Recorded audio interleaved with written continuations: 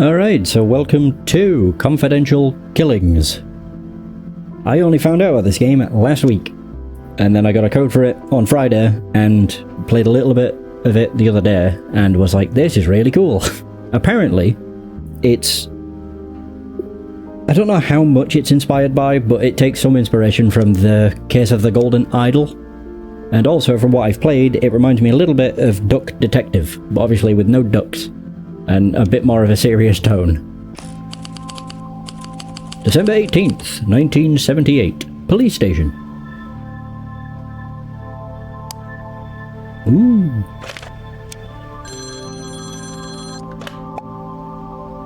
So you collect clues by clicking on the underlined words. Then you reconstruct what happened in your notebook. Yeah, it's really cool. I've only played up... I've done 3 cases. I didn't read anything, I was just clicking the underlined words and did it that way. So, this will technically all be new. So, detective, there was a call from high up. Oh yeah. A car crash near the Lexington Street Patrol. It was on Repose Street, close to my beat up in the hills, so I got there fast. Driver's dead. Looks like an accident, but something's not right. They requested a proper look. So, Lexington, Repose, driver's dead, take a look. And then now we have all that info, we can piece it together. So this is what I mean when I say it's similar to Duck Detective. Possibly, I mean, I'd assume it's similar to Case of the Golden Idol 2, that's just not a game I've played. So Patrol says there has been a car crash on Repose Street. The driver is dead. The call came from high up, so I am taking a crash. A look. Ding ding! Obviously I don't think any other case is going to be quite as simple as that. It's the tutorial, so you know. During your night shift, a call came from above. A patrol officer reported a crash in the hills. 1 fatality. They said it looked routine, but someone important wanted eyes on it. Continue. And now the game begins. Repose Street. I also just like the aesthetic as well. I was coming from my patrol on Lexington Street when I heard a crash. Was he drunk or drugged out of his skull? I will be aiming to get every clue, so... A standard issue flashlight, useful for looking around during the night. A regular police badge? Name on it, David McCart. Seems like he is new to the force.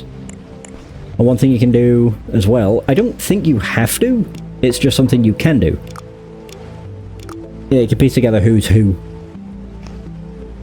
Okay. Repose Street, a winding road in the countryside that leads to the rich folks' homes in the hills, on the hills. They like to be isolated, so the neighbours do not complain about their drug-fueled parties.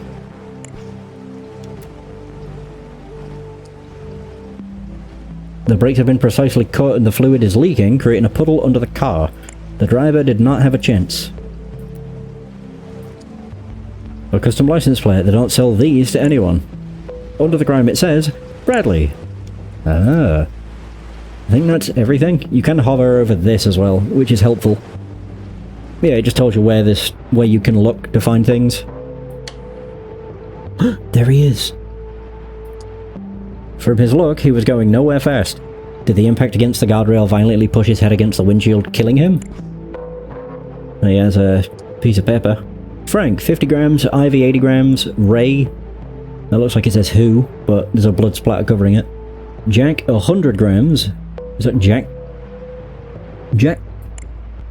Jakizzy, oh. Owes $200. Frank. He be a drug dealer. Driver license must be carried when operating a car. So we know, well, we know it's Bradley Fraser, or Fraser. Galloway Street. Date of birth. He was only 21? Wait, what? Oh no, that is the American way, isn't it? Yeah, month, date, year. Oh, 10 days after mine. Yeah. But also, 38 years prior.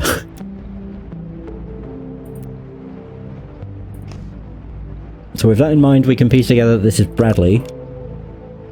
Bradley Fraser. Oh wait, I can actually piece together part of this.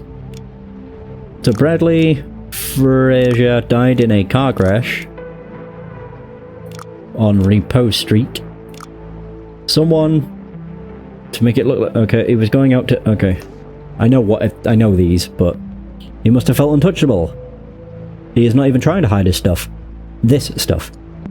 It looks similar to cocaine, but it is not. Some new drugs are hitting the street, perhaps. It is high-grade stuff, packaged and ready to be sold. A bottle of quality whiskey, but there is something floating inside, some sort of dust. The bottle is almost full, barely a sip was taken from it. Ba-boom! There's everything. Okay, so someone drugged his whiskey. It's cocaine. To make it look like he was... okay. A drunk driver. He was going out to sell some drugs. And that's everything. Ding ding! Yeah, this was the case I've made it to. The bluish dust in the whiskey, the brake fluid leaking. This was no accident, although someone tried to make it look like one. Time to talk to the family.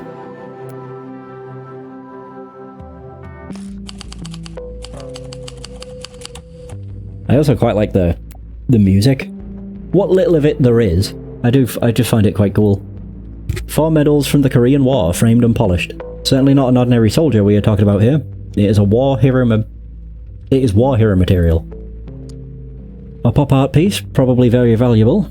Its meaning is obscure, but there must be some substance underneath it, to be shown in such a prominent spot. A classic Hollywood portrait from the late 50s, it appears to be a publicity shot for the movie Gift of Nature. Clarissa... is it Le Mans? 1959. Okay, so that's who that is. You're Clarissa? Nope. Clarissa Le Mans. Oh, there's another person here too. Okay. Sabotaging and Seducing. Written by Ezra Monarch. Based on his best-selling novel, Thief's Romance. Advanced copy for Katie Keller. Oh. So it must be who you are. What dreadful news. And to think that the night had started so well, with Mr. Fraser giving me advice on a possible future role. My dear love, I did everything in my power so that we could work on the play together. I pray night and day that it'll become a reality. Forever yours, Patrick. Okay. I thought it said Politan. Cosmopuritan. War hero turned media mogul to co-produce Monarch's latest play. I have full creative control, says the renowned author. Full interview on page 22. Men look good in pink. I don't know why they keep changing colour. That's weird. Men look good in pink, the latest fashion statement by actor Reese Hopkins. Photos on page 10. Augustus Whitney leads a campaign based on morals and family values. But is it true what they say about his mistress? Ooh. Wait, is there any... Okay, there's no clues to be found there. So you're Katie Keller. Ba-dunk. Ooh, we have books. An eclectic array of books. They include Dominic Fraser's Mind and Body, Total Control of the Mind Under Stress. Conks Unpacks by Alistair Crowley. Ezra Monarch's The Lost Connection. Murder, the Weakness, again by Dominic Fraser. Herbs and Their Properties by Bella Ward. My son's death was tragic and my heart aches for the loss, but as I teach in my books, I can't let this tragedy dominate me. Mr. Fraser! I know I have a huge debt of gratitude to you that I will never be able to repay, but for 9 years I worked for you doing everything that was necessary, everything with no complaint. I fix the roof, I wash the cars, I do the garden, I help wife with the medicine, I do all. But please, I implore you, let me go. I cannot explain why, now. I just need some extra money to find accommodation. Diaz. Wait, as he teaches in his books. Oh, Dominic. Okay, so that's who you are. Okay, Dominic. Fraser. Sweet. Is that everything? Yes. So an elegantly carved container made of dark ebony. It appears to be used as a medicine box. A small plastic container for medicines. Only 3 pills remain inside. Oh, inside it.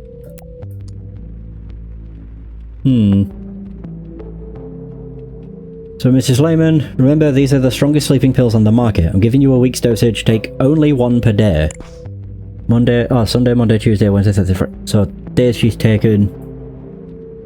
Oh. So one of those is missing. Is Bradley really gone? He was the light of my life. A small ornate key. It seems to open the medicine box. A beautiful silver ring. Simple and elegant, a very classy piece of jewellery. Oh wow. American Nurse Association. The NAA. Anna. Dear Mrs. Lehman, I feel terrible at the thought of leaving you alone tonight, but it was impossible to find any other nurse to take my place on such short notice. But Mr. Fraser really insisted that I go visit my sister tonight, even though I told him there was no need. A little flu is nothing to be concerned about, but he was adamant. Please remember to take the new medicine the doctor prescribed in the doses he wrote on the prescription. I left my sister's phone number on the back. Don't hesitate to call me for anything. Please, I know you never want to disturb me, but that's what I'm here for. Our friendship goes beyond my job. Sincerely yours, Shirley Flaws. I can't. Okay, no clue. Oh, here we go. So you're the other one. I've been here in the garage all night, finishing some work. I'm sorry about the boy, but frankly, his head wasn't screwed on right. A large ring keychain with many keys attached to it. It could mean that he does work all around the house, not only in the garage. A small key kept separate from the rest. Hey Patrick. How's it going? Is that the same key? Hold up.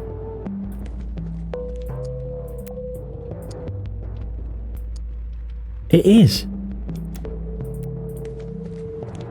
Does that mean he has a key for the medicine box? Several tools commonly used by mechanics. They seem to have been used recently. They are still covered in grease and oil. The floor is stained with big puddles of viscous liquid. It could be brake fluid. Ooh. A beat-up truck from 3 decades ago. The door has a strange hidden compartment on it. Of the kind often seen in smuggling operations. Some items have been left on the dashboard. Nice of them to just let me do this. Hey Grease Monkey, don't try bailing on me. I'm going straight to the Federals. It's a promise, they can't touch me, but they'll have a party with you. Sunday is the day. Be there. Be. Death, overdose, accident. Something Diaz, 27, was found dead in her apartment last night from an overdose of a new drug that is hitting the streets as gaze.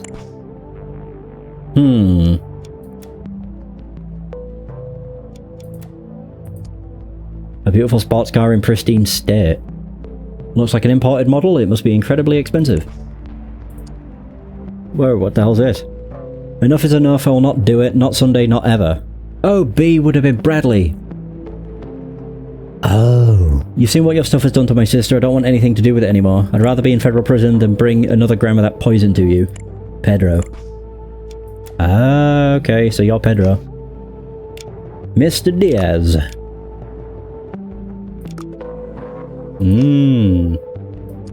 A full bottle of whiskey from an expensive brand.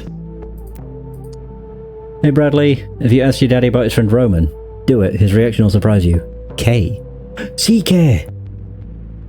For confidential killings. Wait, I've missed 3 things? Have I? Wait, what?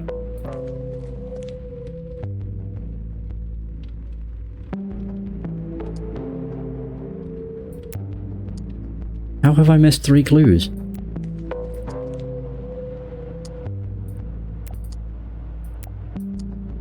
I got all those.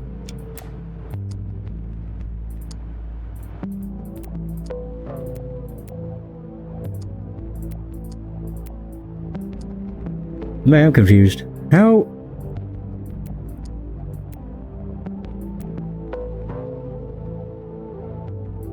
Yeah, how the hell have I missed 3 clues?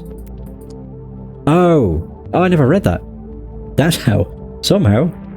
Mr. Fraser, one of my agents found drugs in a vehicle parked near a roadblock. Its license appears to be registered in your name. Knowing that you don't drive, and in the name of our shared friendship, I suggest you keep an eye on your son. We can't keep hiding this forever. Inspector Hadley Badman. Aha, there we go. Somehow I managed to miss that entirely. Did I miss the other note too? Oh no, I read that, but then skipped over the other one. Whoops. Okay, so it's pretty clear that it was Pedro. Pedro Diaz killed not Badman. Killed Bradley Frazier by sabotaging... yeah. Sabotaging his whiskey and putting Clarissa's sleeping medicine in his whiskey. The reason for the crash, murder, was the accidental death by overdose of his sister. Story is one clue ever be correct. Oh, sabotaging his car, not his whiskey. Yeah, that's right. Yeah, he did the brake fluids, didn't he? Oh, he snipped the brakes and then made him fall asleep. Yeah, usually you don't use the same clue twice.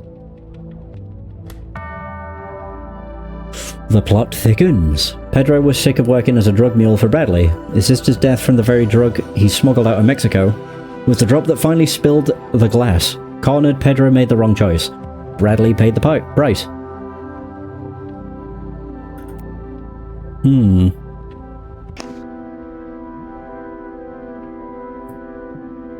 Wait, so who's that? Is that Pedro? Maybe. Ooh, 8th of January, 1979. Steinwitz residence. Whoa. Chair lies on the floor. Apparently something pushed it over. To Mr. Raven, to each his own. Hawkins Flowers.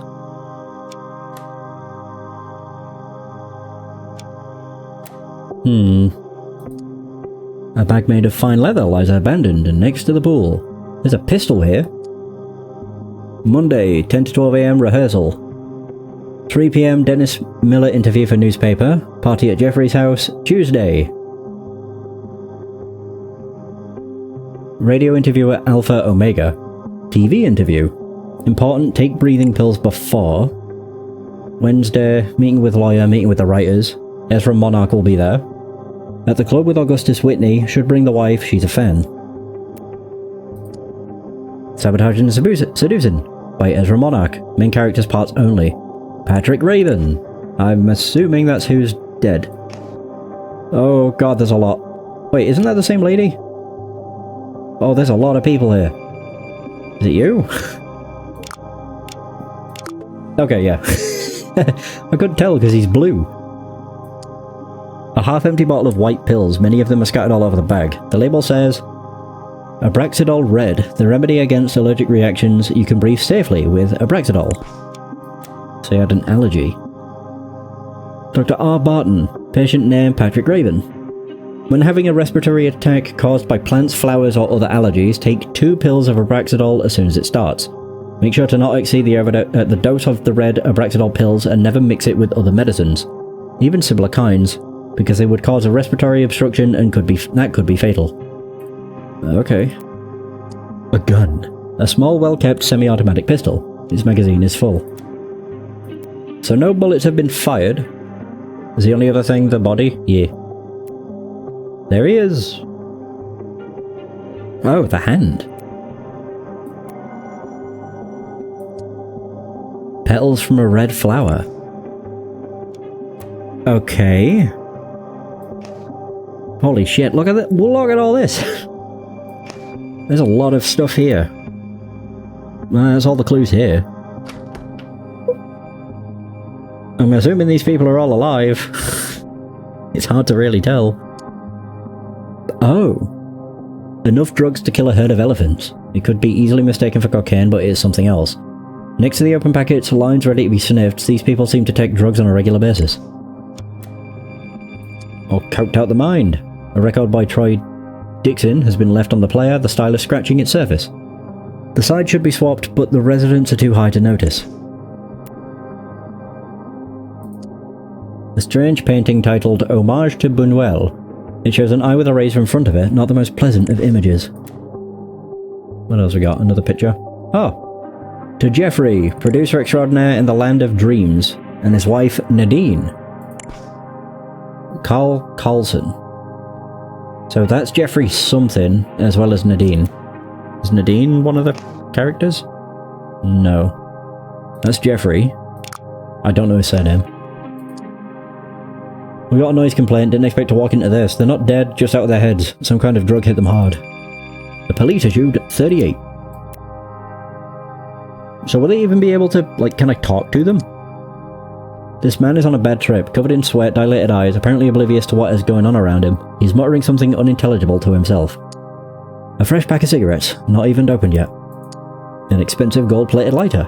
Okay. Oh, this guy looks happy. This person's eyes appear to see something we do not see. His mind is in another dimension. His broad smile reveals shining gold grills. A lot of cash. Too much money for pocket change. Oh, dear Mr. Kunta. Wait, Alpha Omega radio station. We don't find talent, we create it. It is with immense pleasure that we welcome you as the latest member of the Alpha Omega radio station family.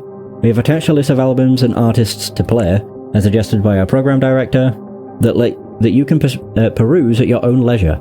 Please feel free to make any changes you like. We trust you completely. Your success at previous stations is a testament to your musical knowledge. We are looking forward to collaborating with you. Please join at our weekly conference next Monday so we can discuss with you the details of your employment. Details on the back of the paper. Mike Alvarez. So, something Kunta. What? Oh, really? So I can't put down his name? That's... okay, that's not a clue I can pick up. Oh, something... oh, Patrick Raven. Stop selling cocaine to my wife. I don't give a crap what she does with her life, but it'll damn ruin my reputation. I'll shoot you like a dog if you do that again, Patrick Raven. So is that the wife, then? So she'd be Raven as well. She appears to be asleep, but her eyes flick open now and then before shutting again. Looks like she took a dose too strong for her system. An elegant leather purse with a golden latch, some banknotes and coins inside. A simple but elegant golden ring, 2 letters are engraved on it. Yeah, P.R. Patrick Raven, I guess. And that's everything from... oh no, oh, this takes us... oh. Wait. Oh, okay. What the fuck? You don't know! Half-finished drug packets left in the bathroom sink. Someone had more than enough. An oblong wooden cabinet stocked with everyday bathroom essentials. Red pills. A bottle of red pills. The label on them says Abraxadol. A small medicine container, empty. Several rolls of toilet paper kept inside the cabinet. Okay. Everything? Besides the dude. His mouth is covered in saliva and vomit, enough to make him suffocate and die. His arm is filled with marks. On his t-shirt it says, "You don't know Jack." I told you to stay away from my house. I can't hang with people like you in public. You're a PR menace. I'll shoot you if you come near me or my wife again. Mr. Raven again. An almost empty packet of cigarettes. The visibly yellowed fingernails on the person's hand show he is a heavy smoker. Another gold-plated lighter. So it just says you don't know Jack, but it's not a clue, so... I'm not entirely sure who that is. Oh, these are the that's the producer. Is everybody just asleep? Wait, I can't even look at them? Oh. Oh. Now I understand. A framed award. Oh, Steinwitz. The best producer for Lying Like a Sleeping Dog and Ranger in Utopia. Lifetime achievement for From the Jaws of Defeat, a war hero story. Whoa. Note to secretary, find his name. I can't read his stupid signature. Steinwitz. There we go. So glad you like my screenplay. I'd love to have a meeting to discuss a possible collaboration in the future. So, Mr. Something, your screenplay is really interesting. Add nice adjectives, and the style is so close to Monarch's it would be perfect. I'll send you a guest pass for the next rehearsal so we can talk. Blah blah blah. Kind regards, write the rest. So we know their names now. Oh, that must be Nadine. Okay. That's not?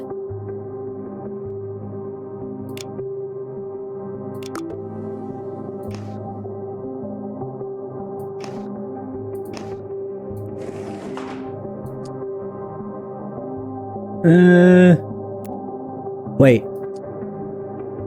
Yeah, and his wife, Nadine. Okay. Woman is sleeping peacefully on the sofa. Her breath smells of alcohol. You bitch, first you steal my husband, then my role on the production. I'll get you if it's the last thing I do. Katie, the muse of my heart. What the fuck? It appears to be a very, very amateurish attempt at poetry. In darkness after dusk, your laughter lights the sky like a sun. Each note a brush stroke of my heart, Katie, my irreplaceable muse. So beautiful you transcend the frame, although a reckless vow binds me. In my heart you inspire my art, and not the bride I'm chained to. Love will be our masterpiece we won't speak of, a sad longing that colours my soul. Classic red lipstick from an expensive brand.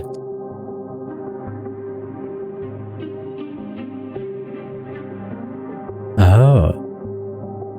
Sir Patrick Raven, the handsome teetotaler? Teetotaler, God. No drugs, no alcohol, and Dominic Frazier's teachings. That's my secret. Meet Jakizzy, the DJ with the golden smile. Gaze, the artist drug white as snow that is sweeping the land. It's my muse, says painter Carl Carlson. Full interview on page 27. His thoughts about the future of music on page 16. Whoa. Dominic Frazier. Okay. Is that the same lady then? From the mention, but maybe not. I'm happy to report that you have been accepted for the role. The support of your colleague, Mr. Raven, has been overwhelming, and he was elated when I told him the news. I'm afraid I'll not be at the party because such occasions are a burden to my temperament after my recent loss. But please feel free to communicate my approval to our producer. When you see him tonight, you'll be able to celebrate together the good news and discuss the role. You are a rising star with a bright future, my dear. Dominic Frazier. Huh. It does look like the lady from before, but I don't think it is. Wait. Traces of lipstick are visible on the glass. A splash of wine is left untouched at the bottom. A bottle of imported wine, almost gone. Its container is made of finely crafted glass. Holy Christ, there's a lot of stuff. Enough alcohol to get an entire army drunk, not the cheap kind either. Okay. A bookcase containing mostly the latest editorial successes. One Love Too Many by Ezra Monarch. Dominic Frazier's Brave and Successful. Some paperbacks and a few classics that look completely untouched. What else do we have? Is it you? Flat out drunk on the sofa, cigar dangling from his fingers. Still, he has the look of someone used to calling the shots. Oh, there we go, Katie Keller. It is the same lady. Okay. So Patrick Raven, keep pills in bathroom for him. He phoned to say he'll bring his wife, Ivy Otter. Katie Keller. Discuss her role in the play. She'll come directly in the office. Bradley Frazier. DJ Kunter. That DJ friend of Brad, he'll probably bring the stuff in his place. Jack Potter. That's the other guy. Wait. Oh, you don't know Jack. That's the guy in the bathtub. Don't let this guy near alcohol or drugs. Remember how that party ended at the Frasers. Finley Powell, that's the sweaty guy in the... Yeah, that's the sweaty dude in the living room. Ezra Monarch, Nadine, out for the night. Oh, we don't know his wife. Ah. Hey Jeff, you old rascal. Remember that favour you owe me? No, it's me in need of a hand. I found this actress name called Martha, and she's a beauty. She just needs a big break. She'd be perfect to fill a smaller role in your play. You wait and see her, then it's going to be you who'll thank me. Let's have a drink soon at the usual place and discuss this. Your pal, Alex. P.S. Say hi to Nadine for me. Okay, so I can put together who's who. You're not Nadine, you're Katie. I did think she looked the same. That's Jack. Oh shit, was it Jack Powell? Nope. I forgot the names already. Potter. Yeah, it was close. Jack Potter. You're Powell. Although I forgot what the first name was. Finley. Finley Powell. Oh, you're something Otter. Shit.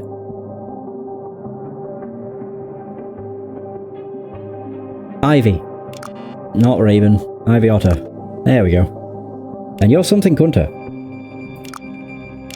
DJ. I don't know. Jeff, no. No. Nope. Jakizzy? Jakizzy! Of course! I thought Jakizzy was the person on that... Yeah, I thought Jakizzy was the person on that magazine. Oh. Well, now we know.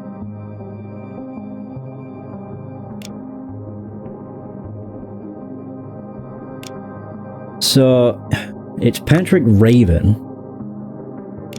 The only one I could think. But why would she kill Patrick? You bitch, first you steal my husband, then my role in the production.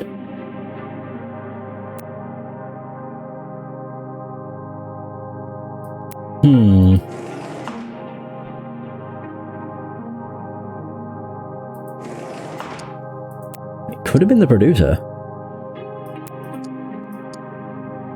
It's not that, it's this. Just because it mentions keep built-in bathroom for him.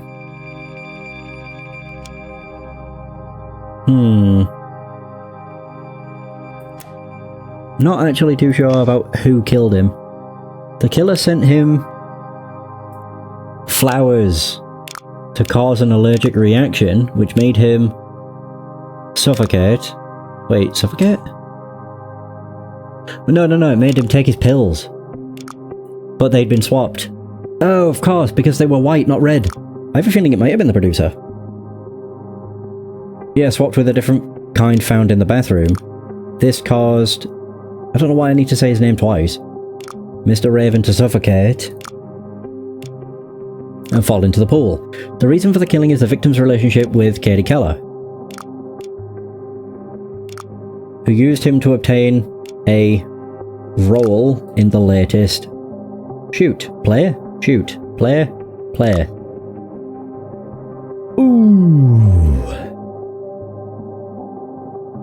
First you take my husband. I want to say Ivy Otter, but she wouldn't kill her husband. That just seems odd. I'm half and half between Ivy and Jeffrey. I'll say Jeffrey. But why would he kill him? 2 clues away, so it'd be these 2. Ivy Otter also doesn't make sense. Oh, it is Ivy. She killed her husband? Was killed by Ivy Otter. The killer sent him flowers. What? Okay. Weird. Very weird. He had it all, the looks, the talent, the money. Patrick even lived a teetotal life, but his wife was jealous and she knew where to aim. All it took was a bouquet of flowers. The drugs too made a victim. Oh, the drugs too made a victim. I guess was found dead from an OD. Oh. Damn. Drug party. Oh, what the hell's all this? Oh shit. The nation's voice. Hear the heartbeat of a country. Actors Patrick Raven death attributable to an allergy. A tragic accident concluded Dr. Ronald Burton. The disappearance of his wife, Ivy Otter, she went abroad to grieve. Ivy Otter, wife of the deceased actor, Jeffrey Steinwitz. Finding a replacement for Patrick won't be easy. He was a man of integrity. Full interview with the producer of Sabotaging and Seducing on page 15. Jakizzy Gunter, DJ Sensation. What's his game called? Confidential Killings. It's very, very worth it. It's only on PC though, as far as I know. But, given how it looks, it should run on a toaster, so... Came out today. It's very cool though. I like the piecing everything together. So in a world where automatic radio is starting to become a reality, guys like him are keeping the medium alive. Radio station Omega looking for new talent. Mike Alvarez tells us about the requirements for working at his radio station. Ooh, car crash. Oh. Oh. We use this locket to keep various files and evidences that might be important. These are related to the car crash case. Oh shit. Oh, this is cool. Tragic car accident leaves dead son of philanthropist. Bradley Fraser, son of war hero and magnate. Dominic lost control of his car due to the heavy rains and killed himself on the guardrail. A drugs epidemic. Interview with expert Dr. Byrne. Or Byrne. Don't believe all the sensationalism. Incident during transport of prisoners to the border. 5 injured, 1 dead. The deceased only available photo taken during his university days. Oh, that is Bradley. Oh. I see. God, he looks haggard here, though. Right, yeah, so these are all clues from that.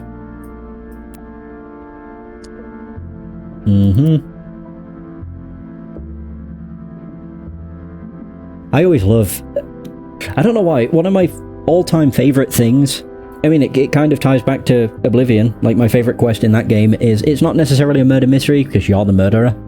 But I've always loved whodunits. There's just something super appealing about them. How do I back out? Oh, there we go. Transcript of the primary suspect's interrogation. A stamped note was also recovered during the search. Whoa! Oh, transcription of Ivy officer's confession. Even though she appeared in an altered state, the medical report said that there was no trace of drugs in her system. Her lawyer found the confession admissible. You admit to the killing of your husband, Patrick Raven. Yes, he is betraying me with that slut, Katie Keller. I had to kill him. You could have asked for a divorce. I tried, my lover wanted me to, but Patrick... He refused. Oh, wait, so she's cheating on him anyway? What? Oh god, everybody's backstabbing everybody. Jesus. But Patrick, he refused. He is a tyrant, he has his image to protect. Nope, she kept referring to her defunct husband using present tenses. You mentioned a lover. Who is he? I don't want to get him involved. He has nothing to do with my decision. When did you first decide to kill him? She appears confused, she stutters, has trouble finding the right words. I don't know. I got the news that I lost my role, I was so down, so depressed. That's when I first tried it. It? You mean the drug? Yeah, gaze. Jacuzzi got me into it. I started taking it regularly, in stronger doses. My stupid husband thinks it's cocaine. Gaze, it changed my outlook on things. That, and those letters I kept getting. Like this one? See attached document. Yeah, what about Patrick? Have you interrogated him? Is he lying about me, as always? Your husband is dead. She looks puzzled at the detective. Oh. What? Ivy, did you know your husband demoted his very own wife to a secondary role with the help of a starlet? I certainly wouldn't let a thing like that slide. Huh. There's another CK. Obviously CK is the initials of the game, but I have a feeling that might also be the Puppet Master. Yeah. 9th of January. Horizon Theatre. Oh! God damn. 57 clues? Well, that's the dead guy. Is that Jeffrey again? It kinda looks like him. Whoa, what is this? Should connect the role to the name of the actor. Oh. The man lies dead on the floor in a pool of blood. A light but sharp metal sword is planted deep in his chest. Small key found in his pocket. Whoa, you're supposed to say the words like they're written on the fucking script, not make your own mediocre dialogue. You're not the writer, I am. Remember that. I can get people hired and I can get people fired. Actors are exchangeable, writers aren't. Stay in your place, don't cross the line or there will be consequences. Well, I have an inkling as to who might have done this. One of the writers. Hey, Finn. Oh, is that Potter? No, yeah, Finley Potter. I sent that letter to Jeffrey. He won't complain anymore about giving you a raise after he reads it. You want me, big pal? Baxter and Gillespie Law Firm. So that's Potter.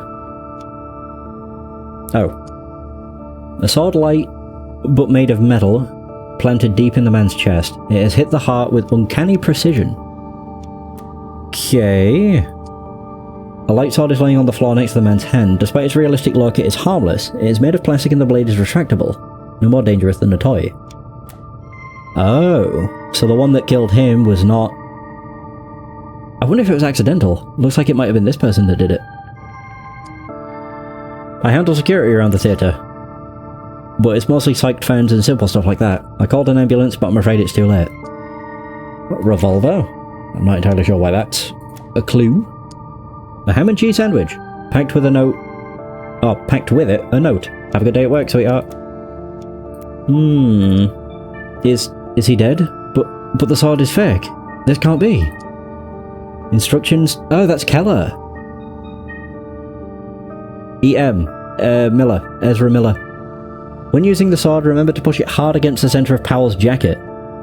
Don't be afraid, its retractable blade is made of plastic, so Powell is in no danger. We are hiding a small red paint bag underneath his shirt. Make sure to hit him at the right spot so that the fake blood will can come out right. Marino will be available for clarifications. As you know, theatre now has to compete with cinema and its realistic violence. People expect blood even here. They don't know how to use their imagination anymore. Oh. It's a shame that it doesn't carry over names from previous cases, because I know who these two are. Yeah, the fact I have to figure out who they are a second time is dumb. This wasn't in the screenplay, was it? I would have known otherwise. I wrote it. It's a good scene though, very meaningful. Shall we add it to the play? The last play of yours was a disaster. The production is in the red, we're only breaking even because of outside investments. You may be a pro at novels, but both theatre and cinema are different. Find some way to create some publicity, you hack, or else. That's from Jeffrey. Enough of this bullshit about historical realism. Do you know how freaking hard it is to find these costumes? Last time we had to go to a museum for Christ's sake, and beg them to loan us the props. It's a play, not a historical reconstruction. Now you ask for blood squibs, even in rehearsals, knowing full well how hard they are to wash from clothes. And do answer your damn phone. I'm tired of leaving notes for you. You can't avoid confrontation forever, you coward. Tommy Marino. Holy shit. Oh, there we go. Author Ezra. Producer Jeffrey. Right, so we now know who's who.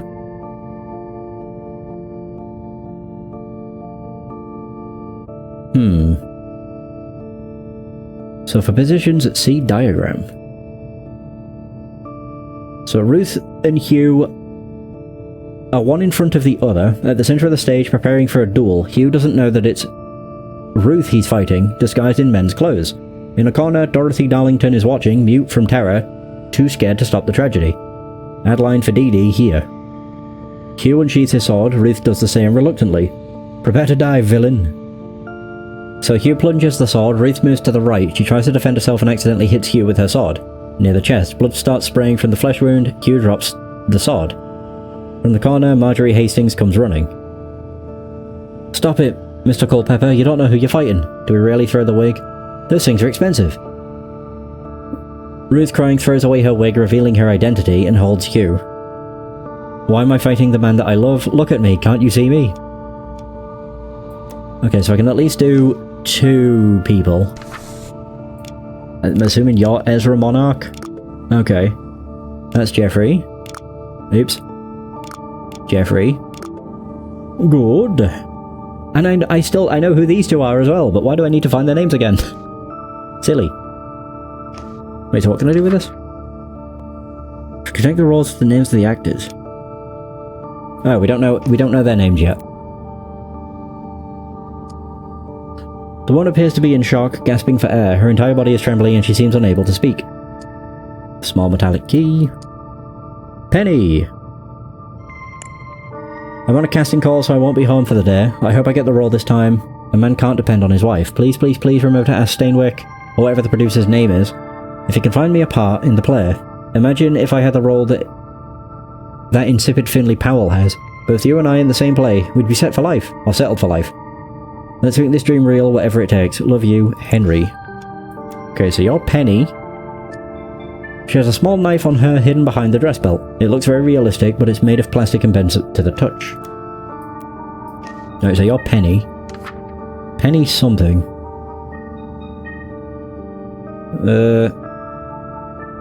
Oh god, hang on. It's hard to tell because she's wearing a wig.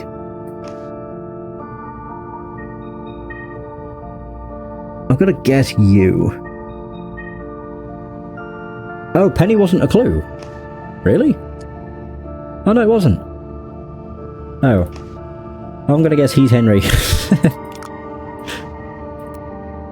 Okay, so is that everything here? Yes. Oh, fucking hell, there's so many people. Oh, there's Jeffrey. What a mess. This could either be the greatest publicity stunt or destroy us. Can I talk to the press about what's happening? Or would it hinder the investigation? A modern metallic key. My dear friend Jeffrey, I know you have reservations about Katie Keller, but you have to trust me on this. We're trying to shape her into a star, instilling the self-confidence that she needs. Our last two shows have been a failure, but I didn't mind despite my big investments in them. And I think we'd both rather forget your latest cinematographic flops. But this play has got to be a success, and Miss Keller is key to that. We invested a lot in her. Let's keep our eyes on success, not old grudges or revenge fantasies. Yours, Dominic. Mr. Okay. Henry Steinwitz, we are writing you on behalf of our client, Mr. Powell. We have found severe irregularities concerning his work for the Steinwitz Theatric Company. Attached to this letter are a cyclo-styled copy of his hiring contract and a more recent paper clearly showing that my client's salary is below the rest of the cast, despite what is stated in paragraph 3C of the aforementioned contract. If this serious mistake is not fixed within the manner specified in the turn page... Oh. I can't. Why shouldn't the choreographer and costume designer and only sane person in this group of idiots get royalties for from his work? Without me, people wouldn't even know where to put their feet on the stage, or what to wear on said feet. That's the choreographer. A board used to hang notes for the theatre staff. At the top is a small metal key on a hook. It opens a costume room. Evelyn? Oh god, there's so many names. So please lock the door to the costume room after use. Expensive and uninsured items have gone missing in recent weeks. A grate has been installed on the window to avoid theft, but it's no use if the door is left open. We have hired a security man to check the venue, but remember, the best solution is prevention. Management. Evelyn, stop leaving the key on the hook. The installation of the new vent in the costume room has created some electrical issues. These will be resolved soon, and they will not be a problem during the play opening. We are deeply sorry about the inconvenience. Management. What the hell are you waiting for to fix the electricity? We can't work with blackouts every 30 minutes. We'll be switching the venue if this continues. Evelyn, you stupid midget. Don't leave on the floor things that need to go on shelves. I don't care if you can't reach them. I'm tired of stumbling in the darkness, and I don't give a shit who gave you this job. What a swell man. Or whoever said it. Right. They don't want to let me in. Imagine that. Paul refused to see me when he was alive. Now I can't get to see him when he's dead either. Oh, you're Miller. Dominic, maybe? Oh, I mean, it's D. A pass that says press and D. Miller. So you're not Henry. Is it that? It can't be that guy. Maybe this guy? Dominic Miller. No?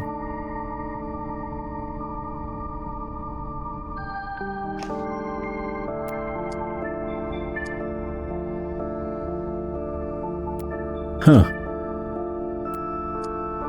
I suppose that wouldn't make sense for this. Yeah, if he's a press person. So it's not you're not Dominic then. I'll just leave that. So you Henry then? Cosmopuritan. Become a better lover with our 5 spicy tips. Aviata. She just appeared from the scene. Was the death of her husband the reason? Is there any truth behind the rumours of her alleged arrest? She's in early retirement. Full interview with her lawyer on page 63. The show must go on. Patrick Raven's tragic death doesn't stop the new Steinwitz production. All the latest news inside. We have a chat with Katie Keller. A future bright star? Oh, interview with Jeffrey Steinwitz and Martha Hart.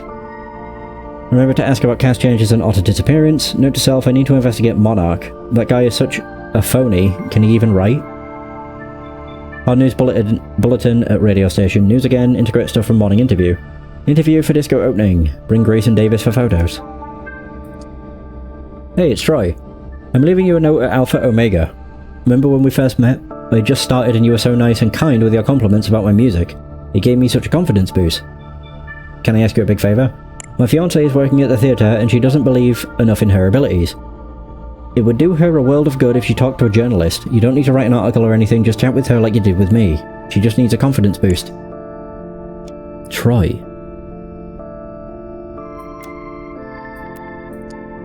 What's all this racket? Me? I stayed here the whole time, but waiting for Martha to try on her costume. No, waiting for Martha to try on her costume, but as usual, she's late. An expensive gold bracelet. You're the lover!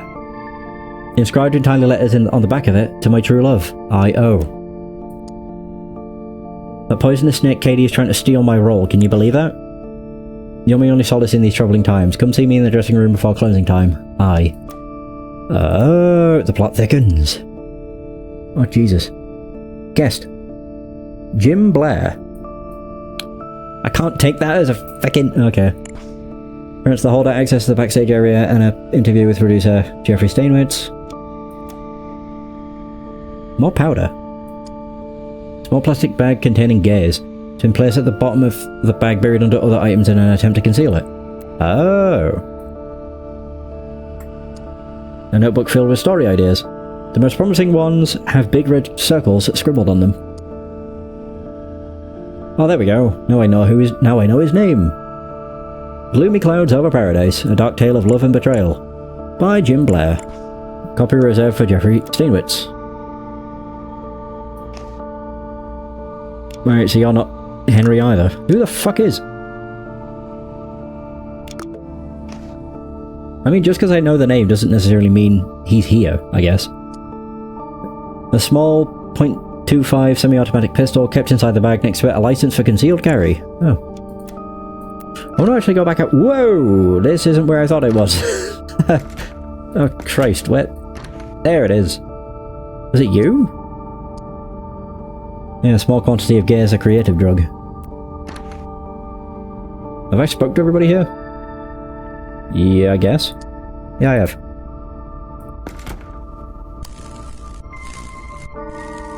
Oh.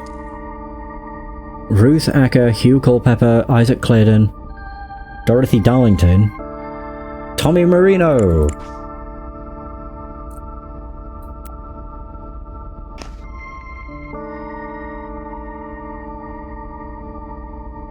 Marino. It's the only dude I can think. Hey! So Tommy Marino is Ivy Otter's lover. Rows of racks with clothes from various time periods and fashions. Several are missing, probably being used on the scene right now. Several boxes filled with scene objects. Hats, purses, belts, plastic knives, fake pistols. It appears that someone dropped a newspaper clipping inside it. Oh. Ivy Otter disappearance. Not everything is as it seems. Revelations from an anonymous source suggest the actress was arrested. Actress Ivy Otter, Katie Keller to get the role that was once Otter's. Or that once was Otter's. Oh! A short window. Close to the ceiling that provides air to the room is covered with metallic bars. A prop sword lies on top of the windowsill in the grate.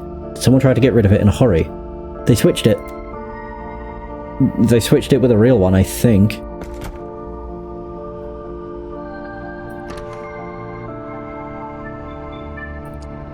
One's bag has been left on the desk. Looks similar to a model from an expensive brand, but the logo on it is wrong.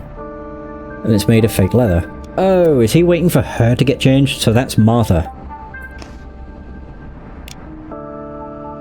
I don't have Martha as a name. Okay. God, everybody's cheating on everybody.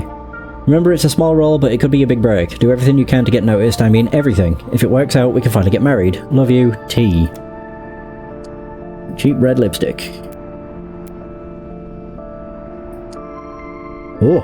Oh, there we go, DD. HCRAMH. Updated positions for the duel scene.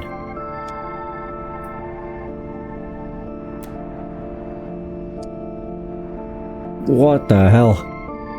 Marjorie Hastings. So Martha Hart's requested changes to her costume. Lighter sword prop, bigger neckline, no wig. Shorten, larger, hidden belt. The dressmaker I usually commission these things was closed, so I had to work extra hard to make all these changes last minute. You're welcome. If little Missy is late at the rehearsal, don't blame me. Oh, there we go. Katie Keller. Ray Mildred. Penelope Marshall. Reese Hopkins. Martha Hart. Okay. Jesus. Right, so that's most of the characters. Right. Fuck. Finley. I always forget the names immediately. You're Powell.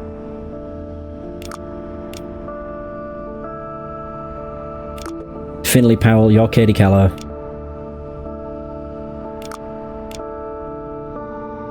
You're Martha Hart. Oh, what was the other name? Penelope Marshall. That must be her.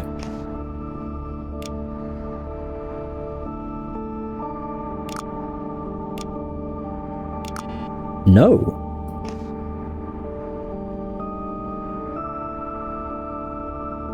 Ray Mildred.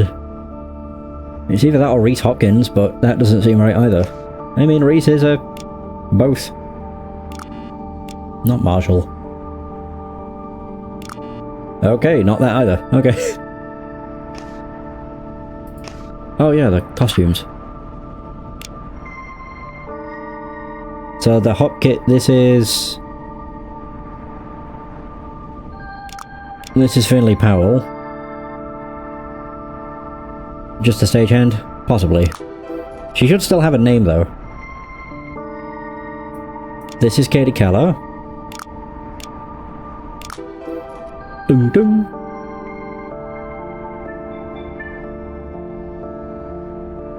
Small knife. Oh. Wait, hang on. Yeah, they're the only ones I've not done.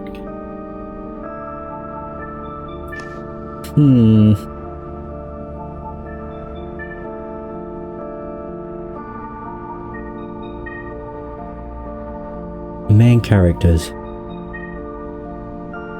Isaac Claydon. Oh shoot, not that.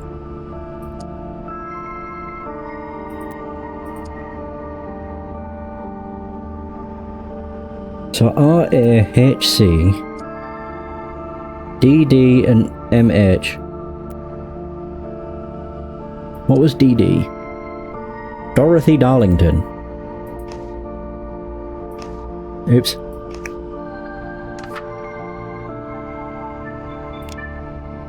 I need to pay attention to what it says for both.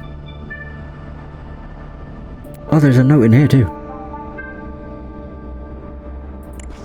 Letters been crumpled and thrown away in the bin.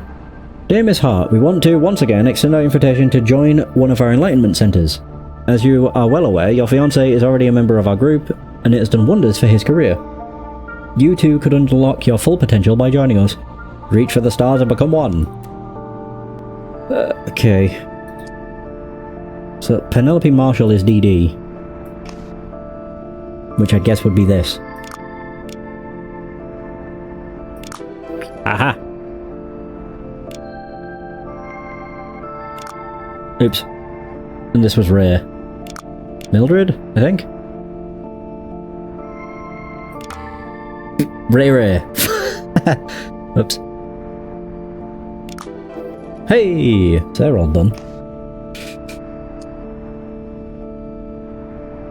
I just work here, I bring stuff to the actors, do the needed odd jobs. But why is the police here? What's happening? Oh, Miss Hart, do you want to speak with a journalist? A Dennis something? That's his name. Dennis!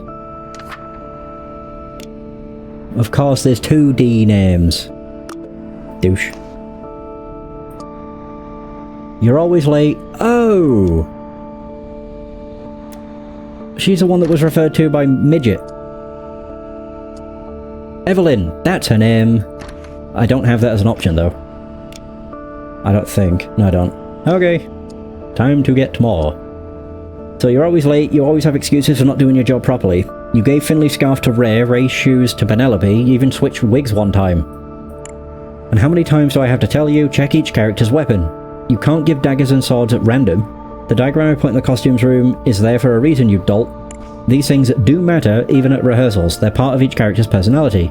And for the love of God, stop creasing my costumes. First they forced my hand to hire you, and I didn't like it. Then you keep mistaking actors, arriving late, forgetting appointments. I keep hearing complaints all the time from the crew about you. You gave the wrong costume to Finley 3 times.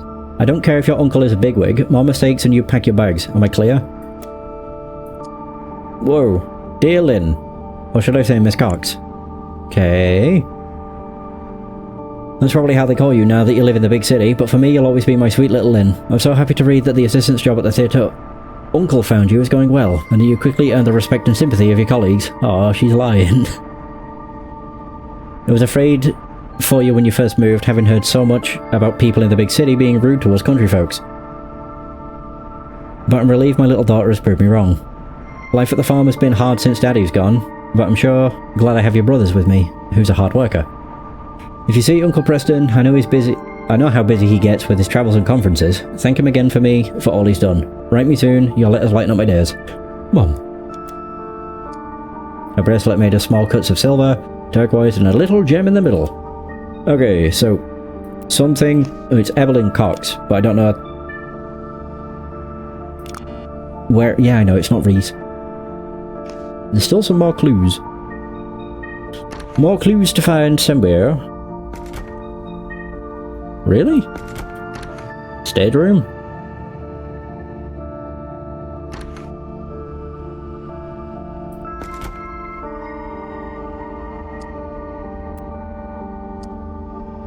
So we've done all those.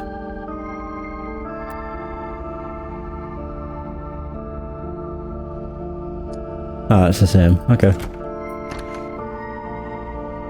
I've not fucking spoke to her. I'm an idiot. Ah, there we are. I'm still missing 3 things. TD? Who are you? Are you the journalist I was waiting for? What? The police? I haven't left this room. I've been stuck here waiting for Evelyn to bring me the right costume. Okay, there we go.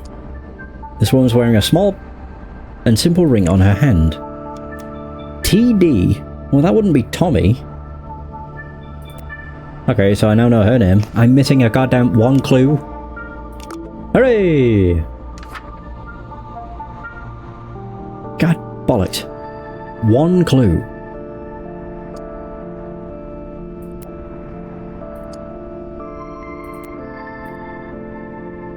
No, I never realised that I didn't speak to her. Oops. Oh. I missed that somehow.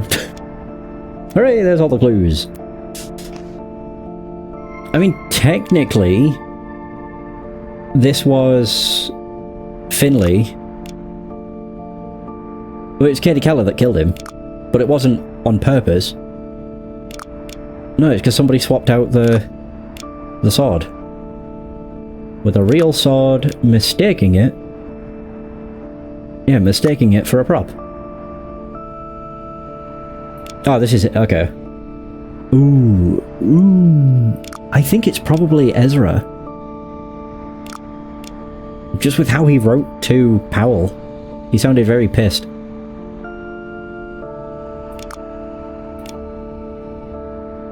Even that, I don't know, that doesn't seem right either, but we'll try it. Switch in the sword with a real one? Or would that be the prop? Yeah, whatever.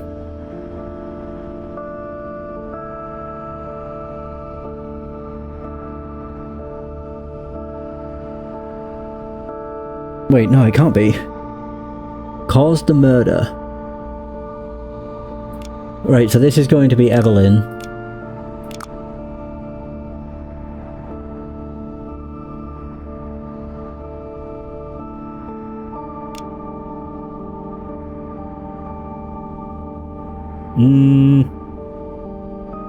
Keep forgetting Finley's name for some bloody reason.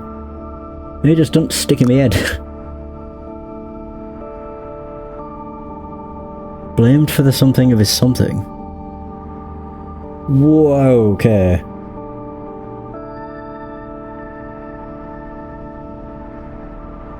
I don't think it is Ezra. No.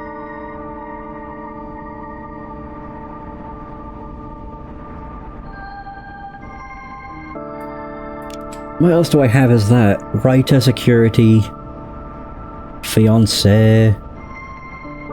It could be the choreographer, but I don't know who that was.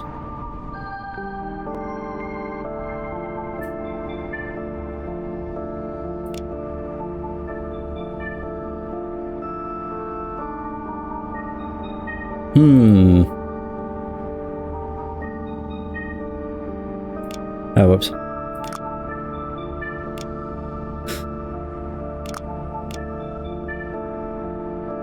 I don't think it is Ezra, because I don't know what the motive would be.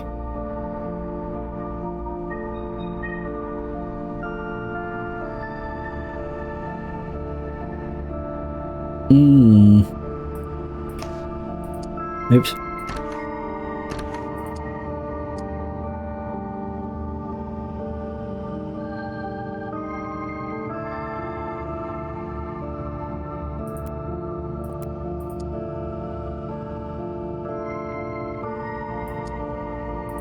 I might mention something about confrontation. You can't avoid confrontation forever, you coward. That was from Tommy. Oh.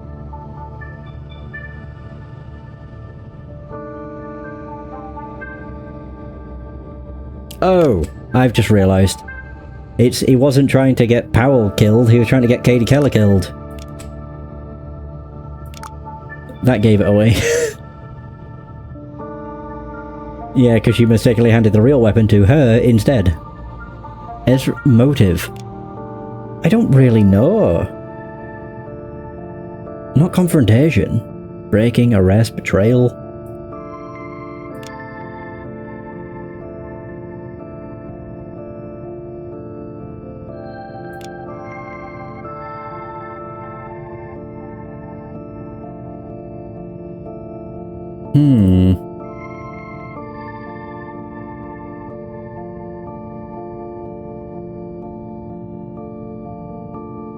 Oh, it's not Ezra, it's Tommy. My god, I'm an idiot. Yes. What was he, though? Was he the choreographer?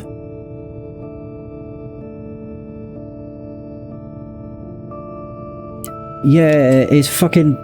It was revenge for getting Ivy Otter. Wow. Jeez.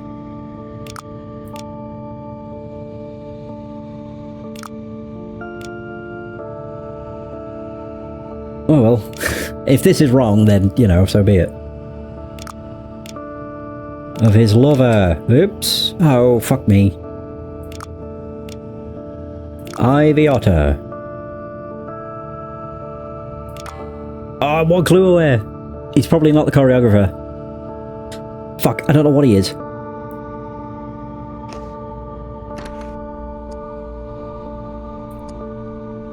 The poisonous snake, yep.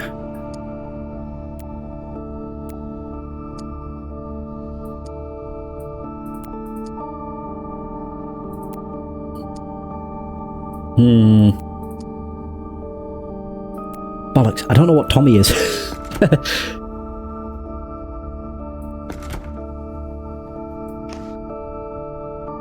Choreographer, writer, security producer, fiancé. Oh, wait, the fiancé on the player? That was mentioned. 2 clues. Oh, it's not that then. He has the choreographer. So something else is wrong.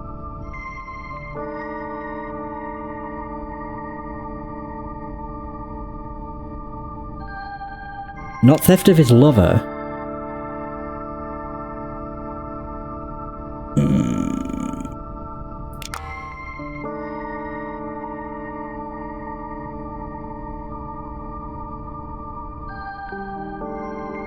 At least I know he is the choreographer. What else would there be?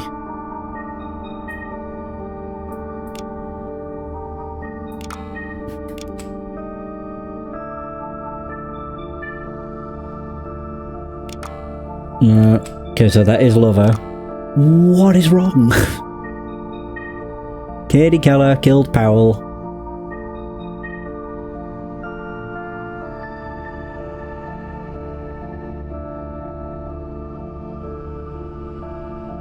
Switching the soul with a real one.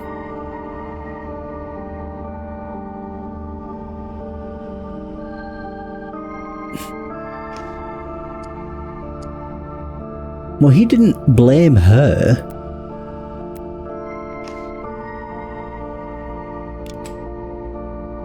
Hang on, if I just switch this. Okay, so that's the one that's wrong.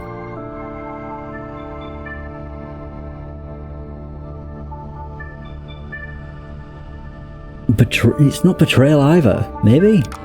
Nope.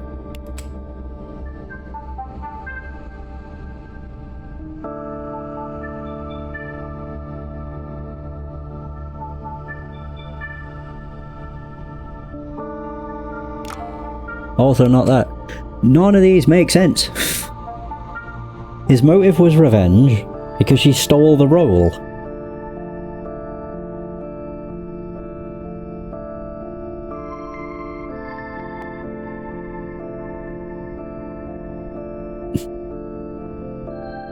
Oh, arrest. I completely forgot she got arrested. Yes. Oh, okay. That took way longer than it should have. I forgot that Ivy got arrested. Jesus. Whoops. He wanted revenge for his lover, as which prop turned performance into reality. The plan failed. The wrong person paid for it.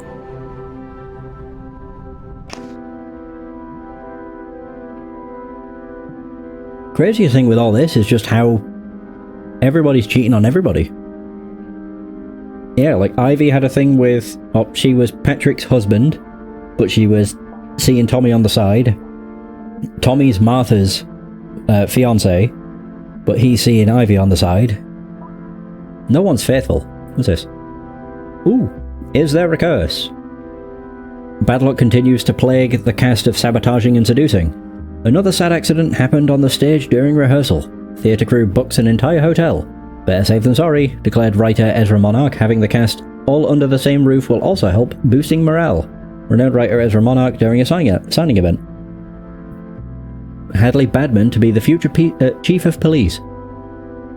There are more deserving candidates than me, his interview on page 22. Dominic Fraser about his generous donation to help poor kids in the world's south. Having lost a son, I want to give a future to as many young people as I can. The reclusive philanthropist in a photo from 1971. Anything new? Drug party.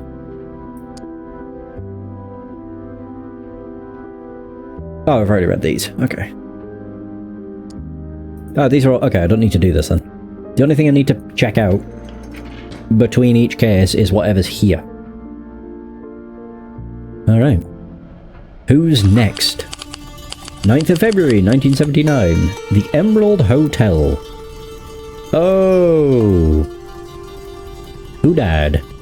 60 clues. The beverage bucket is badly deformed and burned. Traces of explosive are found at the bottom. The floor around it is covered with broken glass and alcohol. A wooden box containing 3 bottles of expensive champagne. There's a typewritten note next to it. Against all odds, the play is a success. Here are 5 rare bottles to celebrate directly from my special supply. Oh, it's this guy again. I was here with most of the cast. The waiter picked up the bucket that was on the floor behind the counter, then a loud explosion. Metallic and glass shards everywhere. Most fled when they heard the bang. So what's this rumour I hear that you're still playing detective with a theatre troupe? You'll lead me to an early grave, Dennis. For the 100th time, stop feeding your ego by finding improbable connections between these people. There are none. These are successful, hardworking individuals, some of whom I personally know. You're paid to do interviews. That's it. Continue with your stupid ideas, and getting fired will be the least of your worries. Mike Alvarez. Also remember, I want those photos from Grayson to be developed on time. We have to put out these ads. Hey Dennis, Mark here. I'm leaving this note at the radio station because you're never there in person. As your underpaid lawyer and friend, do us both a favour, don't even get close to Ezra Monarch, let alone talk to him. He's threatening a defamation suit, and the man's got more money than we'll see in 10 lifetimes. Don't think your magazine or that radio station will save you. You must have gone out of your mind suggesting Monarch, one of the most influential writers in the industry, can't write a line and has a ghostwriter. Get a grip, buddy. P.S. I haven't heard of that crazy plan of yours, okay? You told me nothing. Interview with available actors at Hotel Emerald. Remember to ask for comments about cast changes and Ivy Otter's disappearance. Got to try to have a talk with Monarch, confront him about his writing, show him the original manuscript of the anonymous source sent me. Made other plans. News bulletin at radio station. Dinner lunch with Radio Alpha Omega executive. Bring today's shorthand notes. Request changes to schedule to fit with magazine work. Sabotaging and Seducing by Jim Blair. August 4th, 1975, draft number 1. Looks like a master key. Oh, a key that opens all the bedrooms in the hotel. Why do you have that? The mutilated corpse lies slumped on the floor. He's wearing a hotel uniform. His unrecognizable face, blown up by an explosion, has been charitably covered with a towel, now wet with blood. His olive-skinned hands are visible. Oh, it makes me sad that this colleague, William of yours, is making so much trouble to you. At least you have Dexter as a real friend. I'm so excited that the Marquez family will get together again. So my English is getting better. Oh god, use something you can see from this letter, and something is improving as well. We love you. Marquez. Dexter. Oh wait, Marquez was not one. Are you Dexter? I was looking for Brett, he disappeared. Then I heard the explosion, people screaming, running past me. I found the body on the floor, his face gone. I knew who it was. I covered his face, he was a friend. Hotel Emerald, this is for you. You just get me the good stuff and keep it between us. H. Ah. Oh. Ah. Shit. Not Dennis. William. You're Dexter.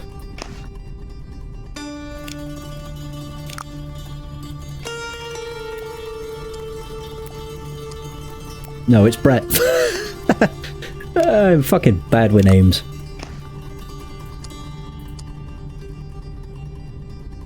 Makes me sad that this colleague William is making trouble. So that's possibly William. Just going off the pictures. Yeah, I doubt it'd be this guy. He's the old man. It could be this guy as well. Yeah, we'll find out. Aren't you called Dennis? Yeah.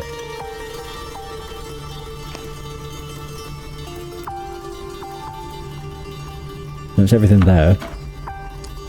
The police? Why? I was cleaning the rooms and checking that everything was in its place for the guests. What is wrong with you? I heard you again got caught stealing in guest rooms. Our colleague Mr. Richards took the blame for you, and the poor guy has a wife and children. I'm glad I didn't catch you because I'd have to make sure no hotel in this city would ever hire you again. I need this job and I won't let a petty thief like you rob me of it. Francisco? Francisco? Oh. Oh, now I'm confused. It could be you. You're William.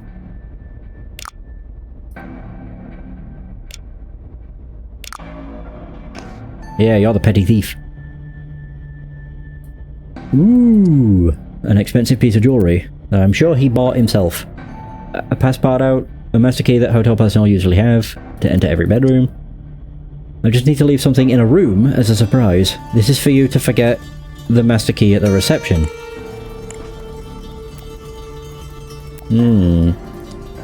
Open up, open up. A horrible accident happened.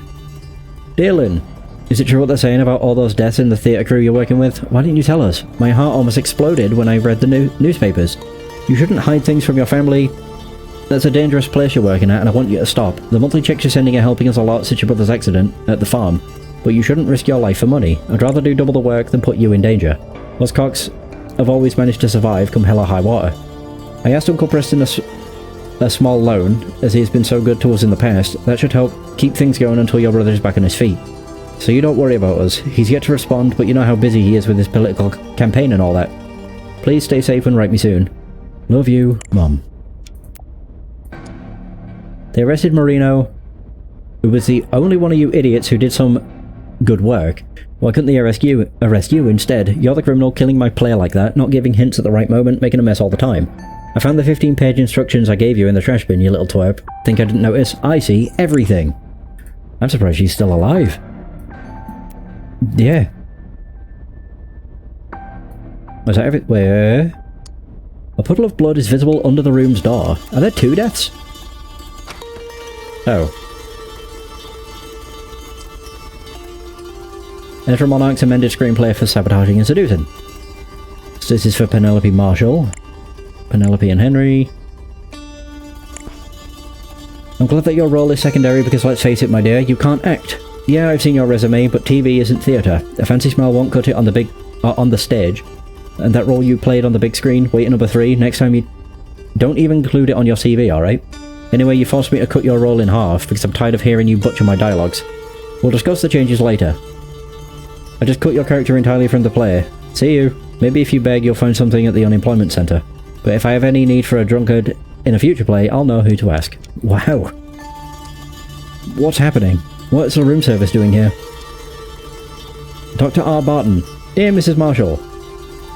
As discussed, it's important that you restrict your husband's access to alcohol within the household. All beverages should be kept in a secure cabinet or safe, locked at all times, with the key under your control. If you see any indication of renewed dependence, report such developments without delay. Sincerely, the Doctor. Madame, I have placed the jewellery as instructed. The following items are included. 5 brooches, 2 watches, 4 pairs of earrings. Okay. Are you Penelope? I don't know who Henry is. Henry? God, there's so many people. I'm only doing my job. Your husband ordered this bottle. CK! You don't know me, but I know you. But more importantly, I know that Ezra Monarch is making big changes to the screenplay of Sabotaging and Seducing. Who does he think he is? You should put him in his place. A friend. Oh, he has the drug too. A bottle of expensive champagne. You could be the... I don't fucking know anymore. Oh. A hat is on the floor. Seems as if someone rifled through the jewellery box in a hurry. Okay. Wait, was that everything? I guess so.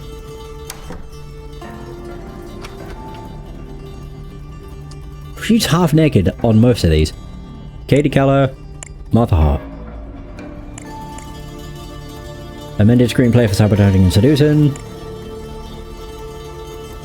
You'll share it because I don't have the time nor the will to type it twice. The only secretary I have is in this rotten place is Evelyn, and she's useless. Having rewritten most of the plot, I found that Ruth Acker's personality didn't fit it anymore. Most of your dialogues are new. You have to study them and memorise all the new material from Act 2 forward. Please spare me the hysterics, I don't have the time.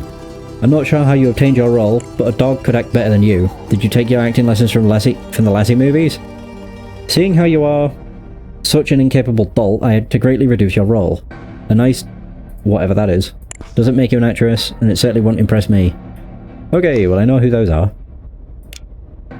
You're Katie. Hello.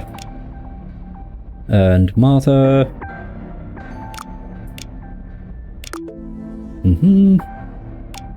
Oh, I can do her name. Yeah, Evelyn Cox.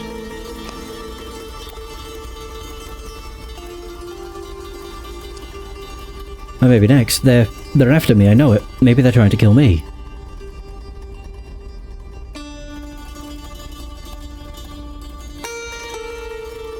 If only you knew. A packet of cigarettes almost empty.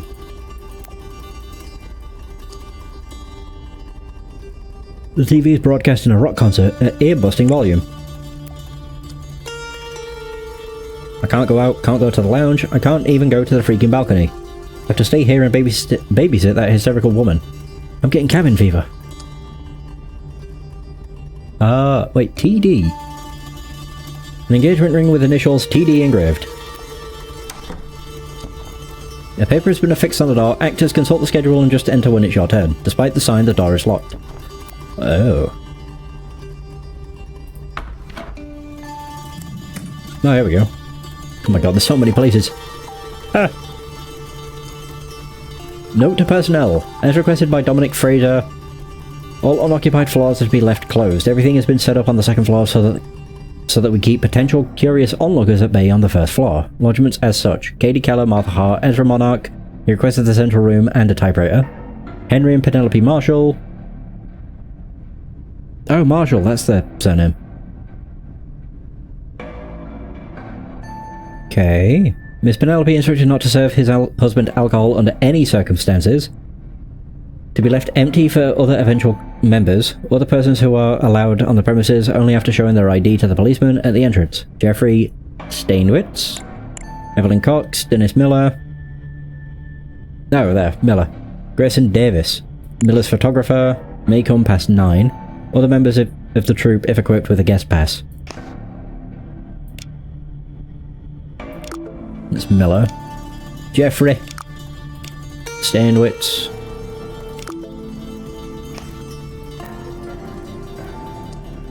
Emergency services have been called, sir. The police are already here. Luke. Wait, I have to leave in a hurry for an emergency at the other branch of the hotel, so this must do the job. I entrust you with running the hotel with a skeleton crew. You'll take my place as the manager for a few days. I know that most of these kids are new to you, Luke, but you've got enough experience to guide them. P.S. Please tell that Marlowe fellow that he cannot wear these hideous leopard print clothes at work. They make us look cheap. So that's Luke.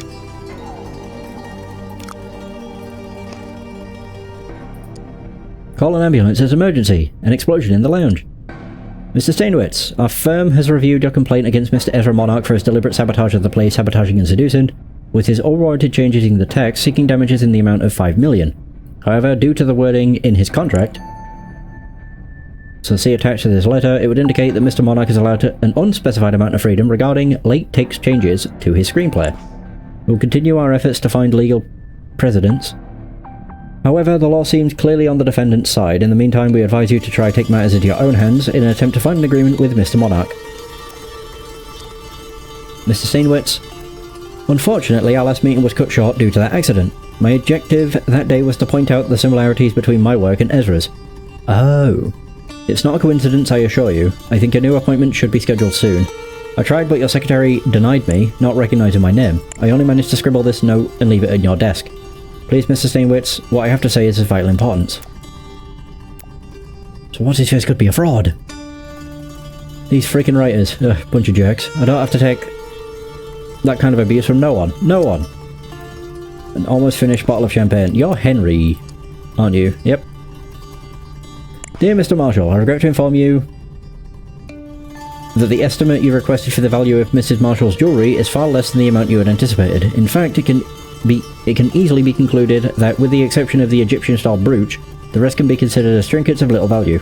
Although, the Egyptian style has not been relevant since the 1920s, it's still a vintage price and the material is of high quality. The gold is 75%, 18 carats. Ah. So, Marshall... Henry... Marshall... Why is there a book? Oh, what the hell? What the fuck is this? Still looking for crucial information. Oh. I don't know what that is. Whoa.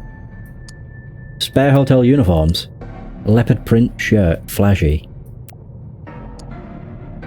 Just neatly arranged clothes. I found a guest pass in one of the pockets. Oh, it's Jim He's the writer, isn't he? That's Jim Blair. The man is tied, gagged and unconscious. His clothes have been removed. A wedding ring. Although a thin layer of gold enamel has been applied to the surface, it fails to mask its cheapness. Hotel Emerald. Dyson, Marlowe, Marquez, Sykes, Richards. Cleaning crew is scheduled to arrive tomorrow at 6 AM. They'll have a guest pass with them. Mr. Dyson is in charge while I'm aware. He's the oldest around and has been in the hotel long enough to know how things work.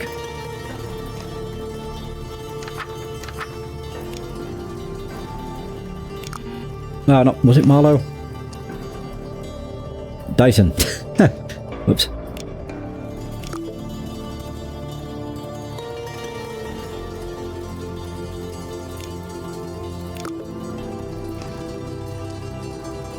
Ah, there we go, Marquez. So that's Brett. Yeah, I remember seeing the Marquez family. That's not Brett. Oh, wait.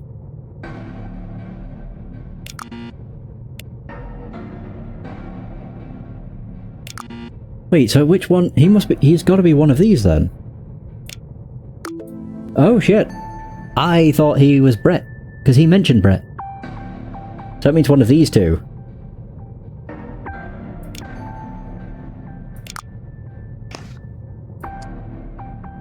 Sykes and Richards.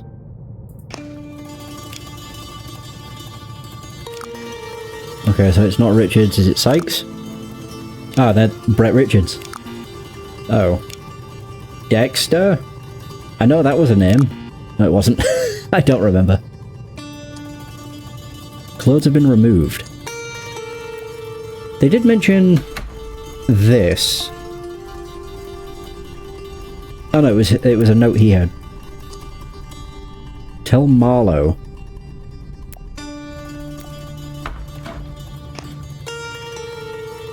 Oh, Dexter. Oh. Oh, that's not that then.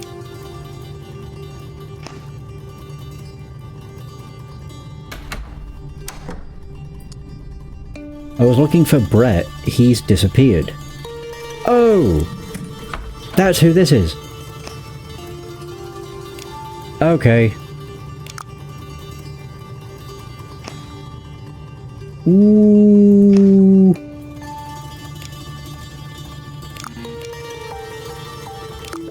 I thought... Okay. He looks familiar. Alright, so that's all the people. Wait, no, it isn't. Who the fuck is this guy? Whoa.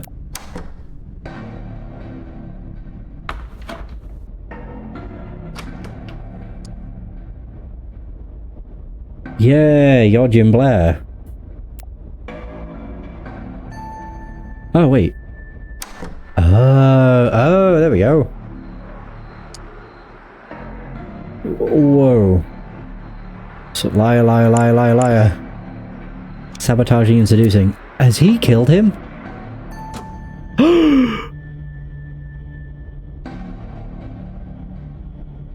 Oh. I think Jim killed... That explains why he looks like that. I thought he was asleep. Right, so Jim. Jim's killed Ezra. Oh, yep. Well, shit. An expensive typewriter, it seems that the same page is being rewritten, like, on the sheets on the floor.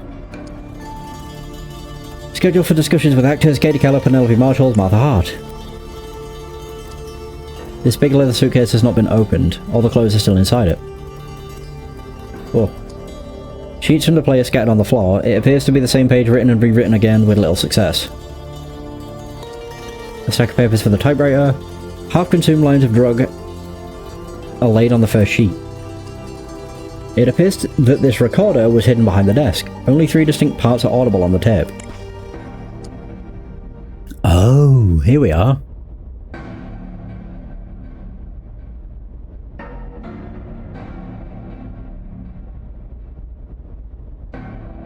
So it's really quite simple. You just need to learn your new dialogues. But there's not enough time, the next show is Sunday. And you call yourself an actress, I told you. I simplified your dialogues and cut them in half. 2 days are more than enough. Door slams, someone enters. Get out, you're not on my schedule, you're not even in the play anymore. I have a contract, look at it. Sounds of paper, you can't fire me, I'll sue.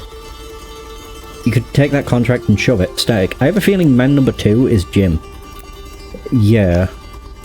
So, I think this first one is Katie. So that's Ezra, Monarch. Woman is well, I think it's Katie Keller because she was first up. No. Wait, what? I don't know who it could be then. Oh, man. Wait, no, woman number 1. I think this is Jim Blair. Have you gone crazy? What are you trying to do? Destroy the entire show. Oh. No, I think this is Jim. Yeah, I thought so. I should read the others. So listen, I don't want another one of your lectures. Have you gone crazy? What are you trying to do? Destroy the entire show? I've had it with you and your ego. It's this drug, isn't it? This fucking sound of paper dropping on the floor. Static. Sound of footsteps, a heavy object falls to the floor. How did you... Someone told me, someone helped me. What's that thing? Get out, or I call security. You've been shouting all day. Do you think someone will notice it? But... Do you think someone will notice it now? Oh. So man 3, I think, is Jeffrey. Just with him mentioning you'll ruin the entire show. Okay. Woman number 1. There's not enough time, the next show is Sunday.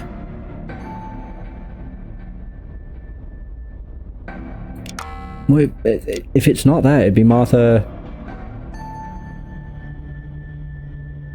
heart. Penelope, then? Oh. I didn't even realize she was an actress. Okay.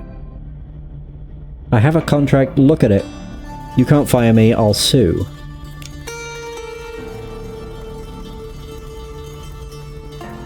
Oh, this is Dennis.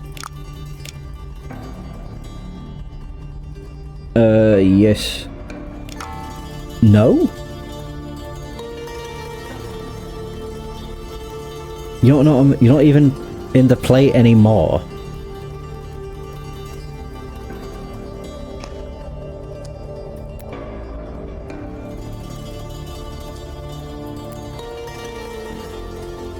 Not even in the play anymore. Oh. The writer's corpse. He's been stabbed multiple times with an ice pick. You've used me for so many years and now you even dare to change my work, you talentless prick. Truth will come out, it always does. Hey Ezra. Who's the real writer here? Show everybody what you're capable of. Show who's really behind the success. Rewrite that script. A simple hotel room key. Huh. Plain hotel chair. Its angle suggests the sitter was pulled away hard. Who's the other actor?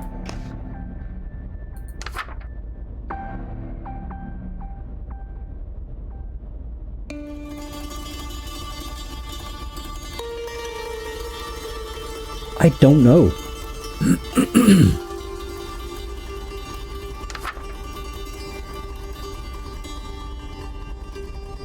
I have a contract.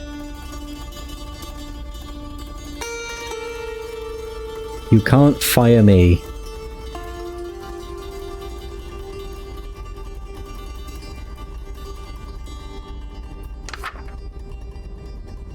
It's one of the people that are here.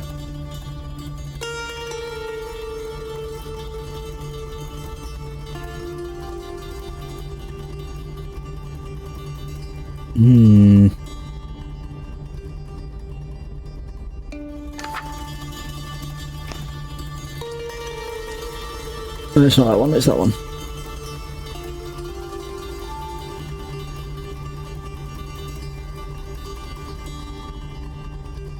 You can take that contract and shove it.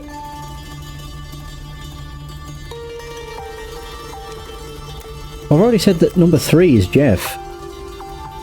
So it can't be number 2 as well.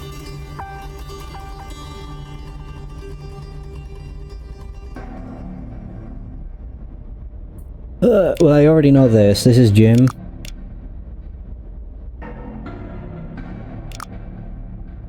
Yep, Jim Blair killed Ezra. Ezra Monarch with an ice pick to the heart. Before the murder, concealed a recorder in the writer's room after he... Oh.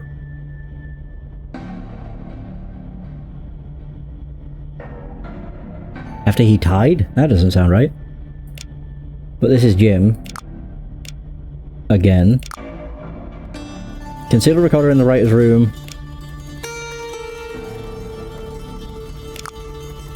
This was Brett Richards to get his master key. Tied doesn't sound right. I don't know who the voice is. I have a contract.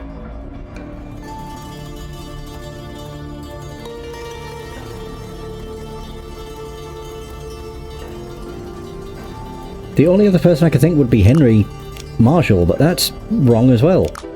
He is an actor. Oh, I should have guessed. If Penelope is. Whatever. So I am still missing some things. Oh, there we go.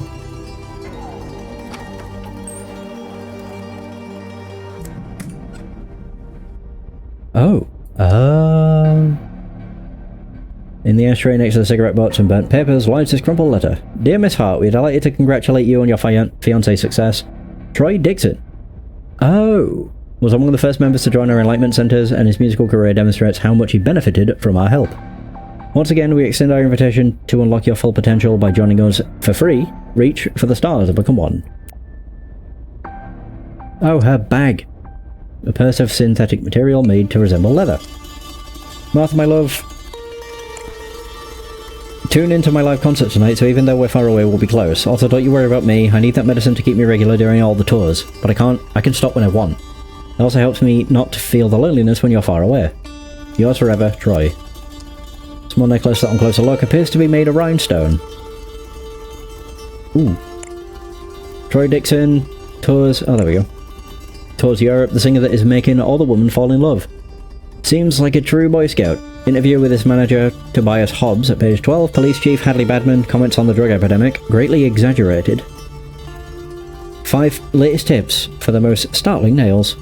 A Zodiac Guide to the year 1979. Can the stars sharpen your sex like a knife? Sex life like a knife. The Sainwitz Curse. A string of murders. Turns into the best publicity. His play is the one making a killing now. I'm still missing... a clue. Fuck.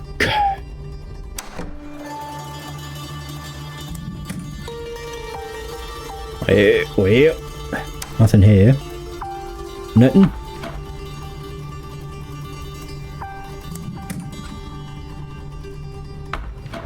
Oh. That's what it is. I never noticed this. Pyromaniac's Fireworks. Revive your party with our selection of unique fireworks, ready for all occasions, weddings, birthdays, parties, simple to use and ready to have fun. Just choose the right length and fuse according to instructions and light it. In a few minutes it will be an explosion of fun. Oh. Content of the box. The seal on the box is broken. Leave this sealed for shipping back. After New Year's Eve accident and the trouble it caused with insurance, I want no one to touch this stuff. Oh. Tied seems wrong, but whatever. Whoa. What? The killing happened because someone saw one. The victims...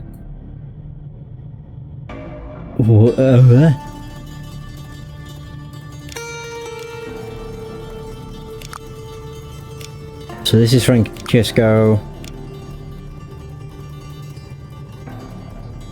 Marquez.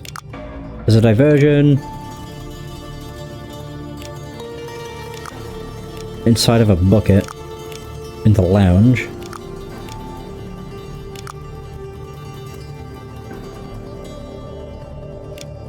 I'm gonna just guess this is more Jim Blair.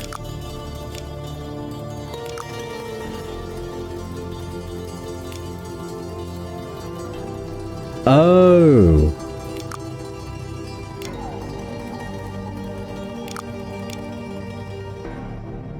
I understand.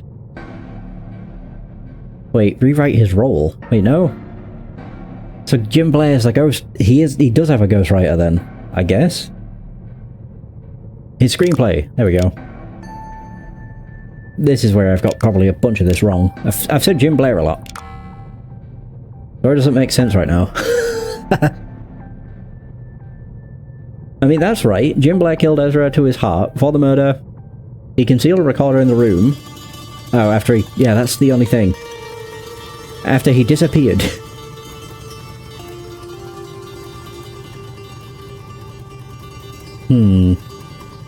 Paid. He didn't pay Richards. He paid... He was the one that had the money, wasn't he? To forget it. So too much doesn't make sense. Yeah, whatever. There we go. I forgot about the whole thing with William.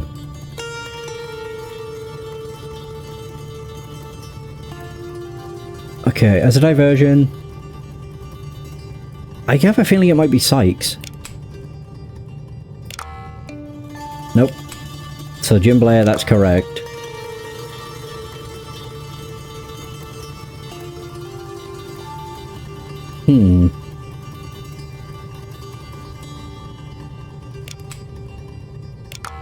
Okay, so that's also correct. Want to rewrite your screenplay? Instead of a bucket in the lounge, exploit the moment, killing him instantly.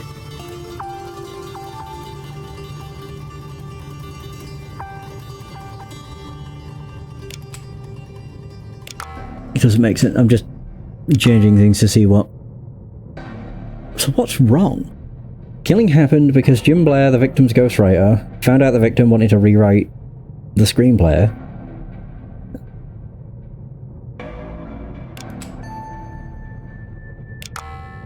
So that's also Jim Blair. Yeah, that is him.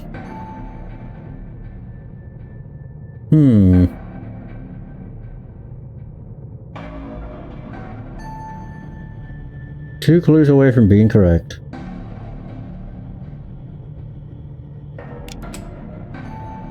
Yeah, that's right. Okay.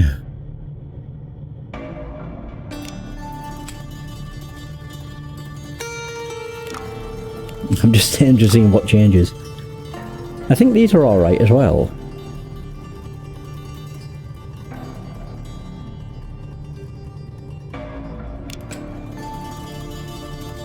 Maybe not ghostwriter. Don't make sense, so ghostwriter is correct too.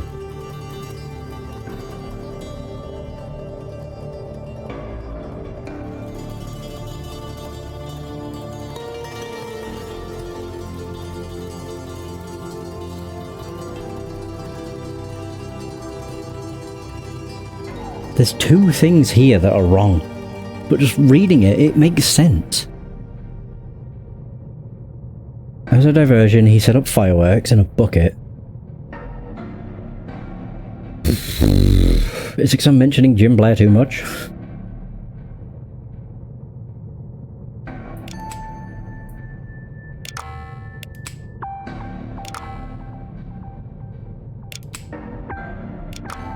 Oh, that's why. Who else could have done it? It wouldn't be Jim. Who would... Wait a minute. I think I can find out how. Not that. Wait. I just need to leave something in a room as a surprise. Oh yeah, that's Francisco. Money.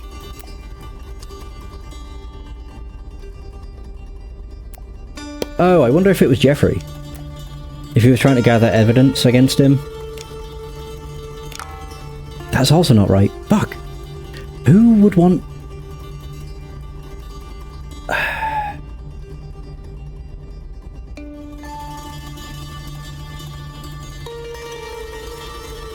I really thought it would have been Jeffrey to try and get, like, evidence to sue him. At this point, just find out. It's not Katie.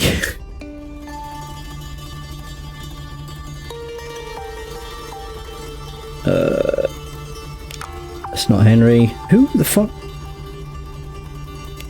Oh, Dennis? He has the master key. It's Dennis. Yes, I forgot. God, every time. Yeah, when you looked in his inventory, he had the master key, which I even thought then, I was like, that's a bit weird. There we go. Son of a bitch. There it is. Oh my god. Woof. The ghostwriter was done being used, watching his words ruined by a lesser writer. Fireworks cleared the halls, he slipped into Ezra's room and struck with an ice pick. But the blast took more than its mark. A staffer died too. Revenge rarely stops where it's meant to. Damn.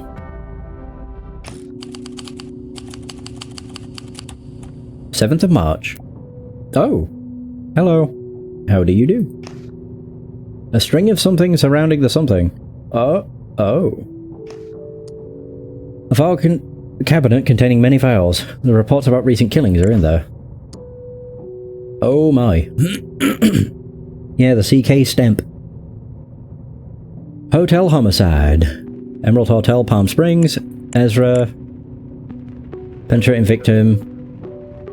Penetrating trauma in chest area caused by an ice pick. Secondary victim. Francesco. Marquez. Steph. Deceased. Fatal facial trauma from close proximity firework detonation. Jim Blair. Writer. Arrested at scene. So Jim Blair fatally attacked Monarch Following a dispute over unauthorized alterations to Blair's original script, Blair stated he became aware of the changes through an anonymous handwritten note stamped with the letter K, found among his personal effects. At the time of the incident, Blair was under the influence of the narcotic substance known as gaze, confirmed by toxicology and personal admission. Journalist Dennis Miller sustained a mild shock response from the detonation. Case status closed. Oh, that's all I have. Oh, okay. Thank you for seeing me, Detective. I'm so afraid I can't take it anymore. People are dying all around me, and now I've started getting these weird notes. What's happening? What if I'm next? Do these notes you've been receiving have a letter K stamped on them? Yes, how did you know? I decided to burn them because they were disturbing and humiliating, but this one I received only yesterday. Katie Keller, a third-rate actress suddenly put under the spotlight. Do you think it's all down to your talent and your carefully cultivated relationships with actors and producers? Or are you choosing to ignore the contribution of your dear patron? Remember, ill-gotten gains never prosper. Do you have any idea who's the man who sent you this, or who is the... Oh, did I not? Oh, I didn't get burned. Whoops.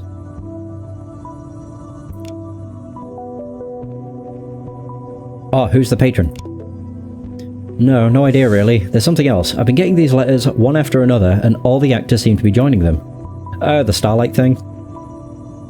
Yes, Ad Astra Center. Open your eyes and discover your true self. Have you ever felt that something in your life remains untapped, a quiet, hopeful potential waiting to surface? Achieving greatness. At Ad Astra, we guide those seeking clarity, strength, and personal transformation. Our methods help you confront inner barriers, release emotional weight, and step toward a more awakened version of yourself. Our famous testimonials can testify that our centers are instrumental in helping people overcome their inner traumas and find themselves. Let your guiding star lead the way. Your journey begins here. Oh. We never got any complaints about these... centers. Ad Astra centers. They seem clean. Maybe it's nothing. I'm in such a state that even harmless things feel dangerous, like that Miller guy. Oh, Dennis Miller? The gossip writer? What about him? Yes, he called me for an interview at the radio station, but I don't feel safe going there. What if it's a trap? Please, detective, can you check for me? Okay. So, a string of... killings surrounding actress Katie Keller has left her afraid for her life. She's been receiving letters... notes. Maybe? Yeah. Notes stamped with a letter K. Really? What does it do I have to do? Actress Katie Keller. Every time? I mean, I guess so. Requested a meeting at the radio station, but she suspects it might be a trap. She wants me to go there to check whether it is safe for her. What? String of killings.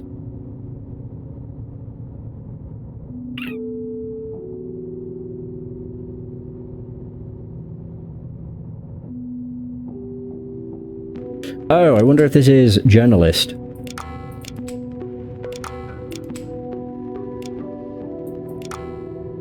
One clue away. Maybe it's not notes.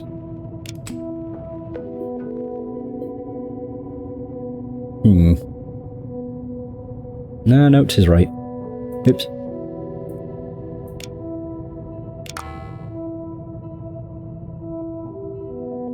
A string of killings surrounding. That is right.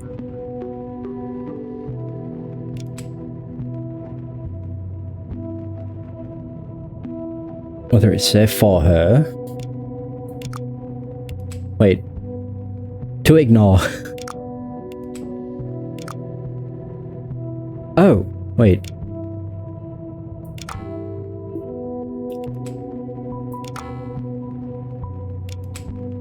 Oh, would it be Star? Oh, never mind. Actress Katie Keller, afraid for her life. She's been receiving notes stamped with a letter K.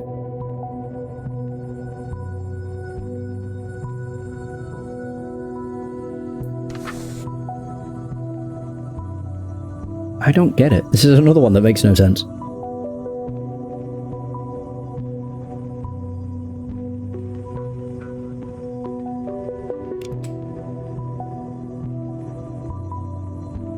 Oops.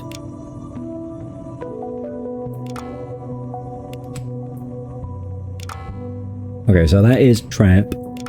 What? Oh, I've done Katie. I didn't even realize. Katie Keller. I'm whoops. Yeah, no wonder it didn't make sense.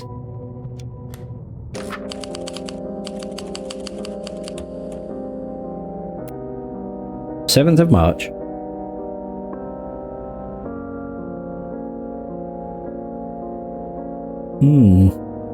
I'm just gonna BRB real quick. Alright. So, what am I doing? Oh. Who is this? Okay. Alright, whatever. So the turntable does not appear to have been affected by the short circuit. The last LP that has been aired was Freezing Facts by T. Sixto, a lesser-known artist from the early 70s.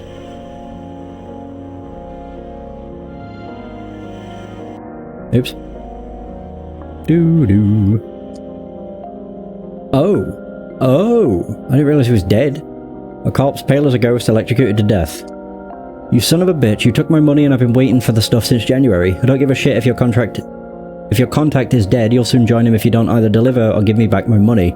You keep avoiding me like I can't find out the station's address, huh? A half-finished small bag of gaze is found in his pocket.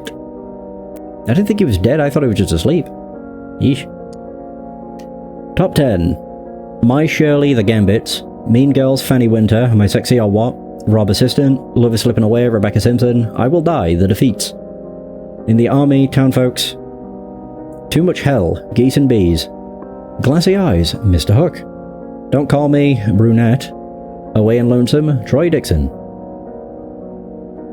Jakizzy, play the frickin' top 10. Should I remind you that I'm not only the manager but also the program director? Mike. The instrument is used to record live broadcasts, which are then replayed at different times. The words recorded are, surprise, it's me, DJ Kizzy, you lucky people, do to, then static. Looking at the back of the control panel shows that the ground wire is cut. It could have been snipped by someone, or it could be a cut caused by wear and tear. Hard to say. The clock, the short circuit has left it stuck at 6 AM. Oh, everybody's here. Whoa. Evelyn, take care of this. What the hell? This is a lot of stuff. Evelyn, you moron, when I told you to put the birthday numbers as a safe combination, I meant my birthday. So Mike, business call, lunch, safe fitting, interview with Ray Mildred and Reese Hopkins. Oh, so this is the Tuesday, I guess. Meeting with agency for renewal of advertising on station. Ask of 6 months, non-negotiable. Mike, business lunch, window repair. Alvarez away on errands. Evelyn Mark's calls. Interview with Katie Keller, Martha Hart, Jeffrey Danewitz, and Penelope Marshall. New top 10 delivered to Frank. Judge if it works by late night ratings. New commercial cycle. Previous contract expires today. Mike, business lunch. Evelyn, reorganize the file system in Mike's office. It's a mess. So interview with T. Dixon and T. Hobbs. It's about music. Jay Kizzy will be there from 6:50 to 7:15. Plumber, Evelyn, check operations. Interview with P. Cox and H. Badman. Remember to run their their campaign ads during the day. Routine check of equipment in the recording booth. Or it is the Friday, and that's when he died. I've been following your work with interest. You know where to look, but you are missing some important pieces of the puzzle. I'll help you out, but I want you to help me with your articles. Expect some revelations from me soon. But watch your back, you're in danger. Not everyone appreciates your work as much as I do. A small piece of paper found hidden between the pages of the notepad. Oh. Okay, I wonder if this is just like someone sending notes to drugged up people. It's making them paranoid and causing them to act out. Possibly. Miss Keller called to apologize. as she can't make it to the interview. She sounded really scared. Maybe you should check what's going on. Evelyn. Is Evelyn here? Oh, she is. Evelyn! Oh, there we go. Penelope. Wait, no, you're Penelope. You're Martha.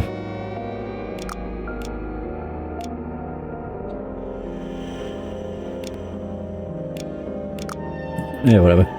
Yeah, I know you're Martha Hart. Is that Jeffrey? He looks very different. I've had it with you. What the hell are you doing? We barely avoided getting sued by Ezra Monarch just because the guy had the decency to get himself killed. I told you hundreds of times that stop playing Sherlock Holmes. Your job is to entertain our stupid audience with gossip about stars and starlets, not digging dirt on them. I swear I'll fire you next time. P.S. Why the hell is that idiot Grayson always nosing around?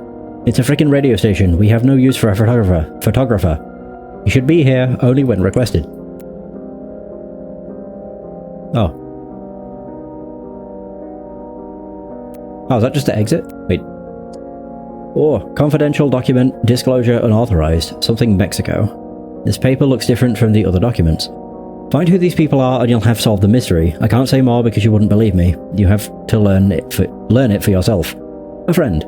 Made contact with the locals, managed to institute a relationship with several influential figures such as Vice Minister someone. Saved student named something from torture after he was found to be an informer. He will be a useful contact in the future. Asking superiors to replace the new supervisor you sent. He is not qualified for the job and almost got my cover blown. How intriguing. Oh, that's the photographer. Okay. That silly Dennis, he went out to look for his big break without even asking me, but the scoop came right to me. Of course it's tragic, eh? But it's my duty as a photographer to take pictures. A professional grade camera. An instant camera, a camera that can develop prints shortly after they've been taken. Mr. Davis. This is the last sum of money that I'll ever give you. Your bloodletting game has gone on far too long. At this point I wouldn't even care if you published what you have. If it meant not having to deal with you. I've been punished enough for a mistake I made when I was young and poor. So is that Grayson? Grayson Davis.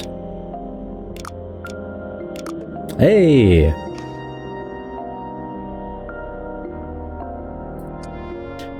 On the letter rack, mails from listeners are piled, some opened, some still in their envelope. DJ Fab Frank. Sack Frank, more like. The guy's a failed experiment. I have to change station every time he's on. We're making a petition to convince the manager of the station to fire him. He's so lame. DJ Kizzy for the win. Eddie and friends. Dear Radio Alpha Omega, I have to confess I've been enjoying your shows a lot lately. First of all, the music selection is great. Jakizzy's show is worth every cent. No wonder he's always getting the spotlight. Miller's interviews with the stars are interesting. They give us a different view of the world of movies and theatres. Fab Frank is okay, I guess, but you should really find better names for his programs. Rhyming titles are sad. And not the 1950s. It's not the 1950s anymore, despite the way he dresses. A listener. Is that Frank by chance? Jakizzy, I want you to have my babies. Come to the address on the back and let's do unspeakable things. What the fuck? Mr. Gaines. Isn't it a shame that a person who is addicted to drugs, prostitution, and gambling like Jakizzy Gunter is getting all the praise while a clean, talented person like you is ignored by everyone? I wouldn't tolerate it any longer. Maybe you should act. Yeah, No one should die like that, and on air. We didn't see eye to eye, but we didn't deserve this. A bracelet made of small cuts of silver and turquoise. I wish this to be yours after that beautiful evening we spent together. I left it in your drawer. I was too embarrassed to give it in person. Wait, this is from Evelyn. I was in my office when I heard a loud buzz. I jumped in to save him, but I was too late. I'm waiting for the medics to check my hand. I got injured with the electric cables. Gold-plated pen. Dear Mr. Alvarez, below is the receipt for the equipment you ordered. Condenser microphone, studio control panel, turntable, an XLR cable. Jesus, $2,000. So that's Alvarez. We got anything else here? No. Manager's office. Whoa. Photos of bands and singers. They are mostly from the start of the decade. Oh, hey! I need to find a code. Mike, I can't take it anymore. I've tried to have a chat with you, but you're always on business lunches with your secretary. Why do I get the short end of the stick every time? Whenever there's a pay rise, everyone gets more money but me. I always get the shitty time slots when no one listens to the radio. I work my ass off while Jakizzy comes to work stoned. He sniffs gears while on air, for Christ's sake. He even brings prostitutes into the booth. Meanwhile, I get berated about work relationships because I went out to dinner with Miss Cox. It's grotesque. Did you know there's a loan shark or who knows what else circling the building every day waiting for Jakizzy to come out to smash his bones? It's a circus. Jakizzy's got to go, one way or the other. Ah, that makes it look like he killed him. The interview transcription. Please let me know when you have it reviewed so I can send it to the newspaper. So you're telling me... Wait, moved to the United States with his family as a child. Oh, I can't read the rest. So you're telling me that you always had a keen interest in music, but you never played an instrument, right? Where? Hey Mike, make sure Jakizzy stays out of the studio when the interview starts. I don't want him anywhere near me or the troupe. He should leave the station before we go live. I've got a restraining order made for the guy, after the mess he made at my party months ago. He almost got me in trouble with the law, for Christ's sake, and it wasn't cheap covering it up. Nothing personal, Mike, alright? That's Jeffrey. Dear Mr. Alvarez, thank you for choosing Jeff Security. Enjoy your new top-of-the-line safe. Stay safe with our safes. Discretionary notes from the technician. I have set up the combination with the date of birth provided. Month, day, year. It is an acceptable password for now, but I would advise to change it as it is very common and easy to guess. The technician could be booked for the operation in 3 workdays. So I need to find out Evelyn's birthday. God, she is short. Right, Jeffrey.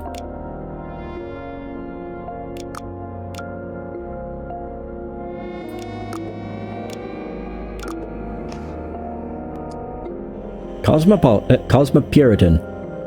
The incredible story of Mike Alvarez, from electrician to DJ, now manager of a radio station. I went from building radios to running them. The future is in the ground. Preston Cox plan to subsidize farmland in the country. Time to buy some land. DJ Kizzy the winning DJ with a golden smile. His extreme life, parties, alcohol, wild women. Fab Frank, the guy is a waste of space, says the DJ. Yeesh. Alpha Make. Oh, there we go. Kizzy, Gunter, Frank, Gaines, Dennis, Miller, Mike, Alvarez. Evelyn, if there are guests waiting to be interviewed, you are assigned to the lobby. Make sure the guests have everything they need.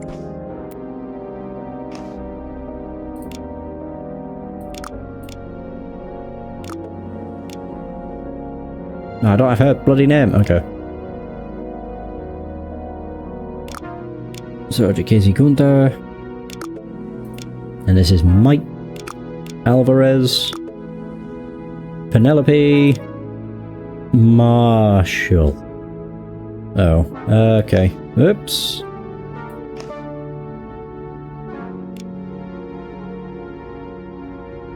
I don't have her first name either. Oh. Alright, well, whatever. Wednesday schedule. Feel alright during the night. Morning groove. News from Alpha to Omega. Get down with the J. Play this set till sunset. News from the stars. Gossip interviews on more from the world of entertainment. Get down with the J. Get on the fly to musical encore. Pre-recorded program. Rerun of news from Alpha to Omega. Abridged. And news from the stars. I'm here for the interview, but it's taking forever. My husband Henry, he isn't here. He refused to come and doesn't like the guy who does the interviews. So, Mrs. Marshall, as you'll see in the attached analysis, your husband's health is deteriorating. Frankly speaking, his alcoholism and drug use, or should we say abuse, is getting out of hand.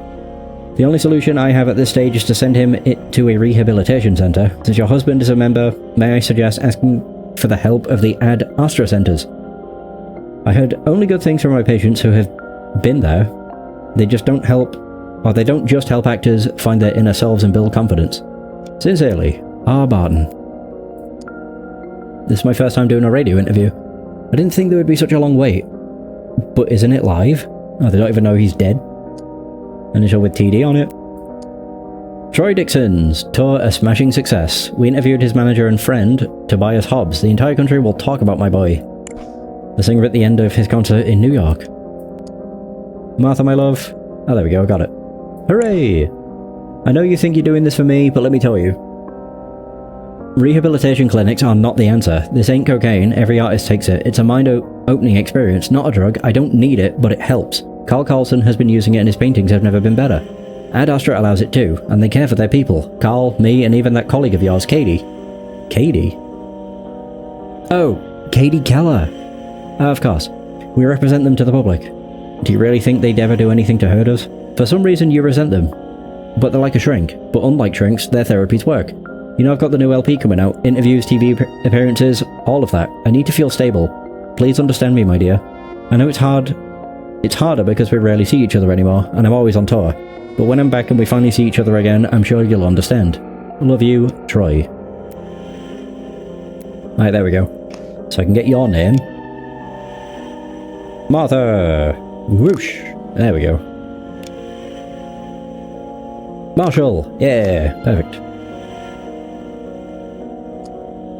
What the hell's happening? They're really late today. I hope I don't have to run into Jikizzy after the mess he created at my house. Gold-plated lighter. Small box of imported cigars. I've been here the whole time taking care of the guests, even though it's getting a little late now.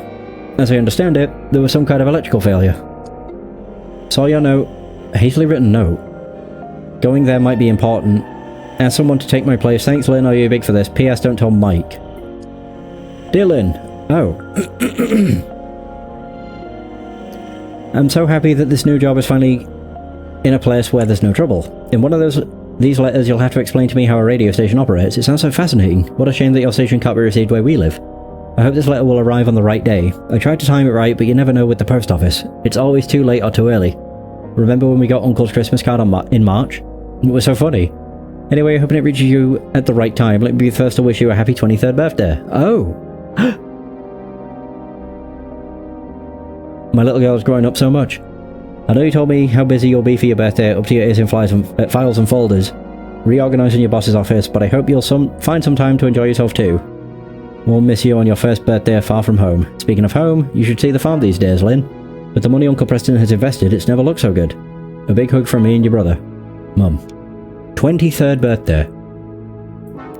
Is there a way I can check what the date is? I think it's 1979, so 56.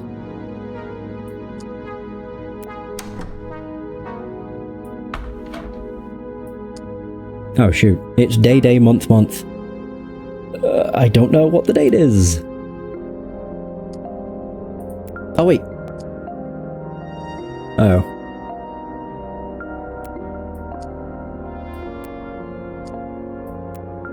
Nothing here is going to mention the fucking what the day is it?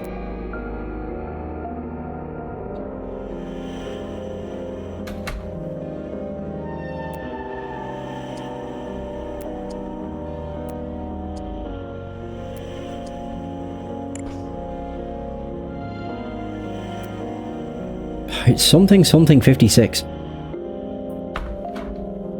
Yeah, but I don't know what. It's day, month. Is it? Or is it month, day? It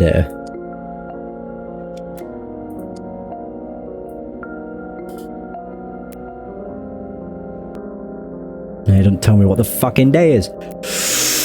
Oh, bollocks.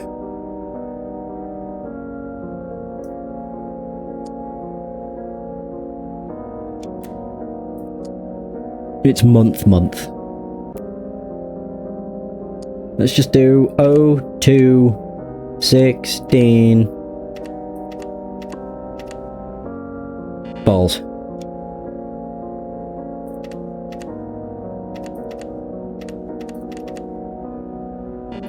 I don't know if they tick if it's correct. Fuck.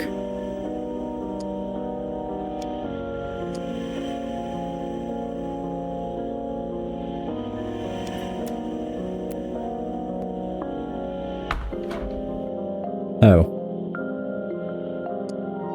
Yeah, it stopped at 6 AM. Fuck. I really hoped there was going to be something that mentioned what the date is today. Oh, maybe it does. Nah, March. There we go. Okay, it's Wednesday the 7th. I forgot there was actually something that did. So, 0703/56. Okay, good. Whew. 0703.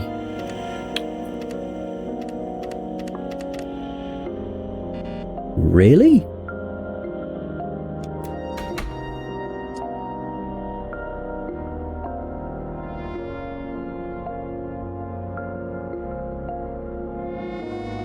Oh, did I do 0703?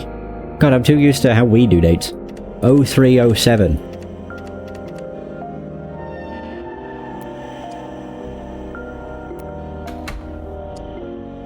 I can't tell if this is our current day or if it's this day. Alvarez away on errands. Oh, it must be Tuesday. Well, whatever. 0306. Fuck.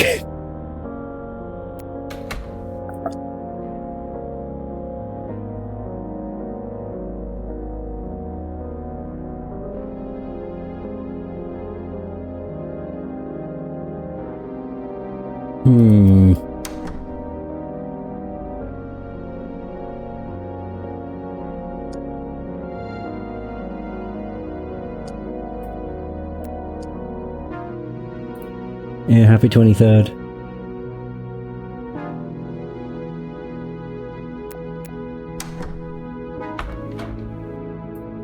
Do.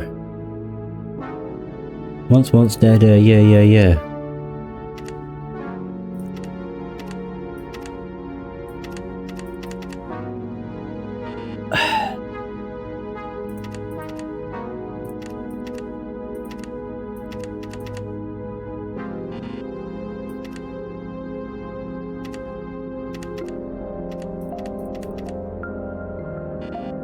Son of a bitch.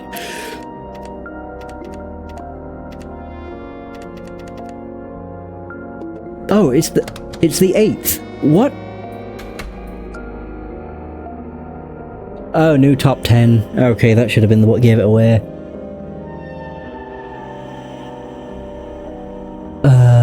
Okay.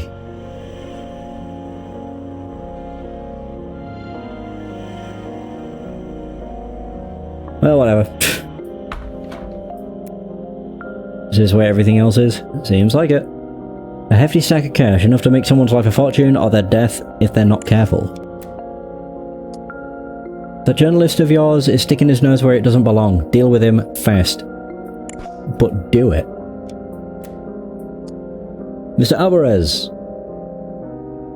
I'm not usually a person who complains about our colleagues, but something really serious happened. Yesterday, Mr. Drakizzi, under the influence of alcohol and drugs, tried to put his hands on me. Who knows how it would have ended if I didn't manage to escape. I didn't tell Frank because I was afraid of what he would do to him. Please, Mr. Alvarez, do something about the situation. I don't want to create any problems as I love this job, but I can't go to work scared. Oh. There's our gun. A Colt M1911. The magazine inside is full. Hadley Badman. So we've managed to cover up the mess your employee caused, as our mutual friend requested. But please be more careful, my influence on the department is not infinite, and I do not need a scandal now that I'm about to be made chief. Hadley Badman.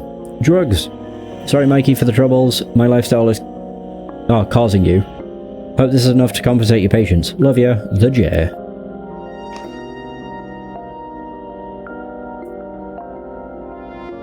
Where? Who?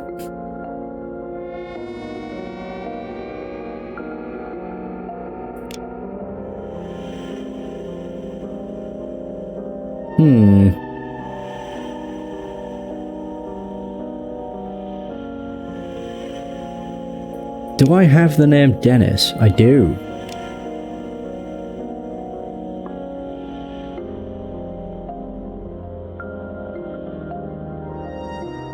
Okay.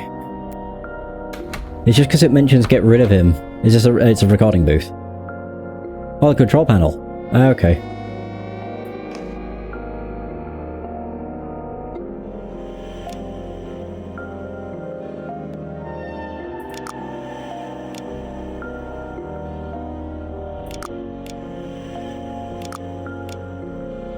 Control panel in the recording booth, intending to kill Dennis Miller.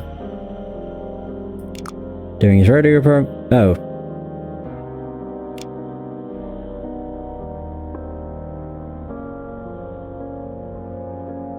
Oh, wait.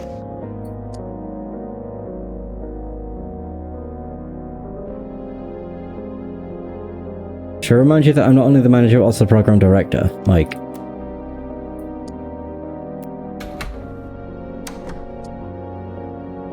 Oh, it stopped at 6 p.m.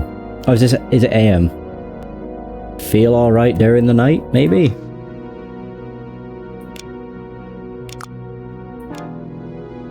Oh, it begins at midnight.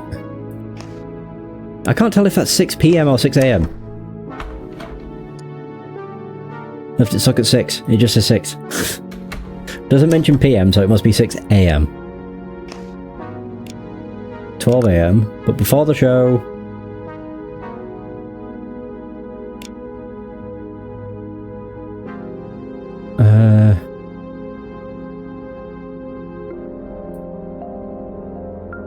Okay, so this is to replace. Well, it must have been... Not Dylan. It must be Frank.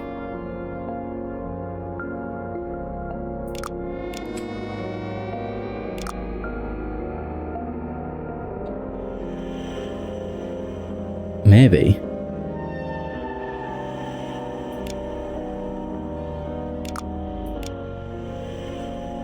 I don't know. I really don't know.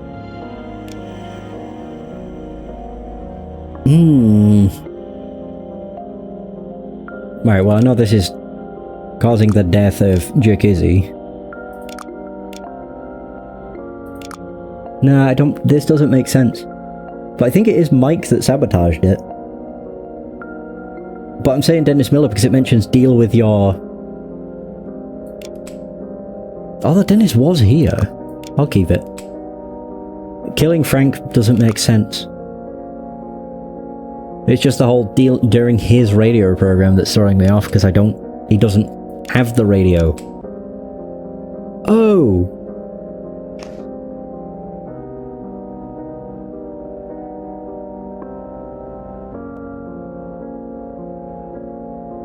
It could be. News from the stars. It probably is that. It would be Dennis Miller. Okay.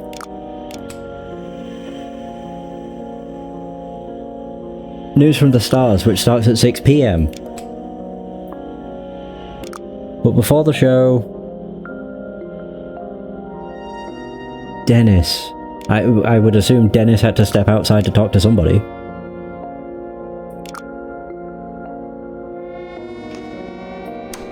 What did the safe mention?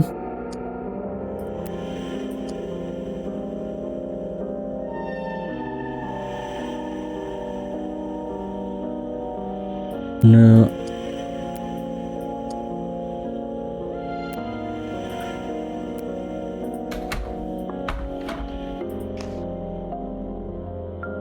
I don't know who he'd have to step out to talk to. When the show started... Wait, what? Ed. The sabotage control panel.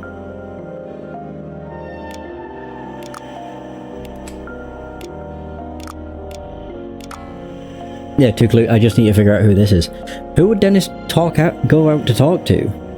Frank? Nope.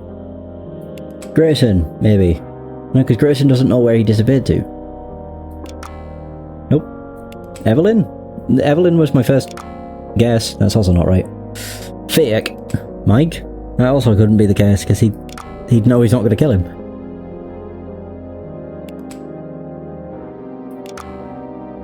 I don't know.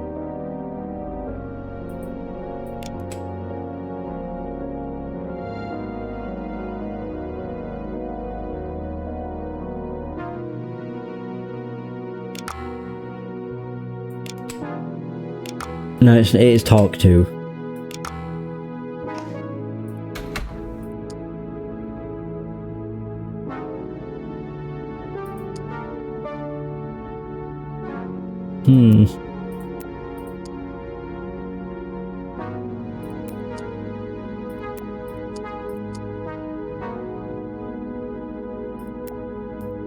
I just don't know who would he have gone to talk to.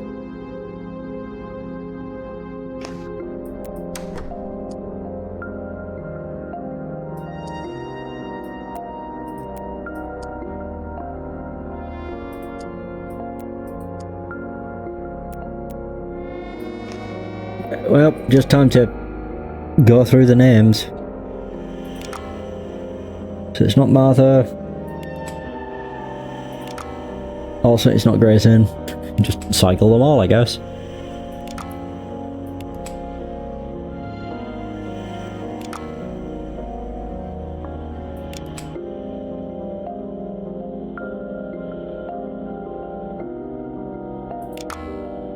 Yeah.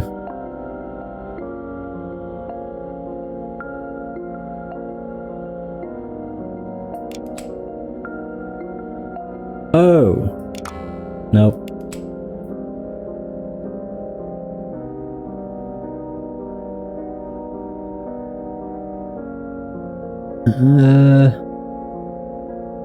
Mike? Who's Mike? Oh.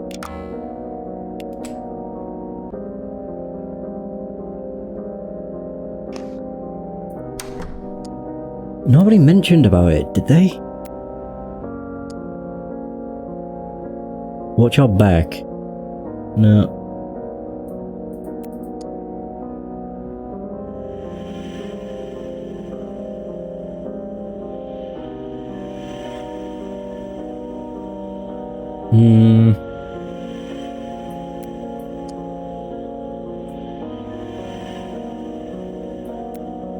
Oh! There it is, to check on Katie Keller.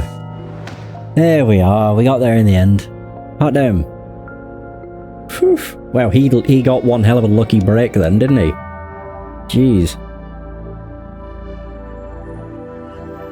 Documents in the safe produce some damning evidence. Mike Alvarez wanted Dennis Miller gone, but it was DJ Kizzy who ended up in the booth.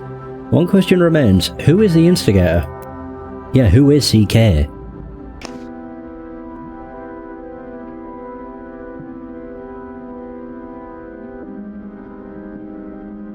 Yeah, I don't know what... like, why my mind didn't make that connection. It's because I'm so focused on it being... like, it has to be someone that's in the case. Yeah. The Nation's Voice. Freak accident kills DJ Jukizzi.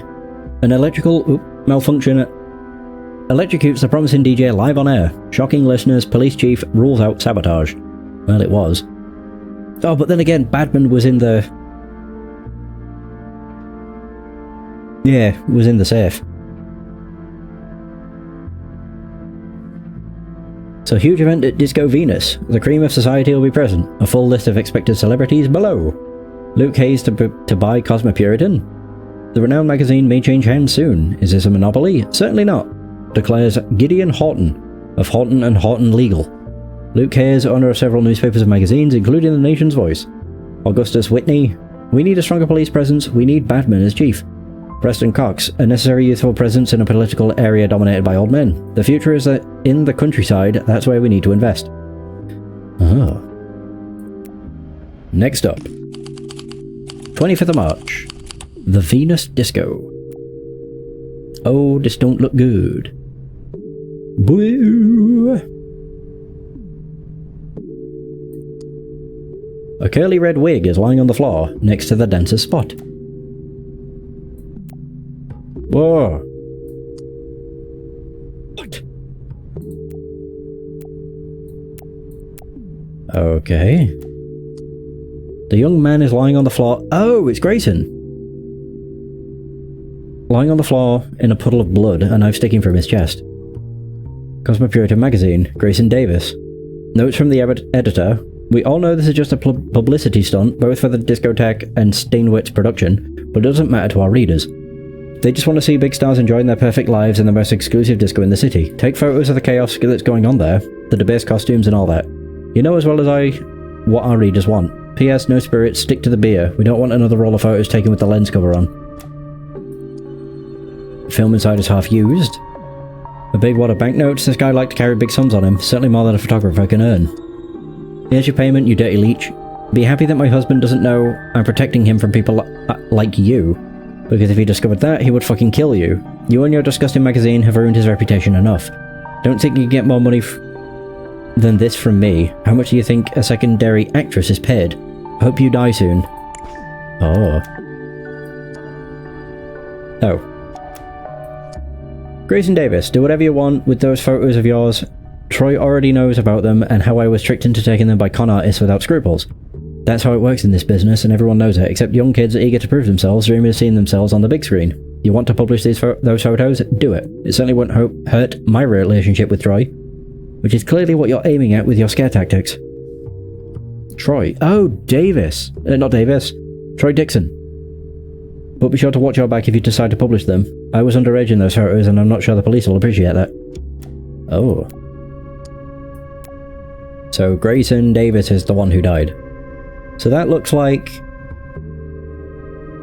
Right, okay, so that's Marsha Hart, Troy Dixon. I don't know who this is. It's just some dancers. Not entirely sure. That's like Henry, Mike Alvarez. Huh, okay. Piles of gears on the table. This drug is now everywhere. A glass with a drop of liquid left in it. A faint chemical smell comes from it. It was poisoned. Oh. A man is slumped on the table. It makes sense why someone might have thought he was sleeping.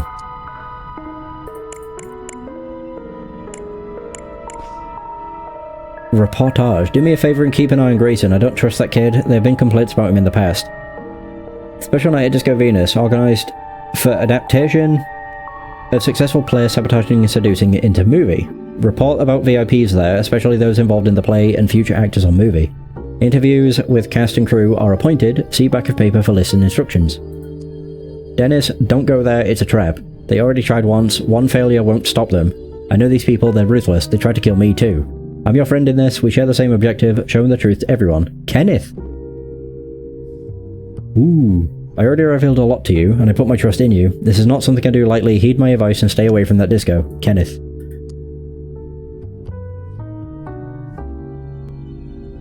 Ooh, Roman Lipko, 1928, born in New York, from a family of immigrants, 1931, death of his father due to health issues relating to alcoholism, reported for several incidents requiring police intervention, no arrest, arrested, avoids prison by getting enrolled into the army, dies in the Korean War, closed casket military funeral. He's not dead. Find Roman Lipko and you'll have solved the mystery. Why did he disappear? Where is he now? I can only give you crumbs. You have to fill the blanks yourself to believe it. Powerful players are involved. So Dennis is dead too? Holy shit. Hey, it's Agent 47. I didn't move from this counter, I don't know what happened. You tried keeping track of anything with the loud music, the moving lights, and all these junkies? This job is hard enough without police interrogations, alright? Cocktail list for VIPs. Remember, our VIPs don't have to ask for their drink. They need to have it ready when they arrive at the bar. Memorize the list. Jeffrey Stainwitz, Only Whiskey, Troy Dixon, Harvey Wallbanger, Penelope Marshall, Pina Colada, Katie Keller, Green Hornet, Mike Alvarez, Grasshopper, Martha Hart, Brandy Alexander, Henry Marshall, Don't Serve Him Alcohol, Tobias Hobbs, Harvey Wallbanger, Dennis Miller, Tom Collins, Jeffrey Donnelly is the manager. Oh boy. Oh, we already know this is Miller. Fuck.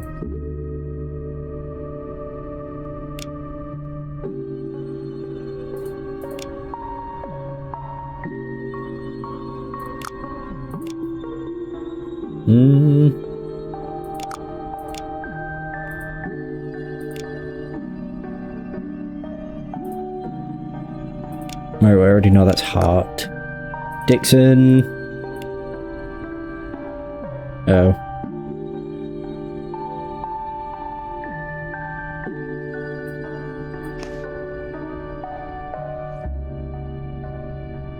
Oh. Most of the people were so drugged or drunk we sent them to police station. We lined up the ones who were still coherent in the corridors. One of them must have stabbed him. Police issued 38. I stayed on the balcony the whole time. Frank here can testify to that. What happened on the dance floor, who knows? From up here they all look like ants scurrying about. Mikey, the lackey, always ready to lick his master's boots and do his bidding. You avoided justice once, don't think you can do it twice. Comeuppance is coming for you and your master, a friend. Oops. If you succeed this time, there'll be huge rewards waiting for you. Failure is not an option. Mike and I were in this booth all night, choosing tracks and keeping the set running. I was so focused I didn't see a thing. Top 10. Oh. My Shirley the Gambits. Mean Girls, Fanny Winter, okay. As per contract with the record companies, play at least 5 of these tonight. I put an asterisk on my suggestions. Oh. Hey Frankie boy, your career is certainly improving since your kizzy died, eh? You got his job and you're even playing at the disco in his place. I shot these pictures of you fighting with him at the radio station.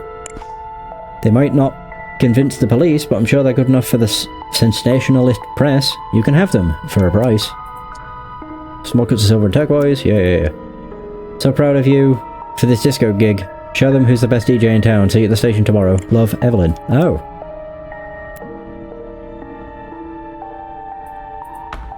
Oh, God. A metallic trash bin. It's almost full. Small empty bottle with an unusual shape was thrown in the bin. The traces of liquid left in the bottom smell faintly of chemicals. Poison? As if this job isn't tiring enough. Now we're getting the 3rd degree from the police. Small purse containing a few dollars. I'm the new dancer here, so they gave me the worst spot. I couldn't see a thing. And no important Hollywood agent could notice me either. Cheap red lipstick. Look, I was just dancing, doing my job. If I keep working near the speaker like this, I'll go deaf before I'm 30. In the back pocket, a small quantity of the drug gaze. Okay, I was at the table with the drugs. I couldn't even take a hit. My girlfriend stopped me and started arguing with me and my manager. But maybe she was right. MH. Troy. Oh. Martha Hart. Be wary of the people who surround you and act like your friends. Dear Troy, what a pleasure it is for us to have you as one of our members. We have been following your unstoppable ascent as a singer, and it has made us so proud. People like you are what made Ad Astra so successful. Your story will help others find their hidden potential. You are invited to join us in 2 weeks on Monday the 2nd for a celebration of your successes. Your manager will also be there. Again, the most heartfelt congratulations from the Ad Astra family. A small box containing a diamond ring. Inside is an inscription. Martha. Right, okay, so we know Martha Hart.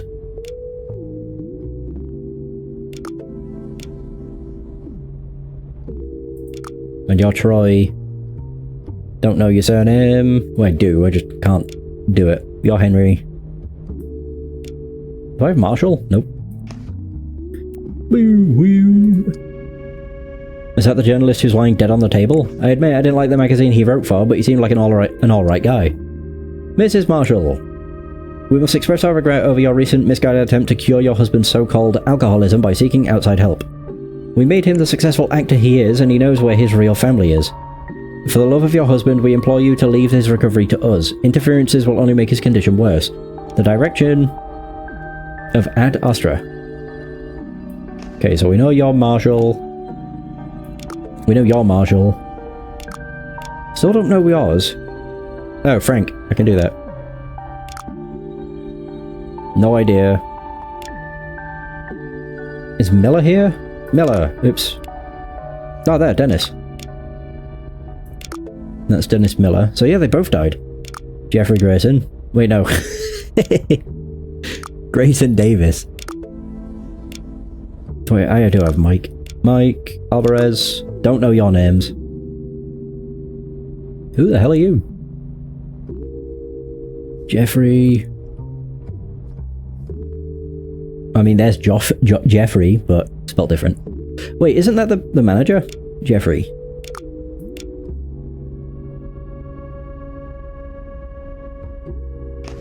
It was, Agent 47. Oh, I never read that. Oh. Jeffrey Donnelly, that was it. I don't know why I'm thinking this guy's the manager, he just looks a bit iffy. Okay, I was wrong. It could be him or him. Yeah, whatever. Police report, Peter Decker. Oh. Offense type. Drug dealing, aggravated assault, resisting arrest, aggravated assault, attempted robbery. Look what my cop friend dug up in the records, Peter. Or should I call you by your new fancy name, Zachary Pierce? I wonder what my old friend Jeff would say, having hired a criminal without knowing it. He'd send you straight back to the slammer for identity theft. But don't worry. We can bury the evidence, for a favour. You'll find my instructions in the trash bin in the corridor. Make sure you destroy them, we'll protect you after that. Oh. Zachary Pierce.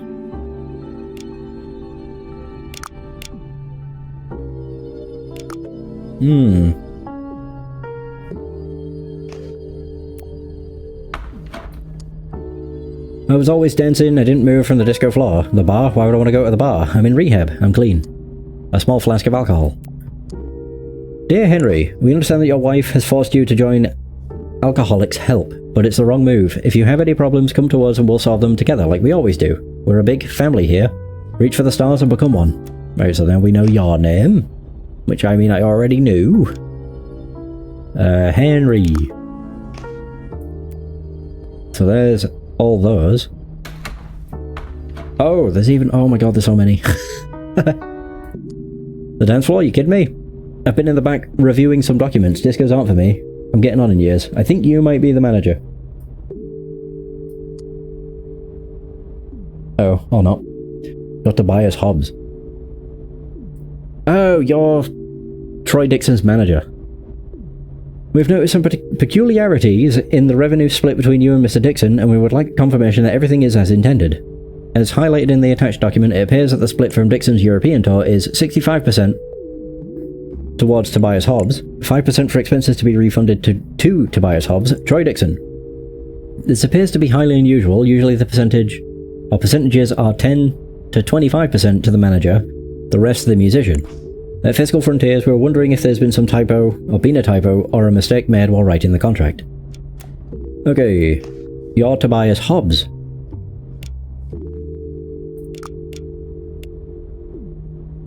Man, the web just keeps getting bigger. Alright, Troy Dixon. Hooray! Dear Mr. Hobbs, we would like to express our deepest congratulations on your recent successes. You have shaped Mr. Dixon from a timid young kid to an international star. We are glad to announce that your request for a higher position inside the centre has been accepted. Expect a convocation soon. We will be in contact by phone. Your contribution as a creator of the stars is deeply appreciated. I was trying to stop Troy. I don't know what happened to him on that tour. He has changed. Okay.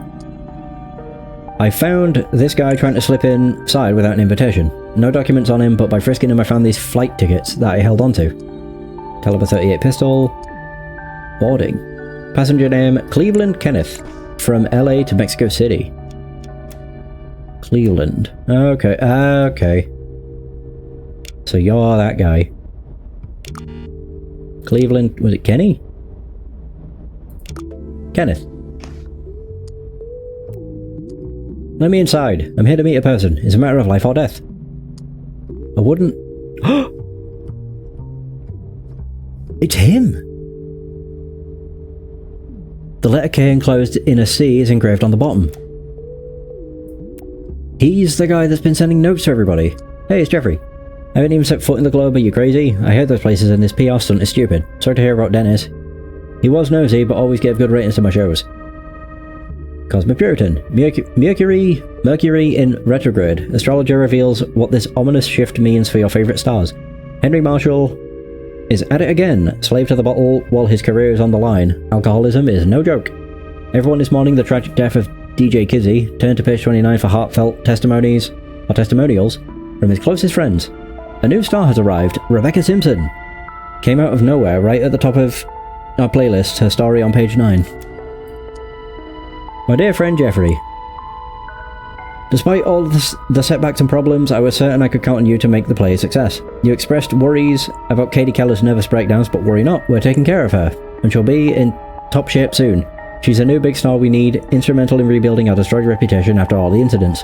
Tonight's disco is just a small annoyance you'll have to bear for the sake of the press. My doctor ordered me to stay home. My heart condition simply doesn't allow me to go out anymore.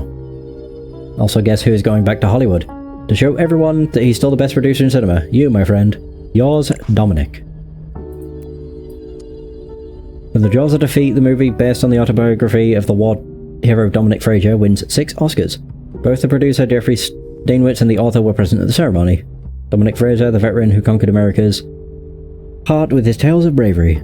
Look at this old article I found in my archive at home. Our first big collaborations.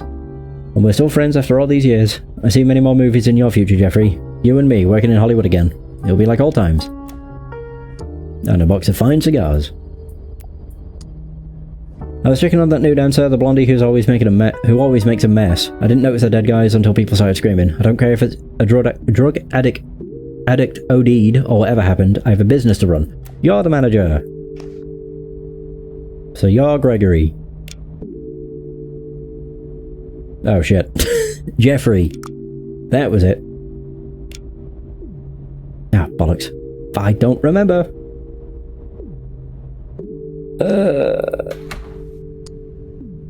Oops.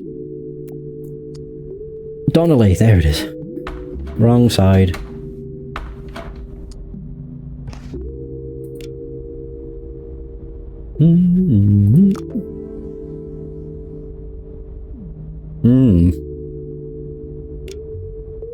Well, it's 2 murders, isn't it?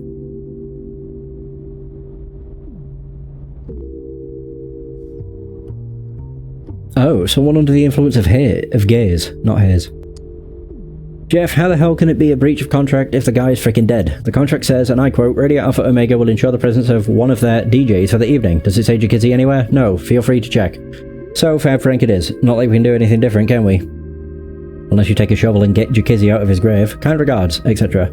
Evelyn, copy this on the typewriter and don't send the draft like last time. For the love of God, another stupid mistake like that and you're out. I don't give a shit about your politician uncle. When we aired his interview, it got the lowest ratings ever. Oh, there we go. Amanda Adams. Female dancers. Okay, so I think Sophia Smith is her.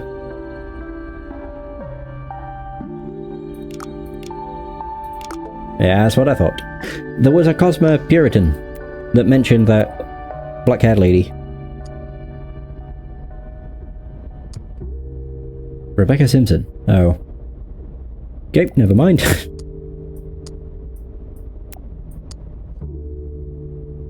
Megan Hawkins, maybe?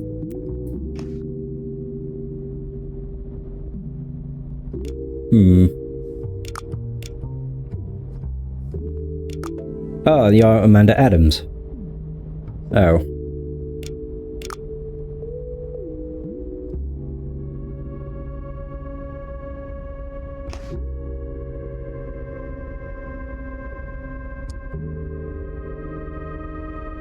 I just need to find her first name. Barman. $1 an hour? Oh my god. Frank Gaines.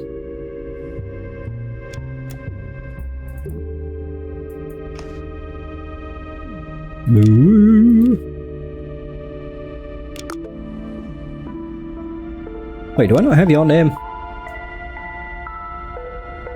I do. So Amanda, I think Amanda's the only thing I'm missing. Ah, there we go.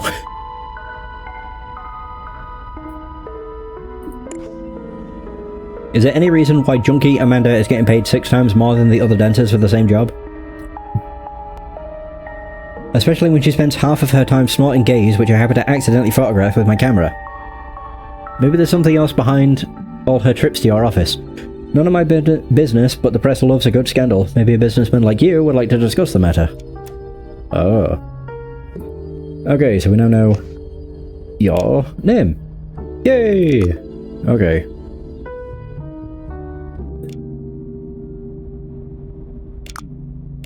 So this is journalist Dennis Adams. Wow. Dennis Miller? What on earth am I on about? Slumped across a table, already dead. He had consumed a drink that had been poisoned by the... oh god, who knows?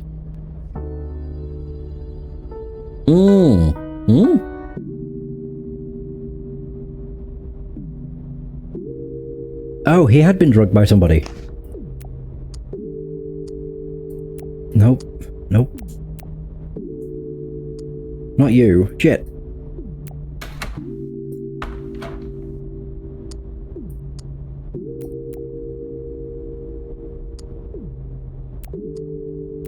Oh! Zachary Pierce, it was you. Yeah. By the bartender. Barman. Yeah, Zachary Pierce. Acting on the orders of someone.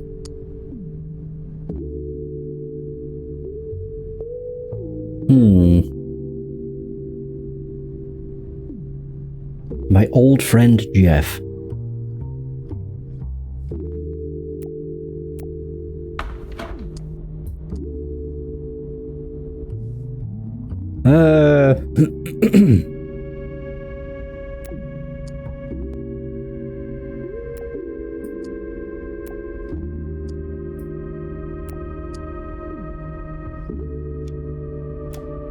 I don't know who it would have been acting on the orders of.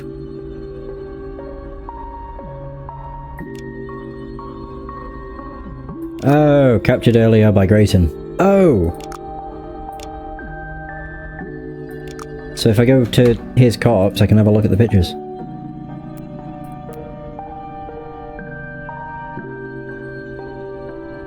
Oh! I didn't even realise it was there.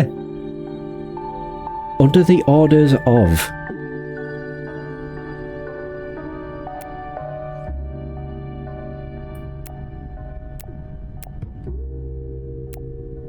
Is it her? Or is it her?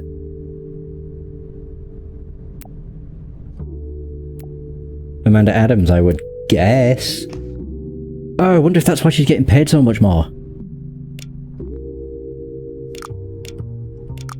But it's just because she's in that picture. A murder on the dance floor. Something at the disco.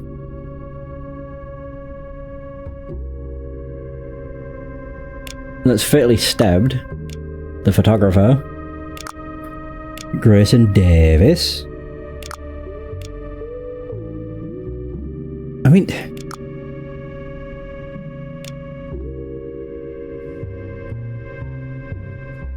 under the influence of... I don't know. A dancer.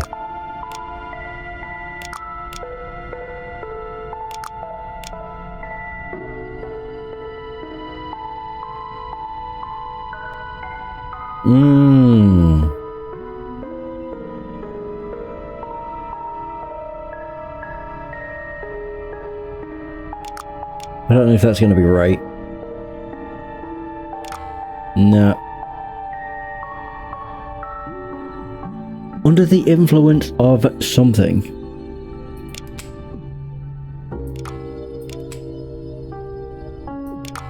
Oh, there we go. Of the drug gaze. Okay.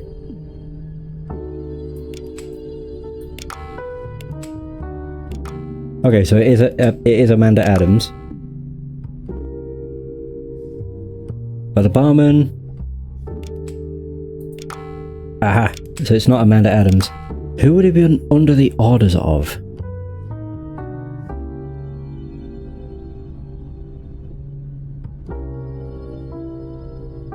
Not Cleveland Kenneth. Not to could be, because it mentioned that he's a high-ranking member. Nope. Damn. Jeffrey Donnelly, then?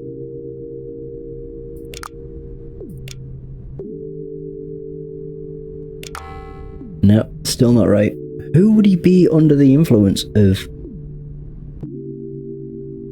Acting on the orders of someone. As confirmed by the photo. It's man in a suit.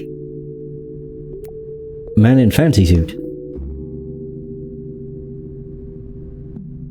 But he doesn't have long lock hair. Kenneth?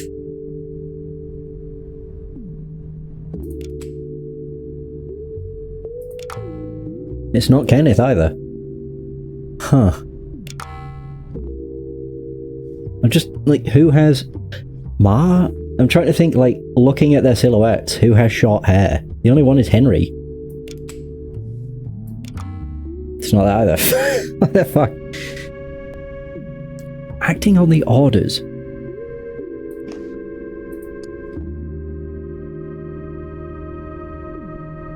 Oh, wait, I can see this. The knife. Well, we already know it's her then. I just realised that actually confirms it was Amanda. So it wouldn't have been her then.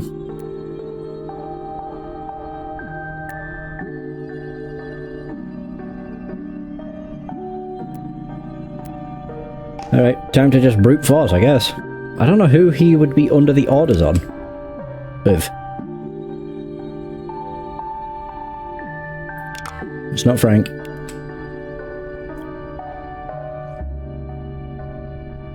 The only people that it shows... Oh, it'd be Mike.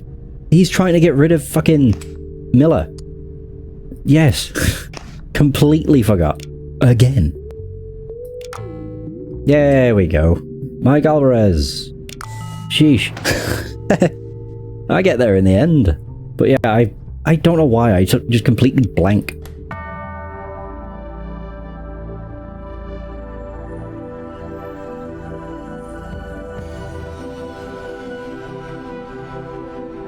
So one journalist is dead for digging too close to the truth. His photographer shared his fate when his blackmail met its match. Dennis Miller didn't escape death a second time. Mike Alvarez won't escape justice this time. There we go. Hooray! Hot damn. A rare interview with Clarice Lehman. Or Clarissa Lehman, who has been in seclusion since the death of her son. Her retirement from the stage after her marriage, her life in a wheelchair, her husband's philanthropy. An old photo of Clarissa Lehman Fraser. Although the woman appeared lucid and remained as beautiful as she was in her acting days, she refused to have her photo taken. Jail time for people caught possessing gays, the creative drug. It's a preposterous proposal, intervenes lawyer Gideon Horton. We need to do everything we can to stop the stupid law. People have the power to change this. In this interview, the renowned Gideon Horton of Horton and Horton Legal explains what you can do to change this. Okay. 2nd of April, the Ad Astra Center. Oh, everybody's dead. What the fuck? Oh my god, literally. Holy shit.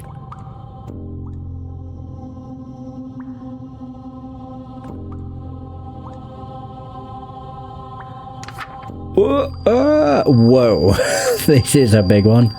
Oh, you have to choose the order as well? Oh, good. Fill the missing details of the events. Holy shit, this is a lot. The reception desk, covered with blood. The silent alarm button at the back isn't pressed. The young man lies dead on the reception desk, his head pierced by a bullet. His hand still lies on the silent alarm button. Morning shifts. Oh. Adrian Collins. Eli Vargas. Okay, so it's Adrian Collins, I would guess, or Eli Vargas. Adrian Collins. Yep. Yeesh. Some Ad Astra brochures are scattered on the floor. Open your eyes and discover your true self. Welcome to the Ad Astra family. Please make yourself comfortable, visit the guest areas, and feel free to ask questions to our staff. Achieving greatness. If you are visiting our center, it means that you have decided to unlock your inner potential. You have come to the right place. Our famous testimonials can testify that our centers are instrumental in helping people overcome their inner traumas and find themselves. As Dominic Fraser's many books outline, there is a cell of greatness hidden in all of us, yet few of us know how to tap into it. That's where we come in.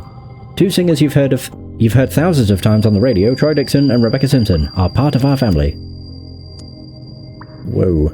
Our therapy, through cutting-edge research methods with the help of top doctors and psychologists from around the world, Ad Astra has developed what we call the ultimate method. What does it consist of? 4 simple points.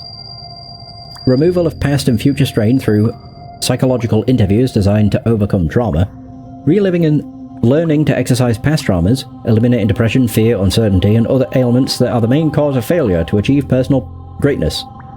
Gaining self-confidence in order to triumph within the world of entertainment, music, or business. Finding the keys to success by opening up an increasingly complex universe. Self-help cures through the works of Dominic Fraser, offered free to our members. His journey from war hero to philanthropist, his methods of unlocking potential.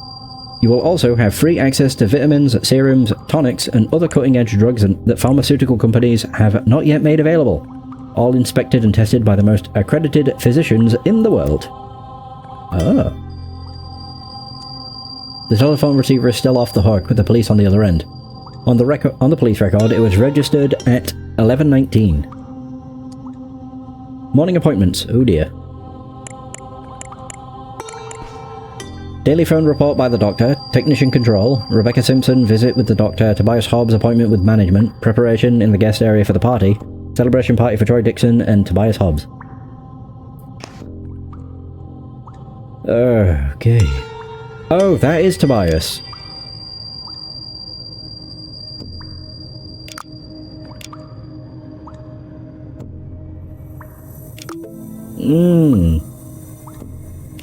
I can't tell if that's a bloke, but it does look like Troy. Yep. Rebecca Simpson. That must be you. There's very few ladies. Wow, I'm good.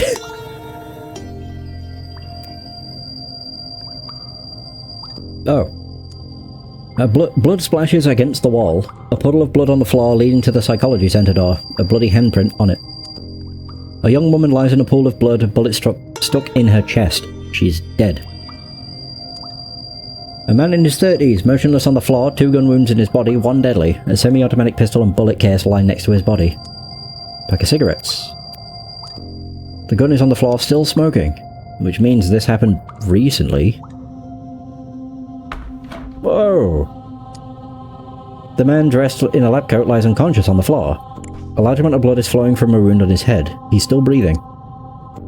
Mr. Fraser, I'm writing to request additional personnel to assist me at the centre. I believe I am on the verge of significant discoveries. With our earnings increasing, an additional assistant would be a great value and would not pose a financial burden.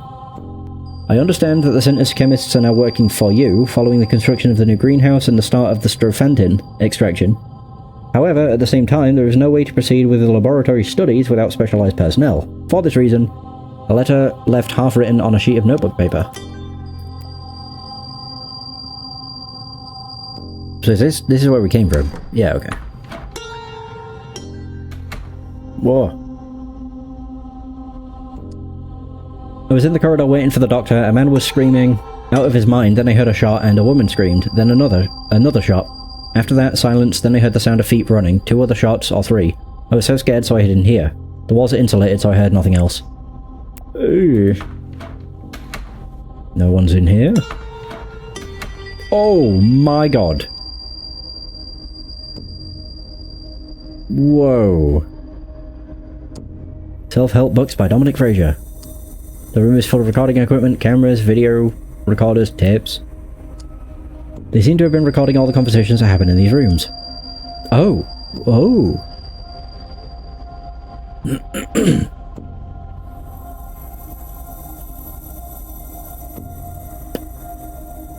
Oh, it was Dixon. Oh dear. You fucking leech. I don't care about the stealing, but this is too much. Calm down, boy, you're confused. You're bleeding for Christ's sake. Let's discuss this like friends. You're no friend of mine. I learned about your dirty tricks, to keep me separated from Martha. Where do you think you're going? Are you crazy? You could have killed me. Tell me the truth. What's all of this? What did you do to me? You're paranoid, Troy. All this pressure, this tension, it's affecting your perception. You said it would help. You said it was for the stress, to help me cope during the tours. Troy, trust me. Give me that gun. I'll help you. I can make all of this disappear. I know powerful people. Help me. You separated me from Martha. You stole my money. How can I trust you? I'm your friend, your only friend. Not like that failed actress of yours who... Oh. Bangs on door creaks open. Police department, sir. Sir, can you hear me? Central 1141. We have 2 men here. One appears to be unconscious. I'm going to check on the other. He's badly wounded. Gunshot to the chest. He's not responding. You there. Don't move. Don't get near that gun. Drop it now. He's down. I had to shoot him. He was armed. Oh shit. The weapon was empty. Shit. Oh, no.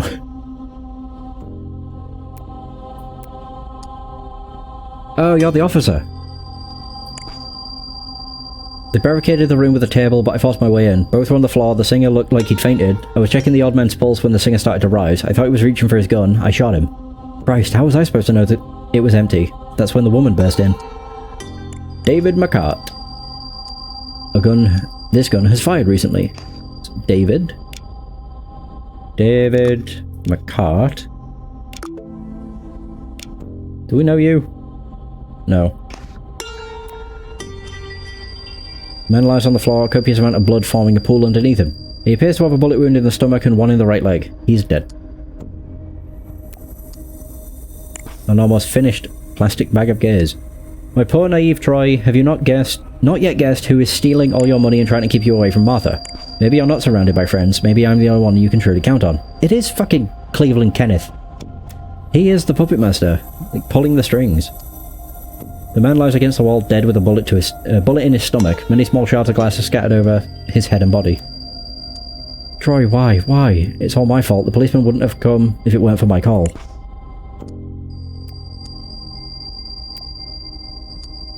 Dear Martha, I've examined Troy's contract thoroughly, and I can assure you that it won't be easy to change managers without resorting to costly legal proceedings. I'm not saying this I'm not just saying this as a country solicitor who works on office cases. I've consulted with colleagues in the city who know a lot about this stuff. They all tell me that Tobias Hobbs is well connected and unassailable. What you said about Troy's change is frightening, and I also think it can be attributed to drugs, but it's impossible to prove the responsibility of his manager, or that New Age Center you mentioned. You know how much I cared about Troy and you. To me, you both remain the naive kids who used to play together in my garden with my son. I'll keep investigating, I promise. Best regards, Tony. Oh, a key. Oh, I gained a key. Okay. What the hell does that do? Well, unless I needed it for this. Maybe. Ah, very nice. Holy shit. This CCTV room is well equipped. Monitors surveil the whole structure. Oh my god. Potentially dangerous. Henry Marshall. Jeffrey Stainwitz. Katie Keller. Promising member. Reese Hopkins.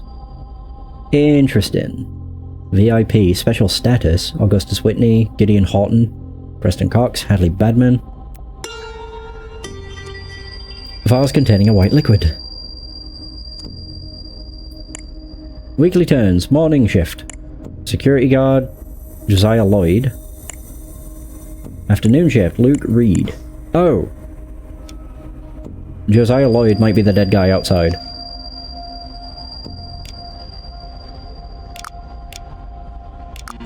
Oh. What was the other one? Luke Reed.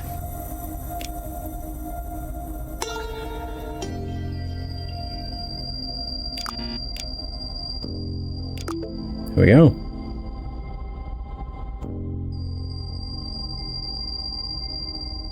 Oh, wait a minute. That's possibly Bella Fox, because that was Adrian Collins.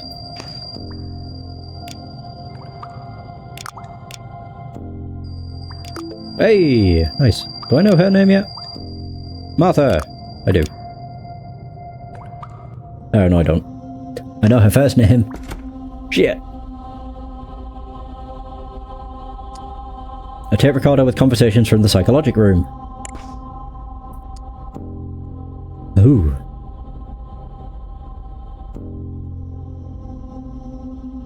We can finally say we cured you from your alcoholism, can't we? I wasn't an alcoholic, I've never been one. Of course, it came out wrong, and I apologise.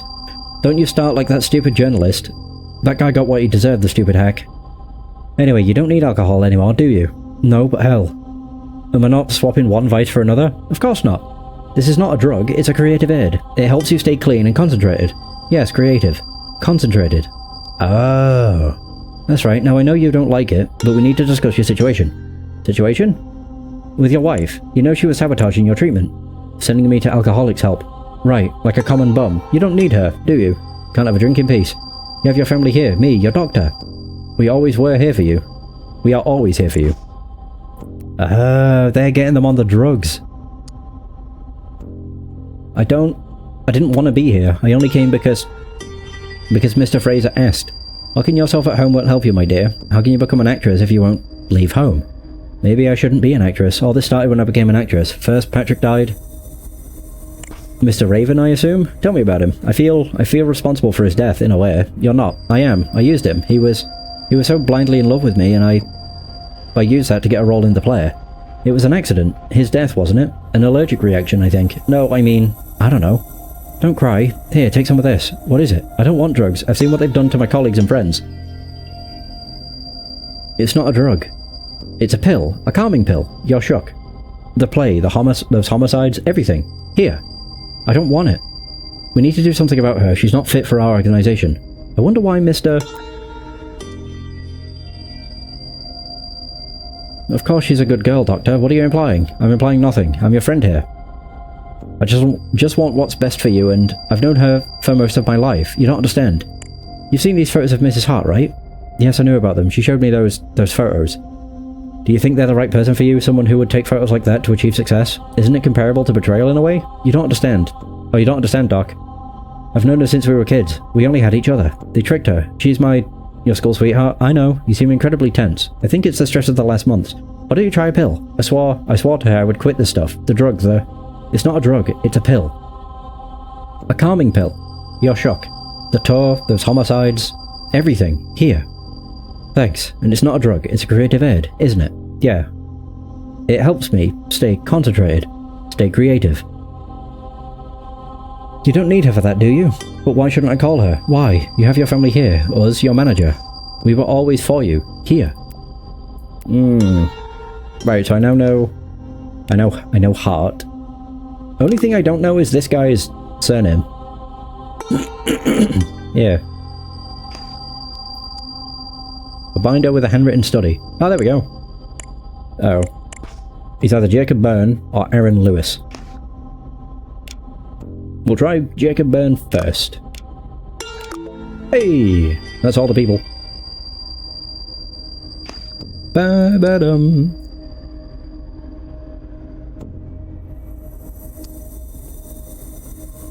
Report by Dr. Byrne. Day 118 of study. After thorough examinations at the lab, the drug appears to be a tropane alkaloid with strong psychoactive effects. It has a strong influence over mood, perception, cognitive and behavioral abilities. In layman terms, test subjects who have taken the recommended dose of the drug or lower displayed more creativity. Oh, see Carl Carlson. They were more easily influenced by outside sources. Ah, Clarissa Lehman. This is where the psychology centers can make wonders, changing a patient's perspective when needed with minimum input. Easy acceptance of ideas and concepts, once before considered alien before, easily manipulated, depending on the subject, sometimes a diminished sense of regret and guilt under the influence. Recommendation. We recommend better training of personnel at the psychology centers, enforcing consistent procedures to maximize the effects of the drug on the body and mind of our patients, in line with the organization's need. Dangers. If the maximum doses are exceeded, the what? The drug can act as an I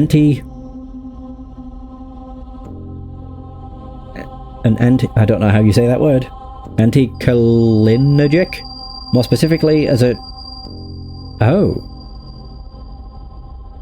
nicotinic antagonist, causing paralysis. If mixed with other substances in strong doses, it can lead to death. See the case of Jack Potter. Other symptoms include drowsiness, delusions of persecution, hallucinations, psychosis, mood vary dependent on constant and sustained drug use, or other substance use, including alcohol, violent outbursts. Failures. Attempts at chemical synthesis have unfortunately resulted in failures. It appears that for the time being, the only reliable method of obtaining this drug is importation of the plants or the already processed product through the usual channels from Mexico. On a positive note, we have made huge progress in the creation of more acceptable forms of gaze. Pills, tablets, and some attempts have been made into turning it into liquid form. This will satisfy the request of many of our patients, especially models and actors who fear the inhalation could damage delicate tissue and leave their careers destroyed. The new pills are simple to use. They resemble regular medicine, which will make them much easier to ship to customers. Police inspections will find only what could be easily mistaken for sleeping pills. The sleeping pills that Clarissa had, they were gays. Oh. A huge stash of the creative drug. Inside the box are also pills, tablets, and even vials. Or files. A note is inside. Thanks for subbing, Phoebe Man. Tonight's gonna be wild. There was no way I could face the morning shift. These 2 packs are well earned. Pack of cigarettes. Killing the doubts within, mind and body, total control of the mind under stress, empty your mind, a step-by-step guide to emotional detox. The entire bibliography of Dominic Fraser is here. Ah, fuck. Okay, so I've missed something.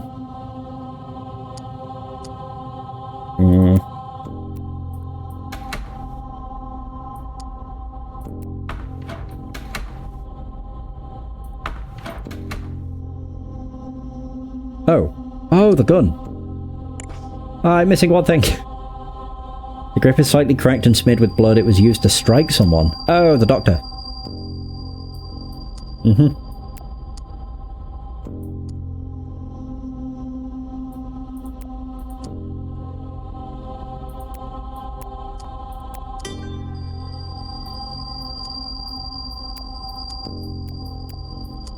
I just have to keep checking everything.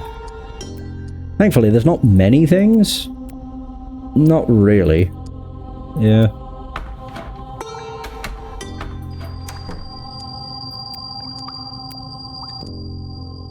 Six of 6 there. Oh. I missed reception. Oops.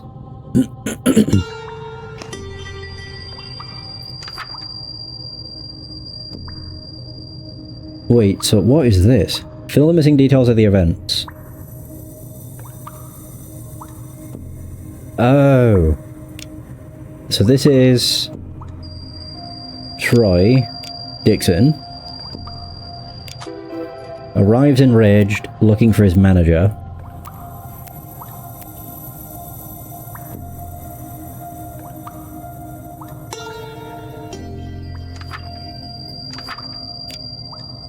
Jacob Byrne is struck by the grip of the gun and is unconscious.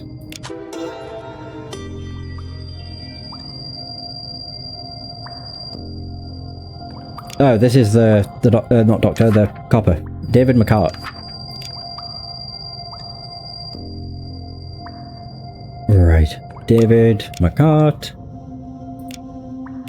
Then fatally shoots Dixon. Oh, okay. Someone's killed before he gets to activate the alarm. Adrian Collins. Oh.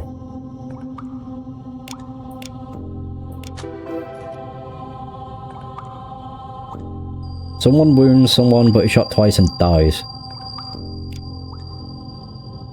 This is made by Martha Hart.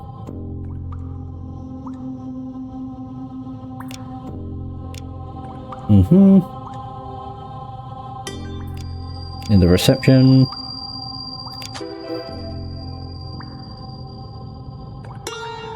Oh, this is it. Wait, someone shoots. Policeman! Oh, I don't have to actually name him.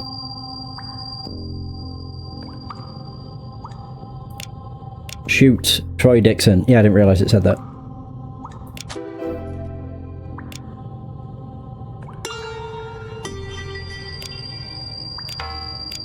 Yeah, this is probably Troy Dixon fires a warning shot, then fatally shoots Tobias Hobbs.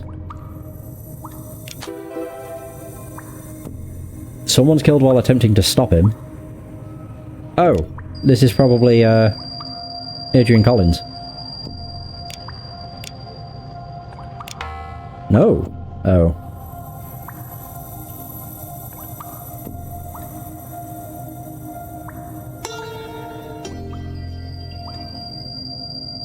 Oh. Luke Reed.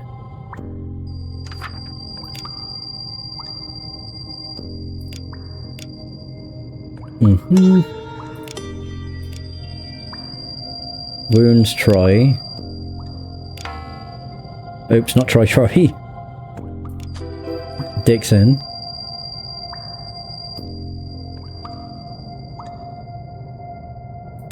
It could be Bella. as well, Bella Fox. Oh. Order the events chronologically. So Troy arrives enraged. Bella Fox is killed while attempting to stop him. Adrian is killed before he gets to sound the alarm. Luke Reed.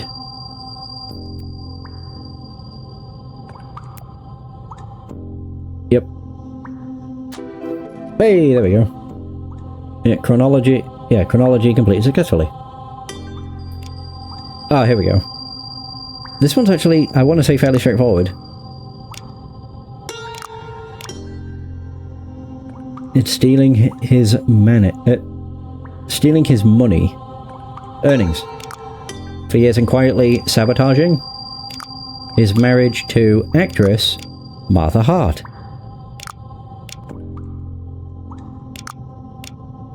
So yeah, this is Tobias, not Tobias, Troy. Troy Dixon discovered that his manager, Tobias Hobbs, fueled by rage and by... oh, the drugs. Wait.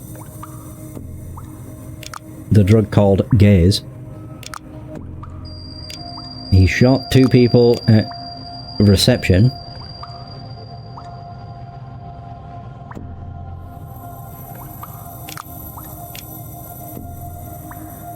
And, psychologist? Wait, what?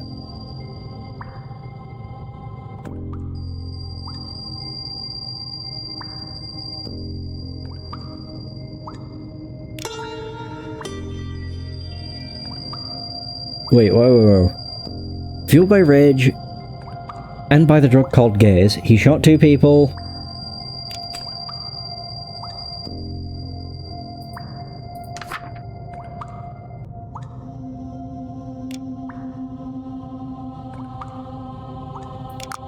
Wait, so he... oh. Shot 2 people at reception, I guess. And a receptionist? No. I don't know. Oh, and a security guard.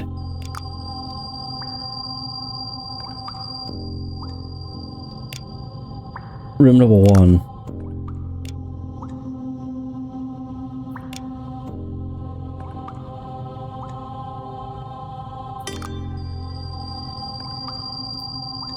Was eventually killed, shot by a policeman.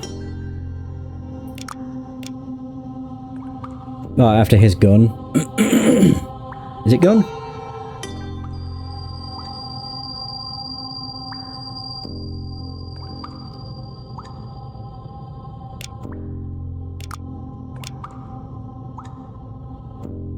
Oh, revolver, there. The only thing I'm not sure about is that second paragraph. And finding... before finding and running?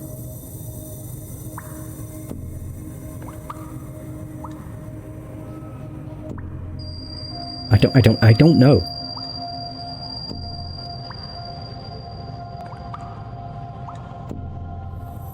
Fueled by rage and by the drug called gaze, he shot 2 people...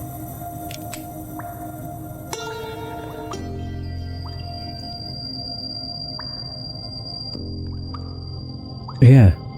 At reception. And a security guard. In the morning shift.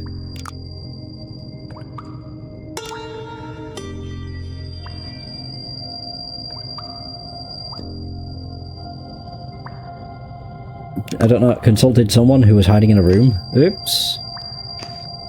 This doesn't seem right, because he would have killed her too. Rebecca Simpson. Oops. Can't wait for this, it doesn't make any sense. Yep. Fuck. It's not consulted. Running? Also doesn't make sense. Shit. Was eventually shot by a policeman after his revolver was already empty. Yeah.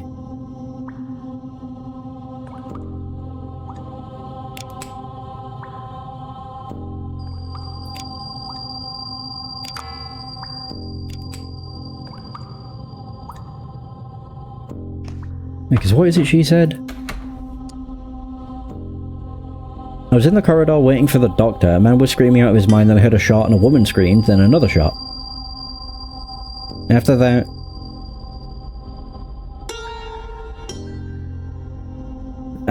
silence. Oh! Before finding an... No, it's not shooting. Fuck! I thought it was going to be the psychologist he knocked unconscious.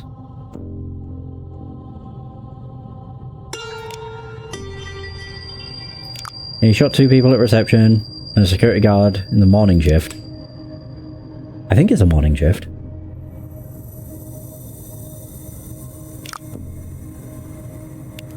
Maybe the afternoon shift. Fuck. It's the clues here don't make sense. But before finding an... Oh, killing. I'm an idiot. Yes, it's Tobias. Hobbs. Yeah, there we go. Psychologic room number 3. Morning. Was it morning shift? Yeah, it was. Son of a bitch. Yeah, I forgot he was trying to find Tobias, wasn't he?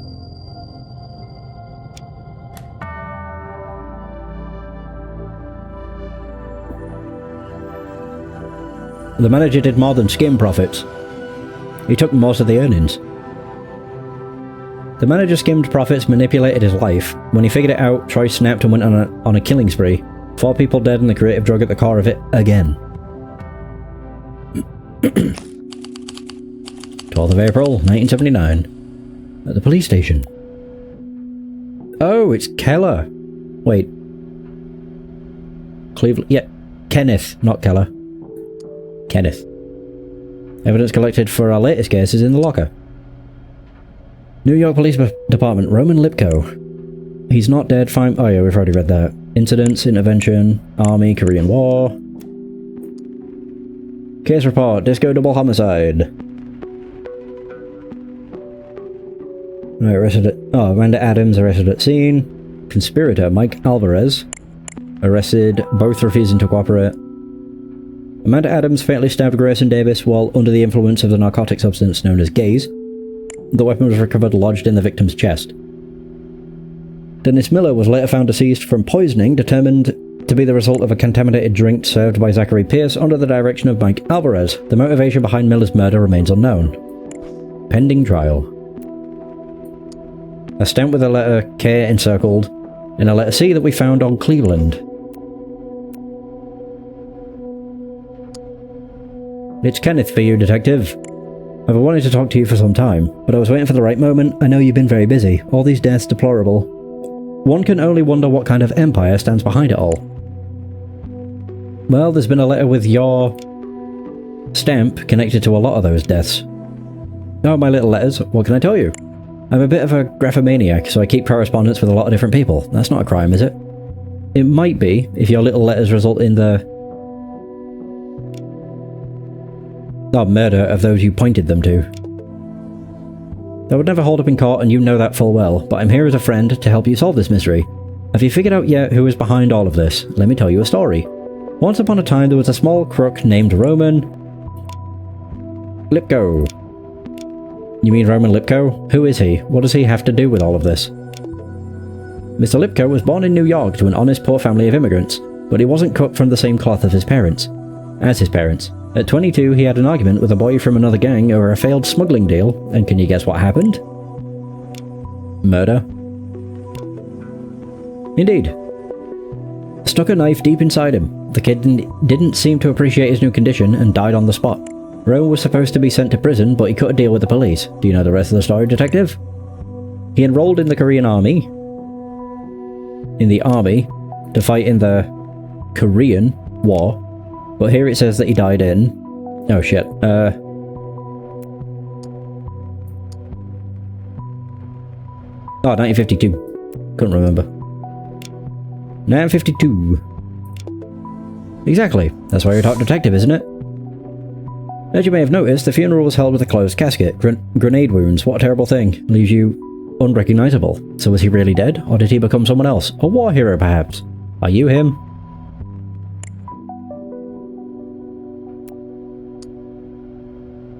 Dominic.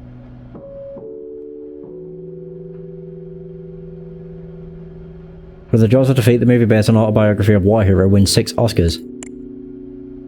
Dominic Fraser, the veteran who conquered America's heart with his tales of bravery. Hold the phone. Whoa, shit.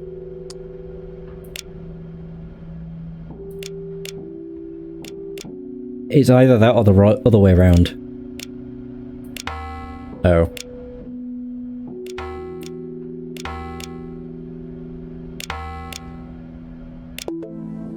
No, detective, you said that.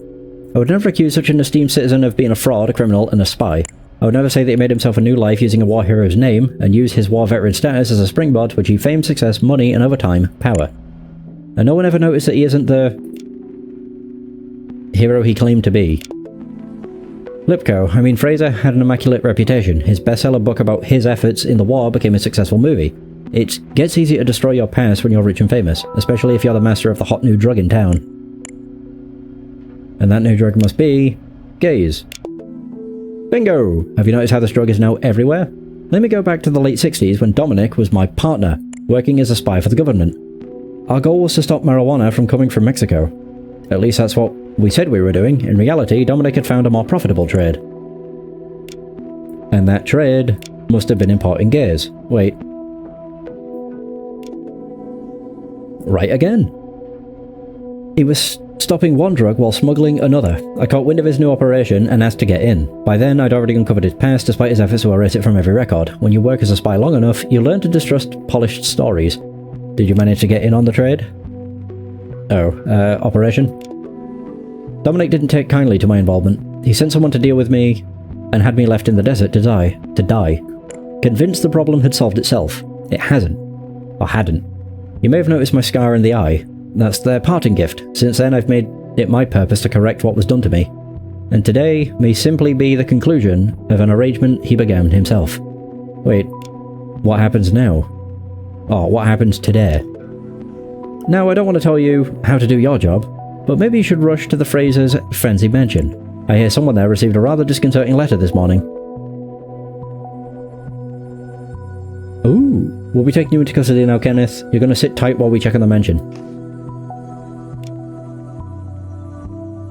Wait. So, it'd be Dominic Fraser. Long link to the case through his... Oh, not... I'm a fool. So Cleveland Kenneth, long link to the case through his stamp on the letters. Or notes. Letters. Revealed that Dominic Fraser is in fact Roman Lipko, a former hero who built his... Ah, Christ. Mansion? Empire. Through the smuggling of gays. After Cleveland attempted to force his way into the operation, Sir Dominic Fraser responded by ordering his...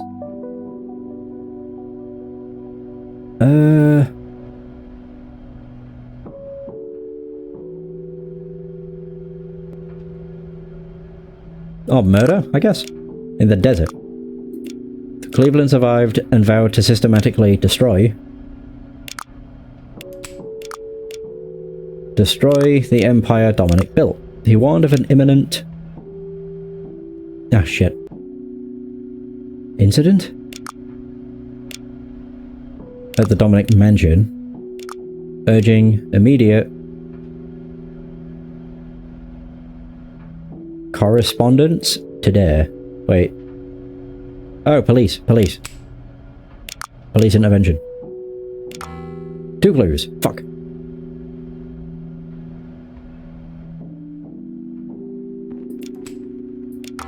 Okay, so it is murder in the desert. Okay. And vowed to systematically destroy the empire Dominic built. Imminent incident. Okay, so that's also correct. At the Dominic mansion, urging immediate police intervention. Oh, is it the... Did I get these two the wrong way around?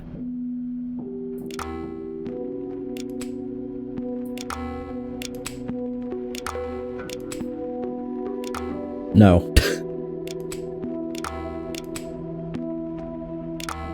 Oh shit, Dominic Fraser is in fact Roman Lipko.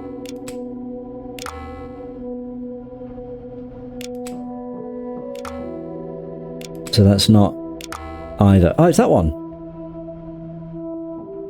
After Cleveland attempted to force his way into the operation...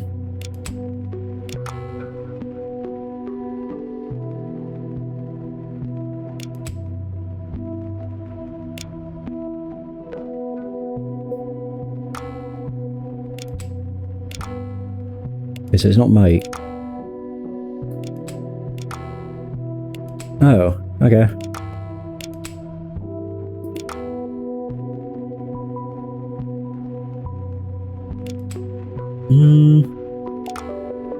So it's an incident. It is an incident.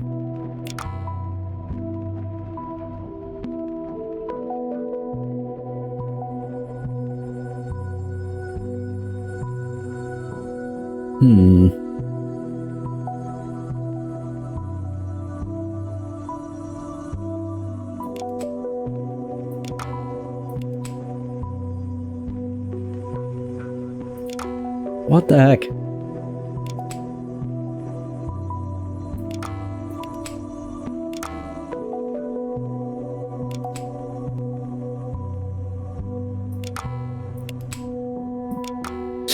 Everything I'm picking is correct. Yeah, I don't know what I've got wrong then.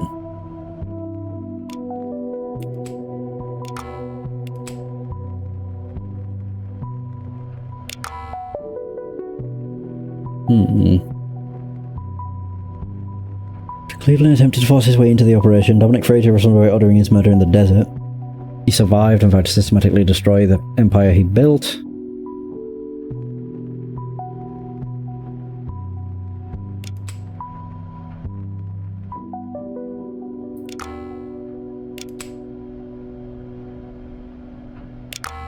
Yeah, the trade of gays. So it's trade or smuggling.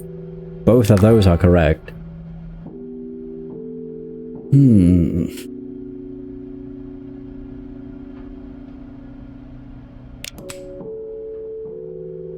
Yeah, hero is the only thing that makes sense there.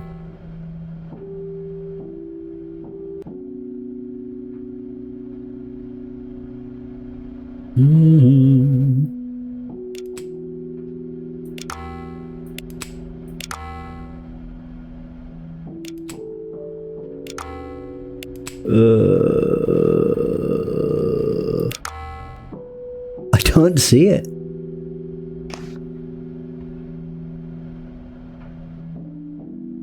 Disconcerting letter.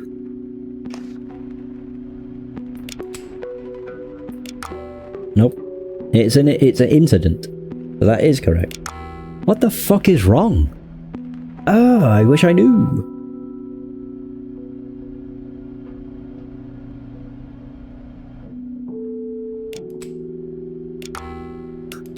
He's in fact Dominic Fraser.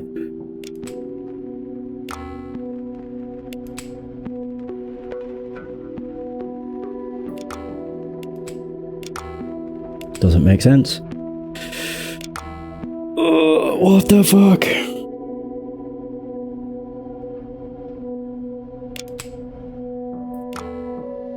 Yeah, Dominic and Roman are interchangeable.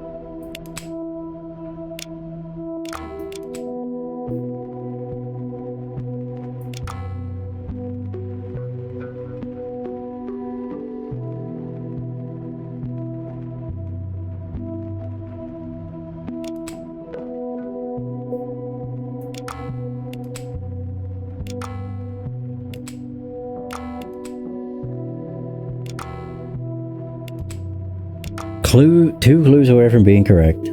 I don't know what could be changed.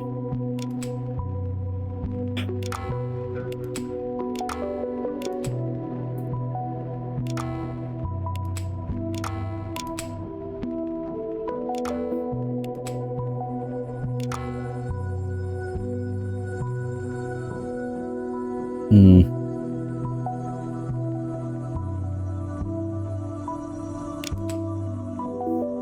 Anything else? Nope.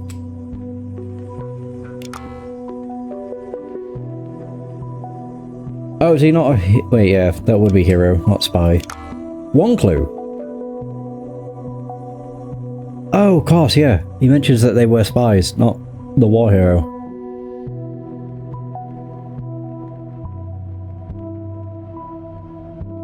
So spy's correct. Okay.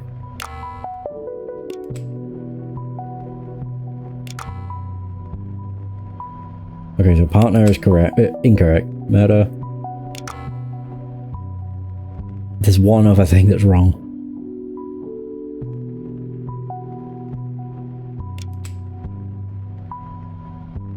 Immediate.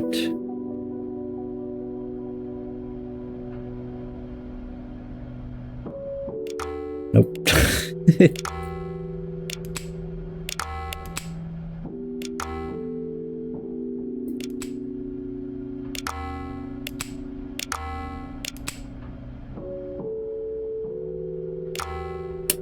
Oh, that might have been it.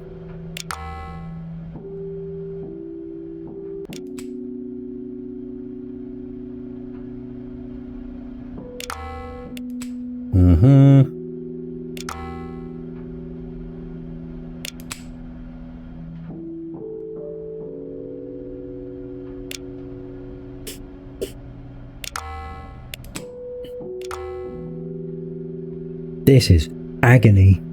Because every time I read it, it makes sense. Like, in context, so I don't know what, like, could be wrong. Roman Lipko, a former spy. Smuggling of gays.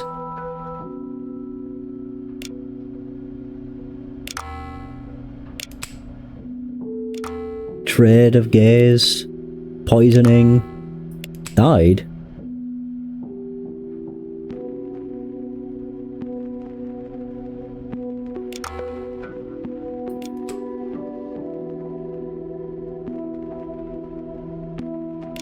Systematically died. The Empire. Poisoning. Stamp.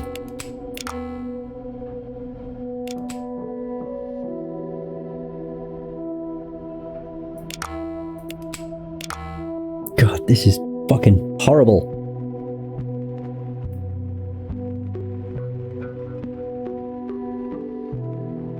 I just don't see it.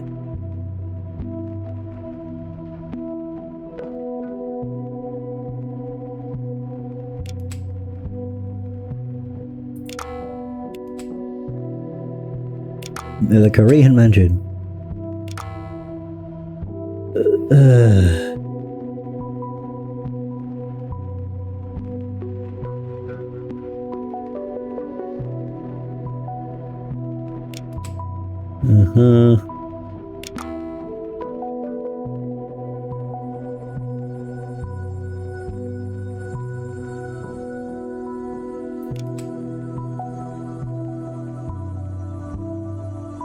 Yeah, operation. Ordering his murder in the desert. Man, I can read this like 400,000 times. It still won't make any more sense.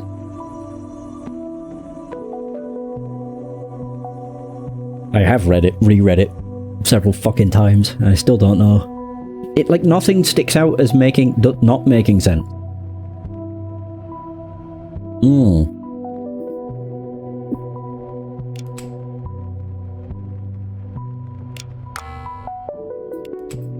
The Roman mansion. The Fraser mansion. Are you... Oh, of course. His fucking surname.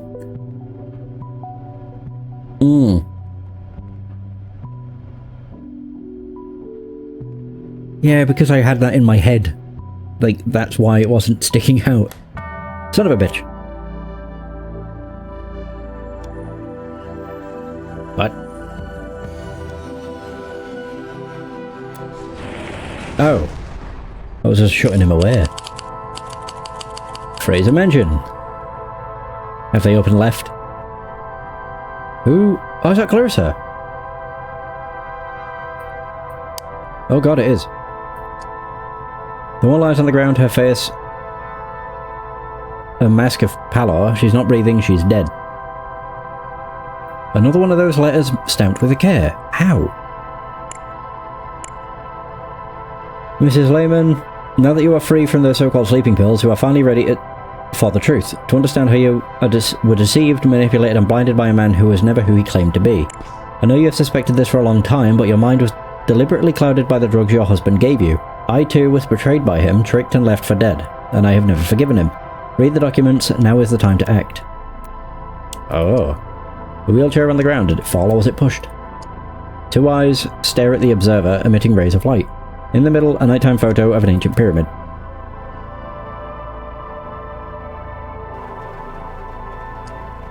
A mass of white and pink flowers lines the rows of the greenhouse. Along the side, other crops grow in scattered clusters. A lightweight metal watering can sitting near the plants. Oh. Is that all that was in here? Okay.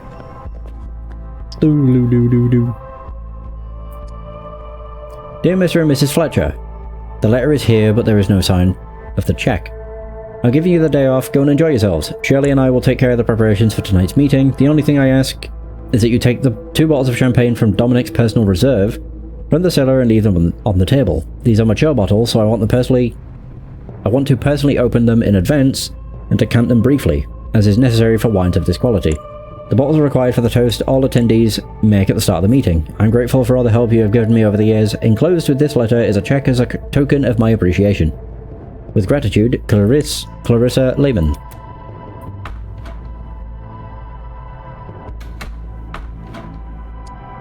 An elegant box for keeping medicines. Grade Bank Group, Shirley Flores. Clarissa. I hid this check in the medicine box, so you'll only find it when everything is over. I know you wouldn't have accepted it otherwise. It's my small way of saying thank you for your commitment and friendship over the years. Thank you for everything, and goodbye. Parting gift to Shirley Flores. Mrs. Lehman, I'm forced to increase your sleeping pill dosage in light of your recent mood swings, as reported to me by Mr. Fraser. Take 2 pills a day, 1 in the morning and 1 in the evening, to help calm your nerves. Also, make sure Shirley Flores gives you your weekly injection. A bottle of sleeping pills, it's unopened. Why did she do it? Why? Now that she was finally starting to live again. Whoa. Shirley Flores. Shirley, I'm happy to hear that Mrs. Clarissa Lehman has been much more active and responsive in the last weeks. But what Mr. Fraser told me, and you should have, not him, is disconcerting. Is it true that she tried to stand from the wheelchair and walk, and you supported her in this inane intention?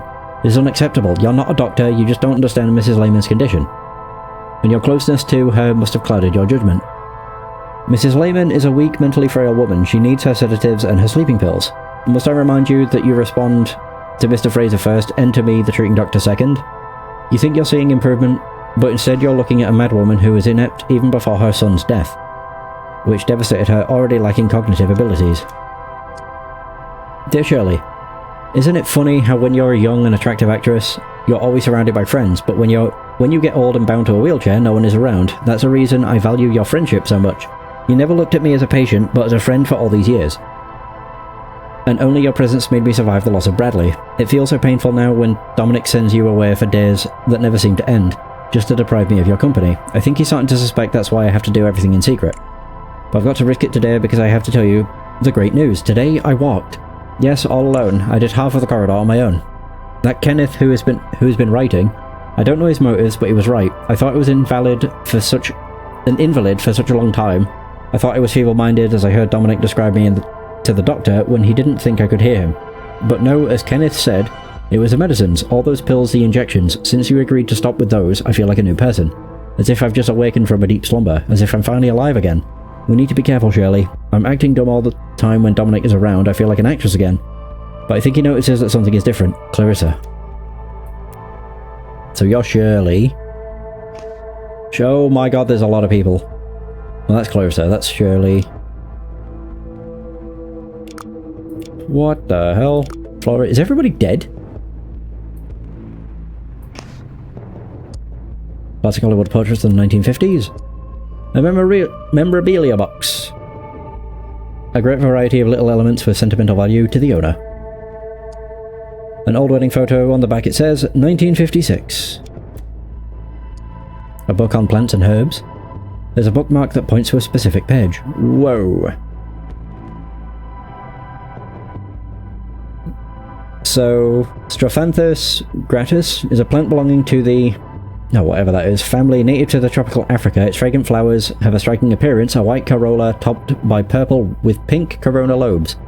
In the United States, this plant is hard to obtain for horticulturists. It has an extremely hazardous substance status, so it cannot be easily obtained and cultivated. Pharmaceutical companies that use it are subject to strict observation by authorities. This is because of the following cardiac glycosides that cause toxicity. The plant's medicinal properties have been known for centuries. In traditional medicine, it was used to treat heart failure due to the presence of cardiac glycosides such as whatever that is. At the same time, and justifying its status as a toxic substance, the plant was historically used in the creation of poisoned arrows in both warfare and hunting. The seeds are extremely toxic and were processed into a poisonous paste for the purpose of poisoning, which was then applied to arrowheads. These methods of poisoning could cause a quick death, with the heart stopping within minutes. Toxic compounds such as that and that extracted from the seeds are also soluble in organic solvents, alcohols, and to a limited extent in water. Historically, these glycosides were used in cardiotonic agents via injection. There have been reported cases of poisoning when subjects drank the compounds in liquid solution. Oh dear. Closet is full of clothes. At the bottom there's a box with various documents. Mr. Fraser, a problematic person has been dealt with. Something is bound to happen on those risky roads to the border. An accident that will silence our problem forever. He tried to convince the guards that you blackmailed him to create the accident, but they were my men, and they paid no attention. They are well remunerated not to ask questions, and they're loyal. I'll be collaborating with Hayes on creating a story for the news. Inspector Hadley Badman. This is how they got Pedro to do their bidding, then got rid of him. Bradley paid the price for his disobedience. Shit. Oh, wow. Clarissa, you and I have something in common. We have both been betrayed by your husband, just as he tried to murder me so that I wouldn't report his dirty business to my superiors. He had your son killed, destroying the most important part of your life. For him, Bradley was never his son, but just an instrument. He married you as a conduit to penetrate Hollywood from the inside. Then Bradley took your place as a link to the rising stars in show business. He used a drug he had discovered in Mexico while working as a spy to subjugate and manipulate people, to blackmail, obtain money, loyalty, and favors. Pedro Diaz, the man who killed your son, was also a tool in Dominic's hands. Pedro was a young student he had saved from torture during the conflict in Mexico in the 1960s, who then was mercilessly exploited. It was Pedro himself who, under Dominic's orders, tried to kill me in 1969, with the promise of a new life in the US. Your son Bradley was beginning to slip out of Dominic's control. He wasn't as strong as Dominic wanted him to be, but too much like you, his mother, too human. He had started dealing gays himself, hoping to make friends among the famous people Dominic had introduced him to. But there are no friends among the elite, only competitors, rivals. When Dominic learned of Bradley's desperate attempt at rebellion, which was really just a cry for recognition from a father who had never considered him worthy, he saw it as betrayal. That's who Dominic is. A person who has always exploited everyone. You, me, Bradley, Pedro, everyone to build his empire. His pyramid of power with him at the top. Cinema to build a myth about his false heroism in war. The press to celebrate his acts of generosity. His political donations disguised as philanthropy. His ad astra centers for manipulating the minds of VIPs.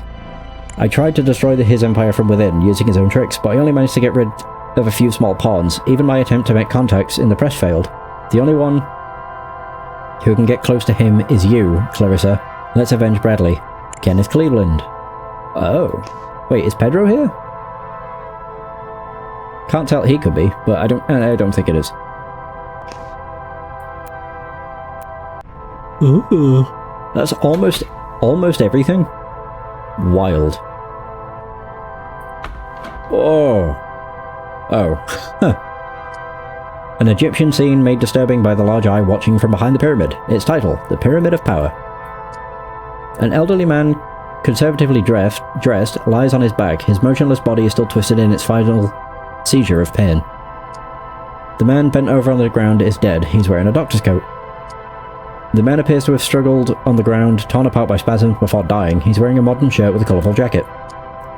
The man's face shows how his last moments were marked by intense pain. He's holding his stomach with one hand. He's wearing an expensive pinstripe jacket. The man lies dead on the ground, face down, his face a mask of pain. He's wearing a black uniform with a tie. That could be Pedro. The man died on the ground, bent over on his stomach. He's dressed casually, wearing bell-bottoms and a plaid shirt. The man is holding his head, alive but breathing heavily, unresponsive. Dear Dominic, or should I say Roman? Oh, that's why Bradley had that letter that mentioned you should ask your father about Roman and see his reaction. You thought you were rid of me, but I came back from the grave to take my revenge. Like the past you worked so hard to bury, I've come back to haunt you. My only regret is not being able to see your face when you realise that you've lost everything, coming from the place you least expected. We never get rid of our past. Enjoy your last moments. Your dear friend, Kenneth. Dear Mr. Fraser, the results of the tests attached show that the condition of your heart has not improved. The risk of a heart attack is currently high. The stress you have been under in recent months combined with your physical state has worsened the situation. We recommend that you continue your diet and, above all, avoid alcohol. In addition, as far as possible for a man in your position, try to avoid situations that may upset you.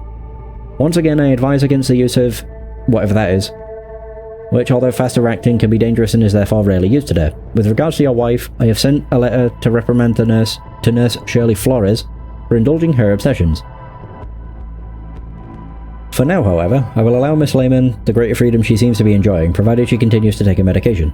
Who could she hurt, anyway? Famous last words. A bottle of water. An old and expensive champagne bottle, a faint chemical note is present. Oh, hang on. Oh, is that everything? I guess so. Okay. Oh yeah, I don't want to do that yet. It was this one first. Oh, Jacob Burns cheat. Talking points. It is essential to expedite the production of gaze. We must find a way to synthesize it in a lab now that routes from Mexico are blocked. The ultimate objective is for gaze to become a regularly sold medicine like Clarissa Lehman sleeping pills, our first successful test. On one hand, the potential of gaze as a psychopharmacological drug is enormous, and agreements have already been made with pharmaceutical companies for its production and sale. On the other, subjects who have consumed unregulated gaze have shown devastating effects on their psyches, as our Ad Astra Center studies indicate. So, proposal. More immediate concerns. Spread the drug among the general population in order to cause episodes of psychosis in poor neighborhoods. This will lead to increased demand for law enforcement within cities, which will distract the public from the border issue. Badman will take care of the logistics. Hayes will be key in convincing the public of the new emergency. Long-term objectives. Expedite commercial production of gaze, work in tandem with pharmaceutical companies, and campaign to sell the new drug to the public. Right, I know who Byrne is. That's that guy.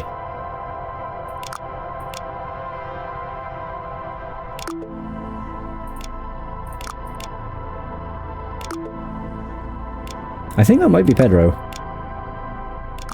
It isn't. Is Pedro not here then?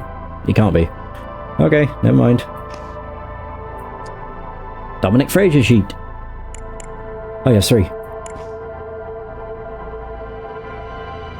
So as it has become obvious over the past months, someone is sabotaging our organization in an attempt to destroy it. The chains of incidents and homicides influenced by some external presence are a clear indication of that.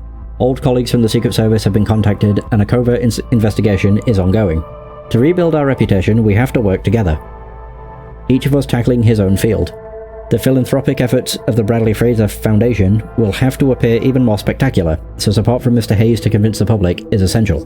Objective: rebuild reputation, find the culprit behind the attacks on our organization, strengthen philanthropic efforts of the Bradley Fraser Foundation, and publicize them through Hayes' publications.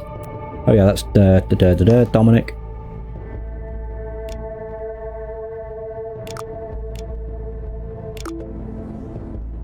Oh. Whoa. Oh, the Pyramid of Power.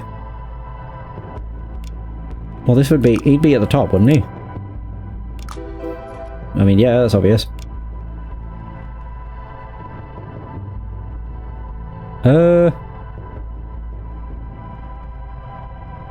Bradley. None of those. Medicine would be Jacob, I think.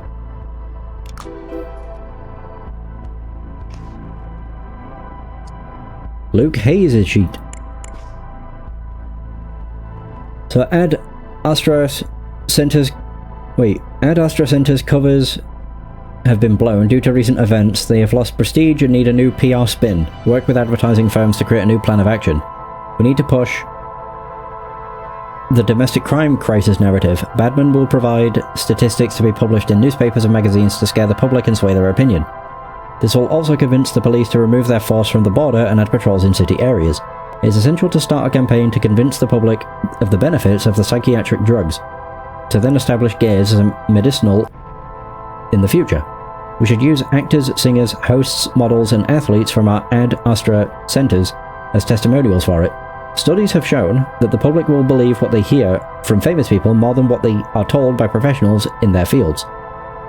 Objectives: rebuild Ad Astra's prestige, build a media campaign about rampant crime in the city, use star power to convince people of the benefits of the new drugs that we will make available. So he's the media guy, I guess. Luke Hayes, media.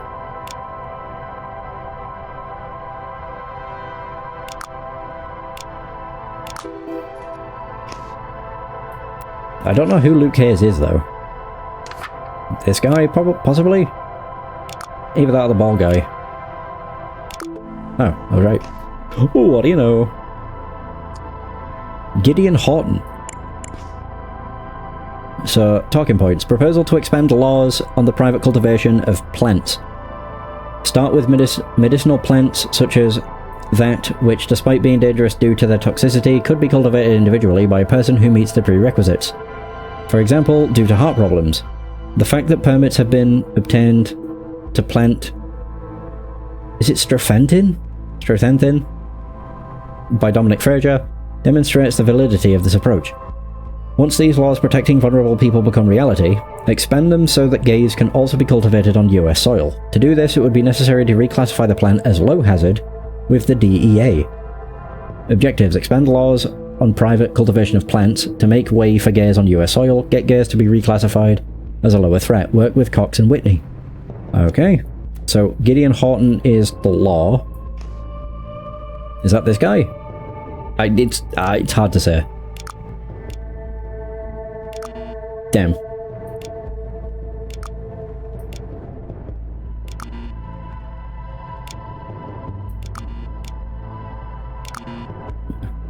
Hey, it's gonna be one of these. It's gotta be this guy then.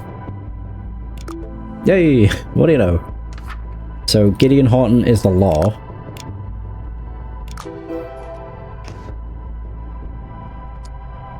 Augustus Whitney. Talking points. The main objective is to cooperate with Badman to redirecting police funds from drug controls on the border to internal controls. The voting public has to be convinced of the existence of an internal emergency of a major domestic crime crisis in the country. To do this, one can make use of the crime statistics provided by the department, ask Badman. To achieve this, it is suggested to work with Hayes. In short, collaboration is needed to succeed at these points. With Badman, to suggest laws that will divert attention from the traffics coming from the border, with Hayes to convince the public through the media that a criminal crisis is happening inside our country, and that we need to focus the police attention on internal issues. He will disseminate this information through newspapers, television, and radio. Okay. So, Augustus Whitney.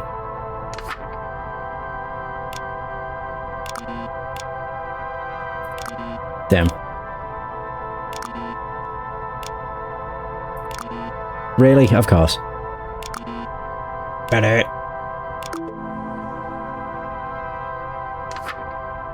I'd assume politics.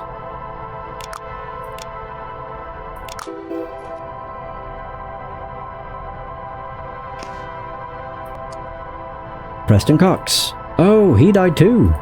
Oh no. Poor Evelyn. Talking points. As a representative of younger voters, the goal is to propose policies toward a more open use of drugs. The hippie movement is dead, but we can still use it as an ideological leverage on younger generations. Not only would the expansion of drug use mean a boost in business, but it would also make public consciences easier to manipulate, as experiments in our centres have shown. Objectives: create an ideological atmosphere in which open drug use is considered acceptable. Hayes can help. Laws to make recreational drug use legal. Contact Horton for details. Reduce arrests for possession. Ask Badman. Right, so he was new politics. Shoot, Preston Cox.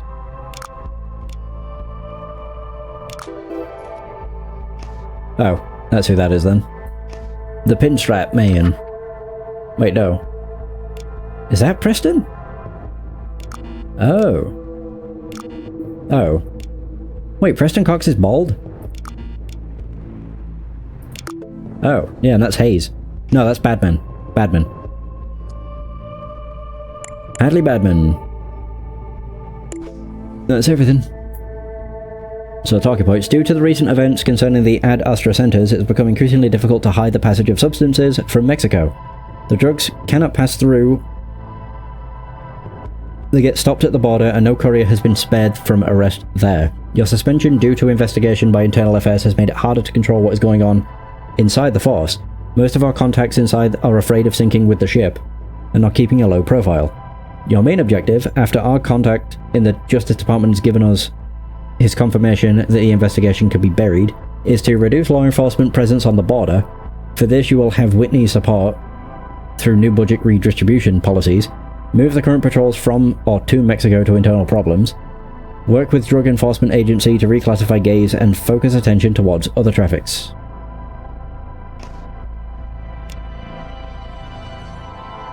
Oh crap, I can't remember what his first name is. Hadley?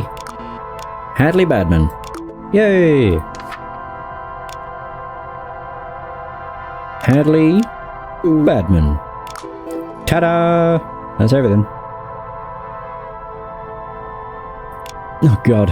I'm assuming this would be Clarissa Lemon. Orchestrated a betrayal.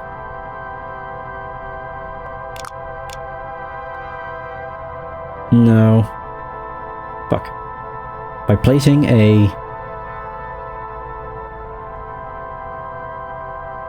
toxic?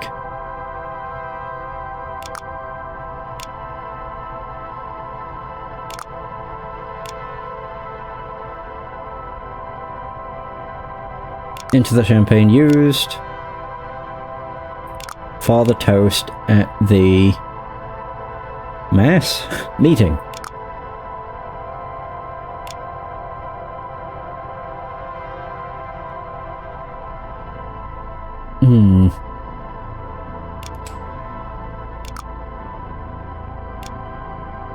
Possibly a champagne toast. All attendees... Oh, except for Dominic. Fraser were killed. He...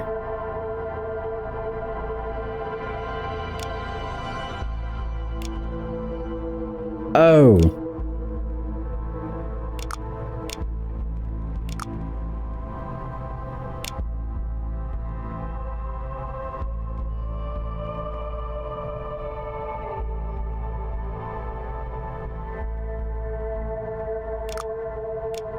As he drank, he was spared, as he drank only water due to his heart condition. The killer wanted to avenge the death of Bradley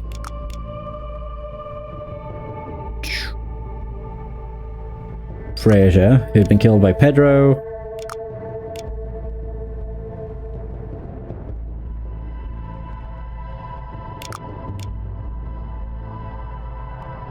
Oh, on the orders of Dominic Fraser. The killer learned this. Oh god, I don't know. Motive? Information sent by Cleveland Kenneth. Damn. The only thing... A champagne toast? No, it wouldn't be that.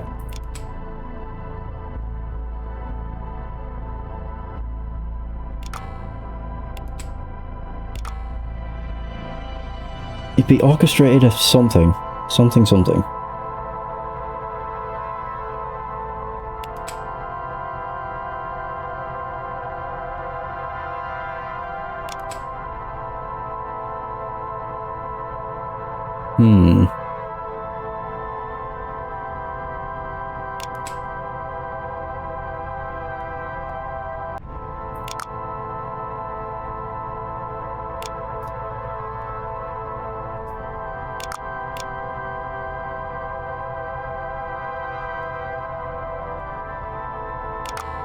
It's not a mass toast either.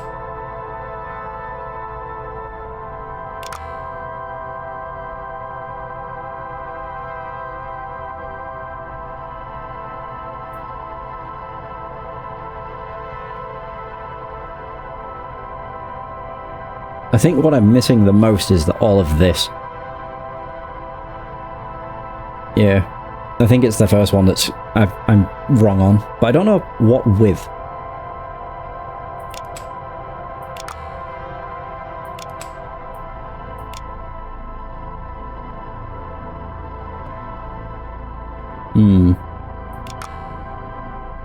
I just don't know what she orchestrated. Yeah, he's the one that had the water.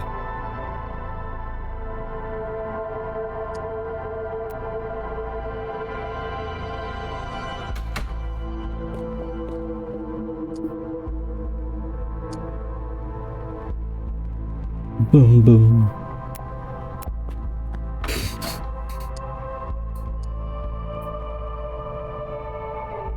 Just say avenge.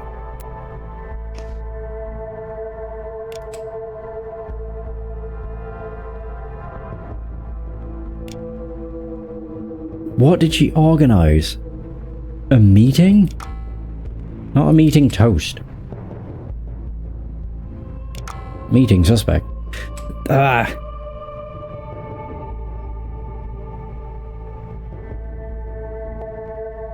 Oh, would it be appreciation? No, it wouldn't be an appreciation toast. That also doesn't fucking make sense. Champagne toast, information toast, letters toast.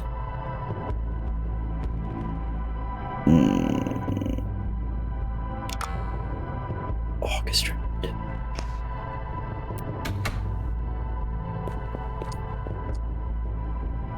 Oh wait, no, what she gave to you.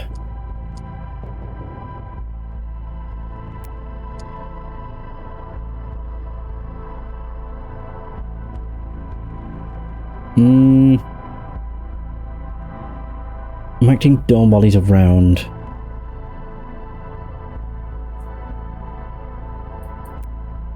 I just don't know what the wording is going to be for it.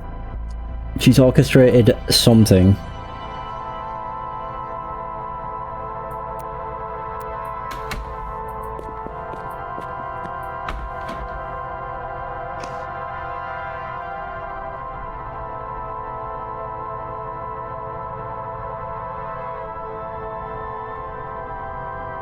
It's definitely Clarissa.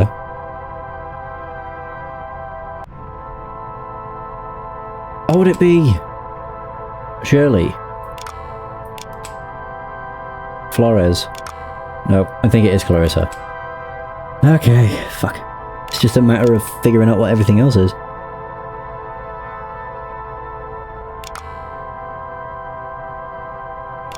Orchestrated.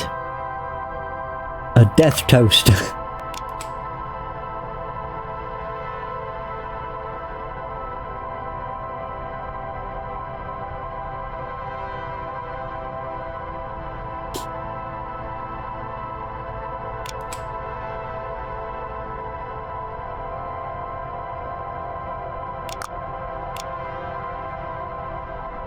A meeting. Like, the only fucking word that works here is toast. Destroy doesn't fit. By placing. Hunting, no. Ah, poisoning, maybe?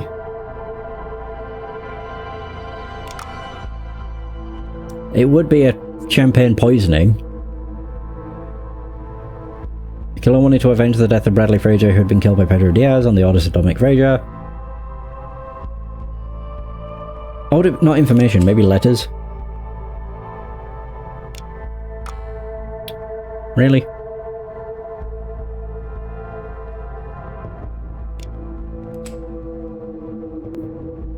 What else could it be? Yeah, it would be toxic plant. That's the only thing that fits. Oh, at the meeting? Not the mess. The meeting. 2 clues! Hey!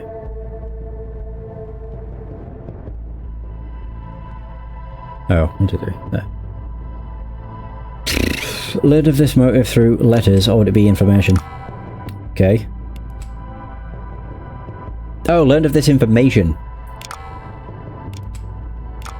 Yeah.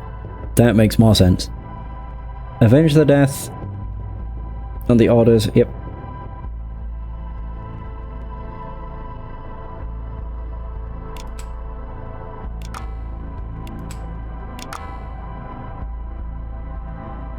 So it is champagne poisoning. Oh, no it isn't. Oh. Revenge? Nope.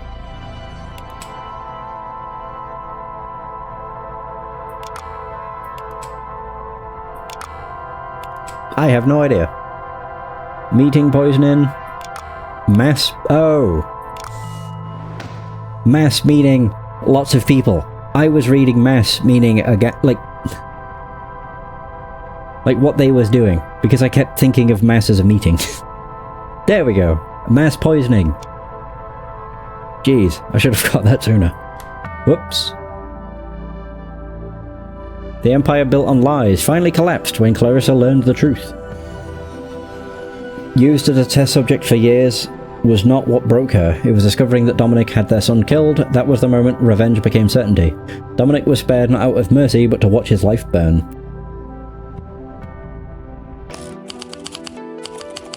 Aftermath. Whew. Katie Keller suffered a nervous breakdown and retired from the stage. A year later, she wrote a memoir about her days in the theatre, which earned her a lot of money in royalties. The book was adapted for the cinema, but Keller refused to appear in it. She married the painter Carl Carlson. Martha Hart never recovered from the death of her husband Troy. A few months later, she moved to Europe, where she had a brief career as a model, then as a dance instructor. She never remarried. Penelope divorced her husband Henry. Fed up with his alcoholism, she enjoyed great success in 1984 thanks to the TV series LA Angel and had a decent television career. After his divorce from Penelope, Henry Marshall relapsed into alcoholism. After years in rehab, he finally managed to get back on his feet.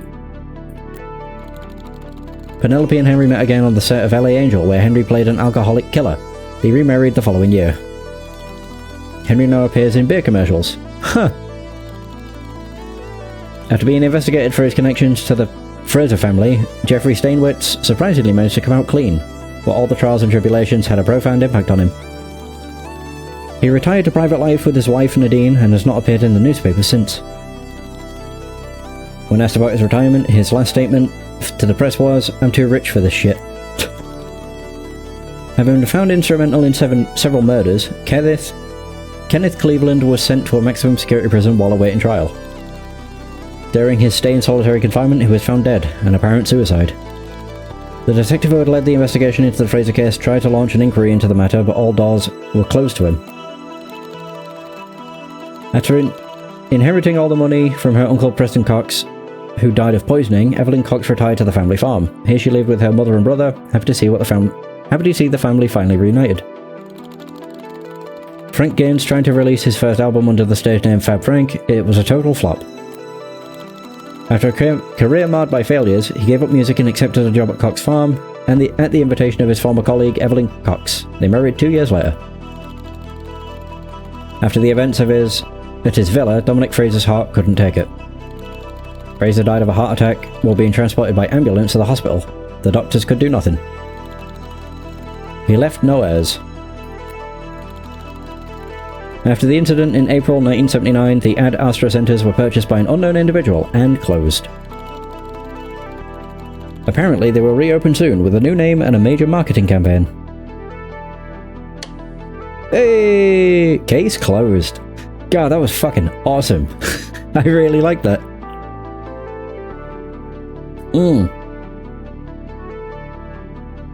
No, it was really good.